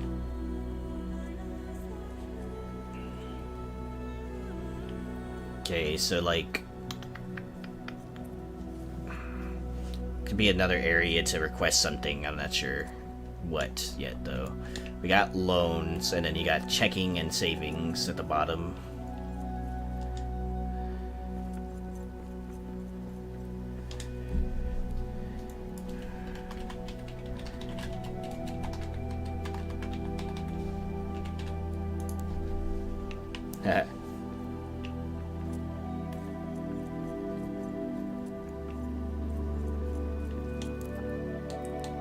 And I need to put the railing back on there too. Here.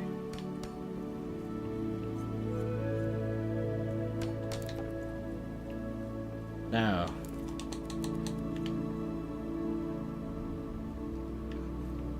Whoa. That was weird.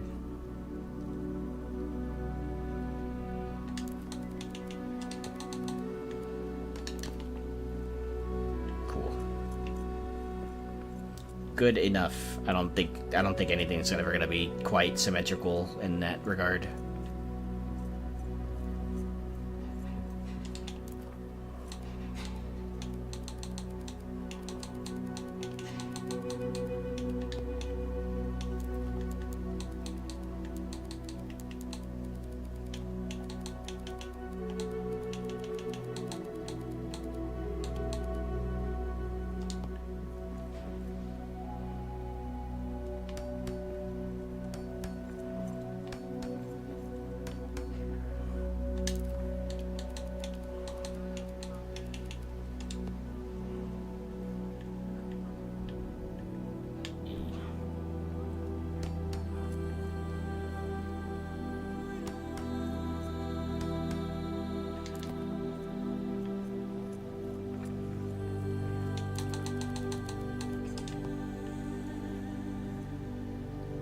you can't place it right there because of the thing. Sorry, that's more than enough, I think.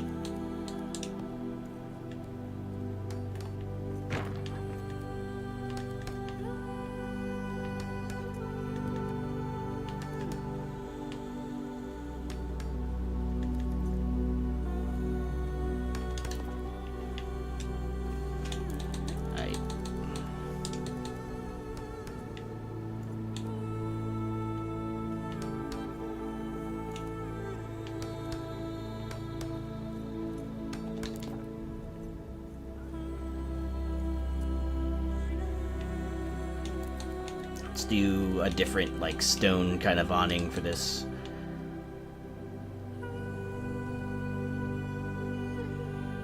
Maybe this one's, like, extra secure.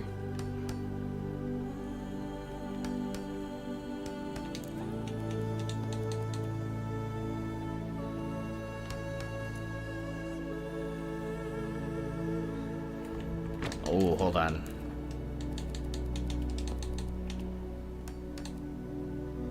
Have an idea.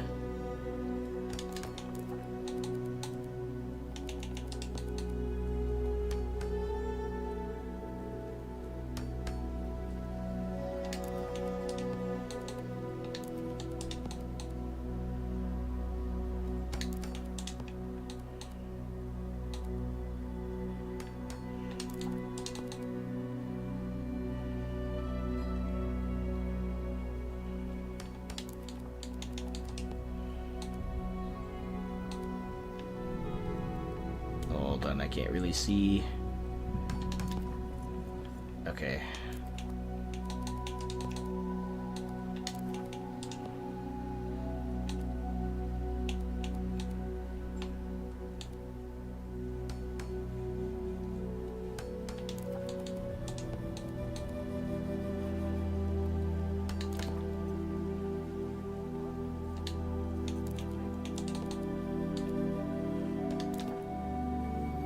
Right, so like this one's like extra, like maybe, I don't know, maybe they have like a secret stuff back there.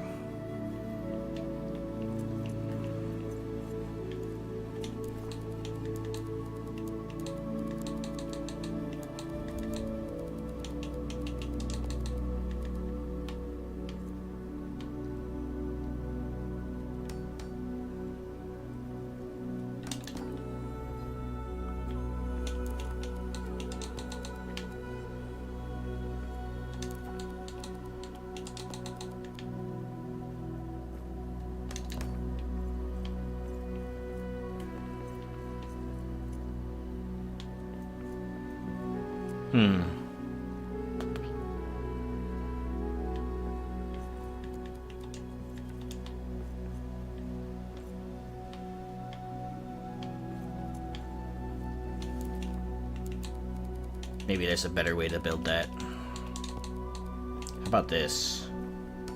Let's do that. What one thing that I did where, like, at the greenhouse where I made that really, like, cool, like, window type thing with this.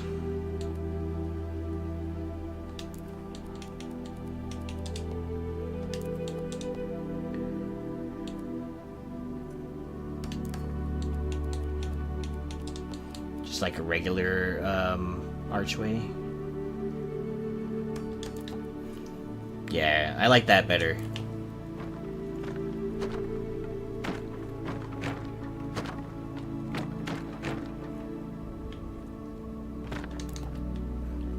Okay, let's try that here.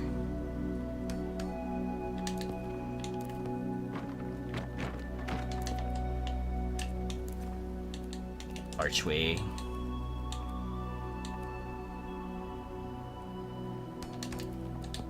Yeah, that looks a lot better. Okay. So then at the top, what can I put?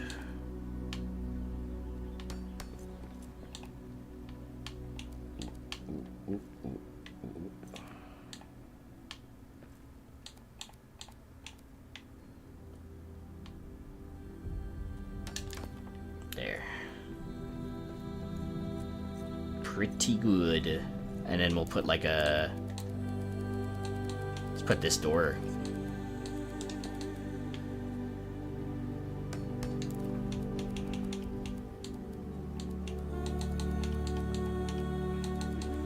Gold door.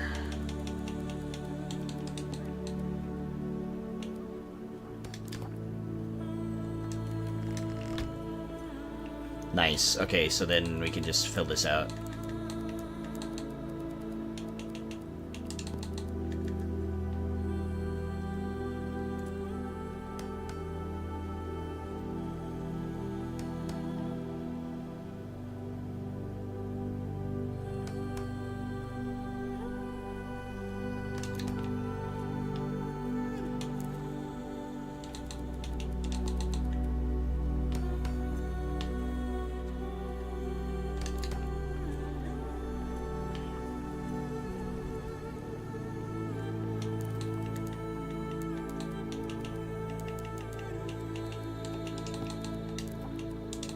Oh, I was not trying to sleep.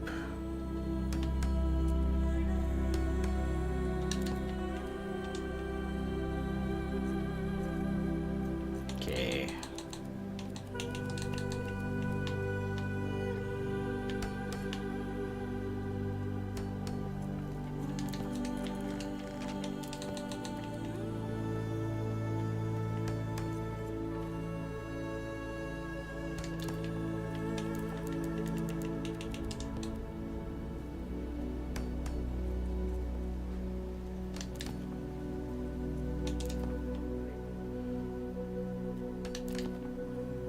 Nice.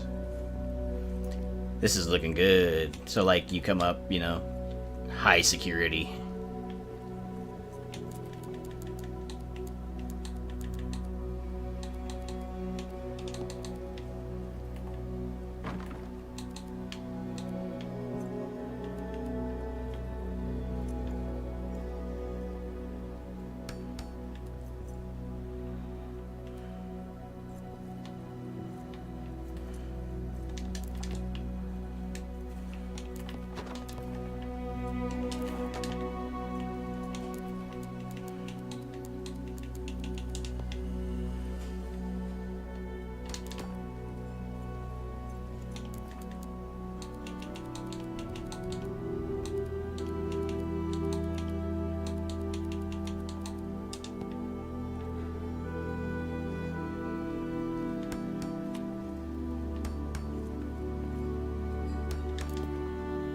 Oh, that's weird.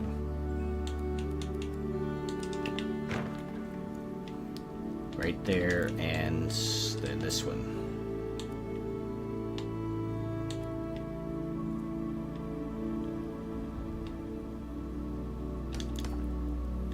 Okay.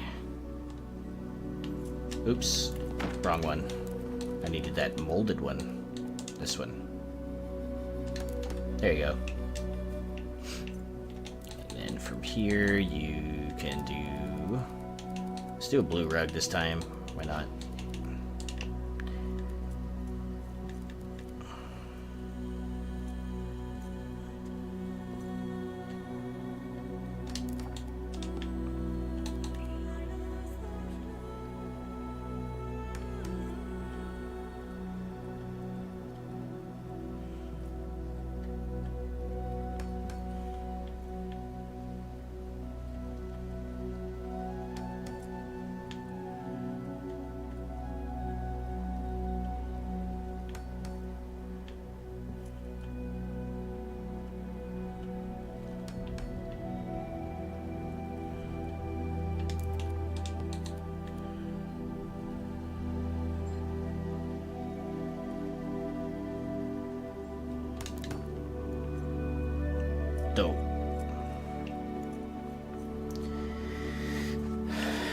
So this like lobby area could have like a lot of those statues, those Durin ones, and maybe some plants too.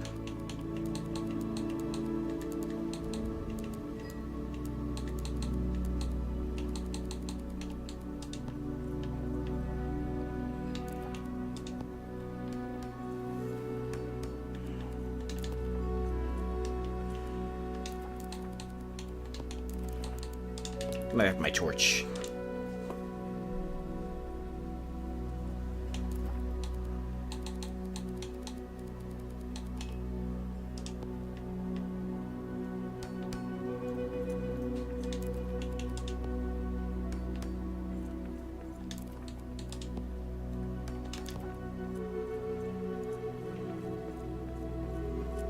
Okay, then right in this area.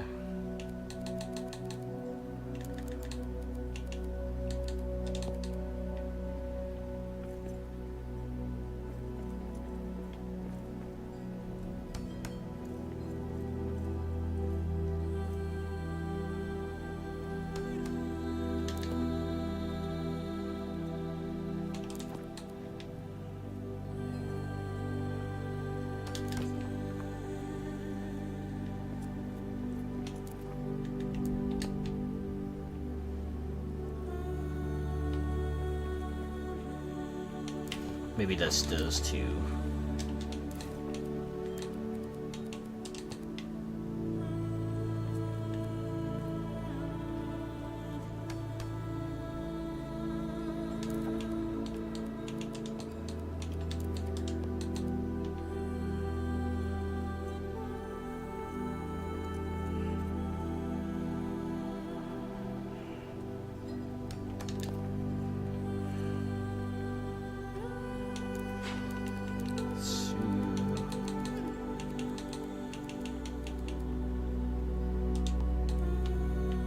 Okay, you really can't set those too close to each other, huh? Doesn't seem like it.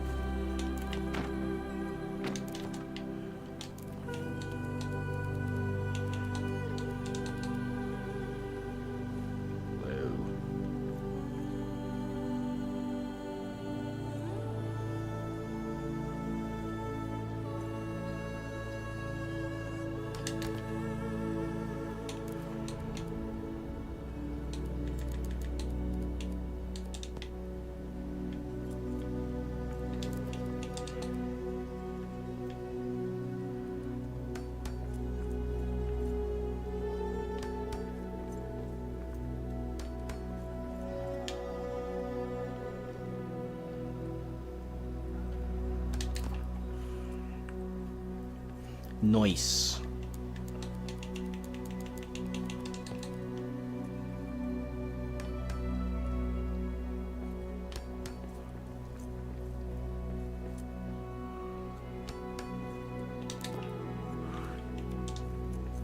Nice.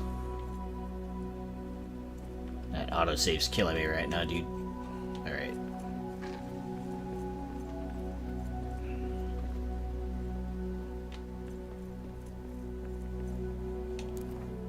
Right here-ish will be...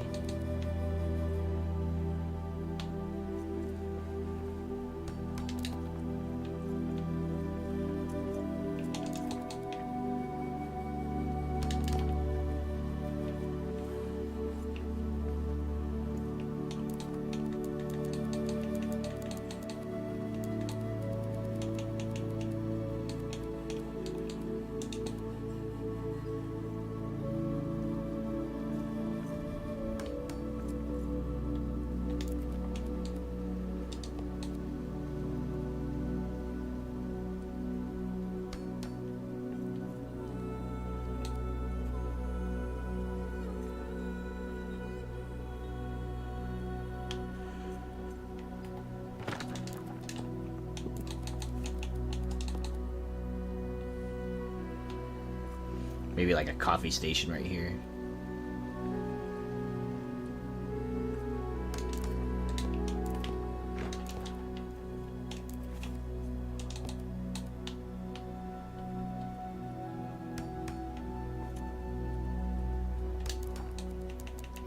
Or ale station, if you will.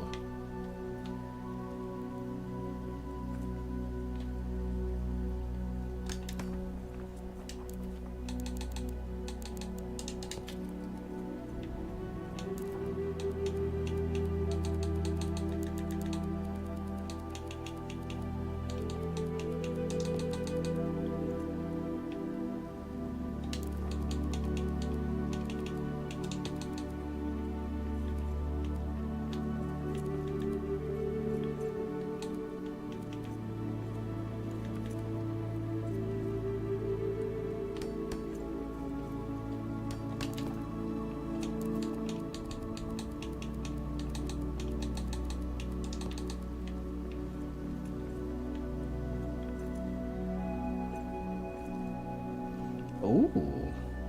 I did not know you could place these like that. Okay. Interesting.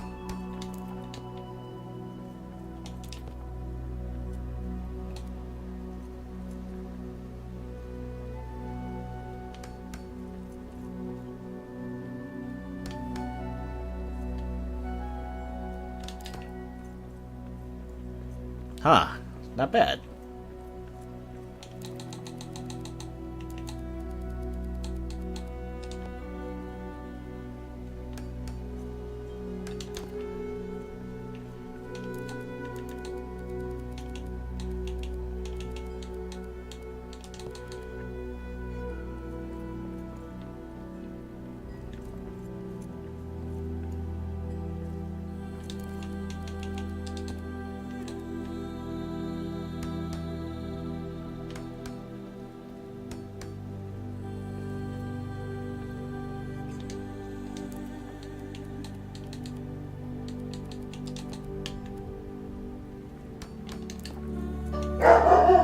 Oh no, another doggo bark.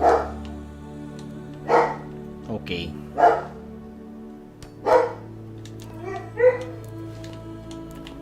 I must go check. I think that is my second round of groceries being delivered.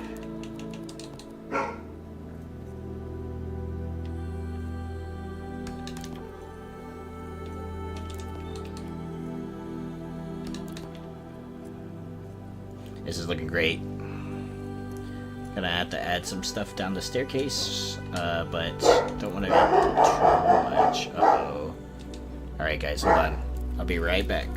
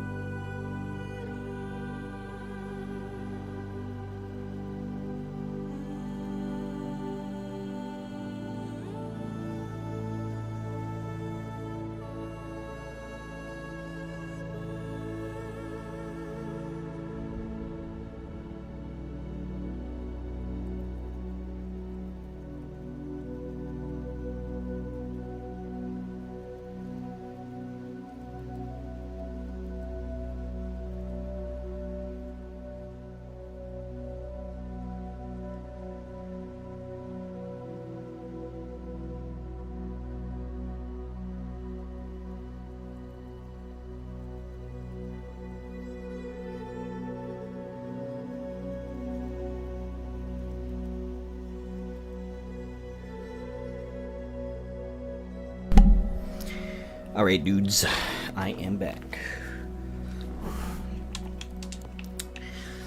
Second round of groceries got delivered there. My bad. Had to put those away in a second. Just need to find a good place to stop the stream. So, let me fill out this staircase, and I think We could call it a stream, yeah?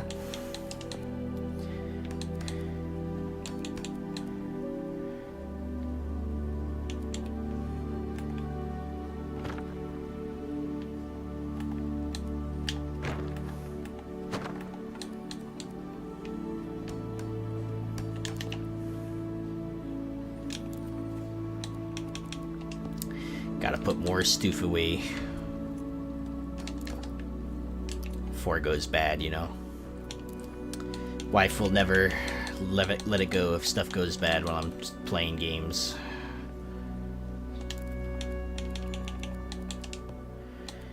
So I actually put away those other groceries earlier in like record time too.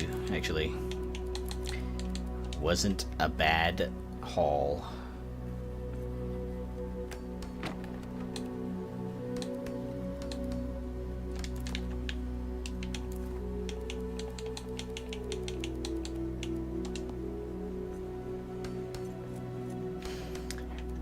By the way, I am setting up this new thing that Special K sent to me. It is called StreamerBot, I believe. I'm still reading the documentation for it. But when I do get it set up, it will post stoof for me. It'll post to my YouTube, it'll post to my Discord automatically whenever I start streaming. So I don't have to do it manually, or I don't have to get some other bot to do it for me, you know? So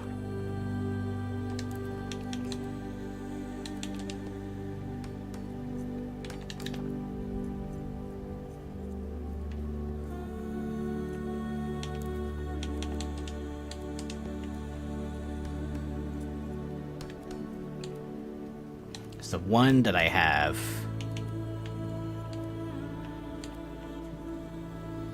The one bot that I have is called like it's a Twitch only bot, which is great. It works really nicely for that, but the functionalities are kind of whack, kind of. Yeah, she was telling me about that too, Nolia. She was telling me about how she wanted me to be able to like post into your guys' little events thing when I start streaming. She gave me the webhook for it and everything, but I tried to set that up before I streamed today, but it was a little bit more effort than I thought it would be because I opened it up. I didn't know it was like a whole application that I downloaded, you know. When I downloaded it, I connected all my stuff, but I didn't have time to like set up like the functions and stuff.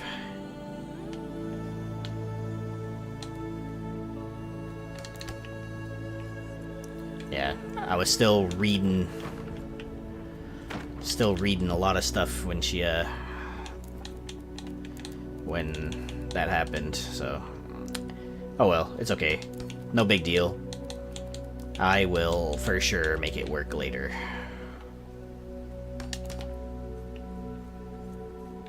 Okay, so we got nearly 2 whole floors, and the reason I say nearly is because, well, I have to sort out this back part too, right? So I'm gonna stop the stream here, guys. Thanks for coming by. 4.5 hours is a little bit longer than I normally do, but we placed a lot of cool stuff today. We got them overgrown vines all the way up there. I'll place some more of them when I'm, you know, feeling up to it. I got like some trees over there too. We got the bank sorted out with the scale, gold one side, ale the other. We got the first floor situated where you walk into the first floor. This is a checking and savings area. Really nice, right? Came out pretty nice. So you got this, this is like your ATM machines. Little waiting area right here. These are the teller counters, right? You sit down. They got their little coffee stations back here so they can keep working. The little tubes that you send, your money through. In this case, gold coins. This is one of several volts they have. I used the... Doesn't look perfect, but it came out alright. This is, like... Essentially, this is how you would, like, make rooms look more filled with gold, is just by placing some of them on different elevations. It isn't perfect, right? You'll see, like how you can see under it and all that other good stuff, but... it came out pretty good. Looks really, really full, right? The bank is rich. We're rich! So, come up to the second floor is another area where the dwarves can get loans. In particular, ale loans. They trade their gold so they can get loans of ale. And this one, they have an elevated platform. The tellers do. Anyway, to look down on you. How dare you beg for loans of ale? What kind of dwarf does that? Anyway, comes out into this really neat hallway where I placed some more of those cool, fancy planter pots. And I realized you could place the vases on top of them too. Sucks that I still can't put anything in the vases that are static, right? Got a coffee station, a fortified area. I don't know what this is gonna be. Maybe like, I don't know, withdrawals or something like that, or maybe they're moving a ton of money, right? They'll have their own little station back here too. I kind of like the way I did that one. Grates look like iron bars. So we still have this to work on, and the top floor. We still have the whole top floor as well, and I think there's going to be another vault up here too, a couple of vaults. Maybe the bank manager lives up here, like Armenia says, and he has like a throne for all the gold for Durin and stuff.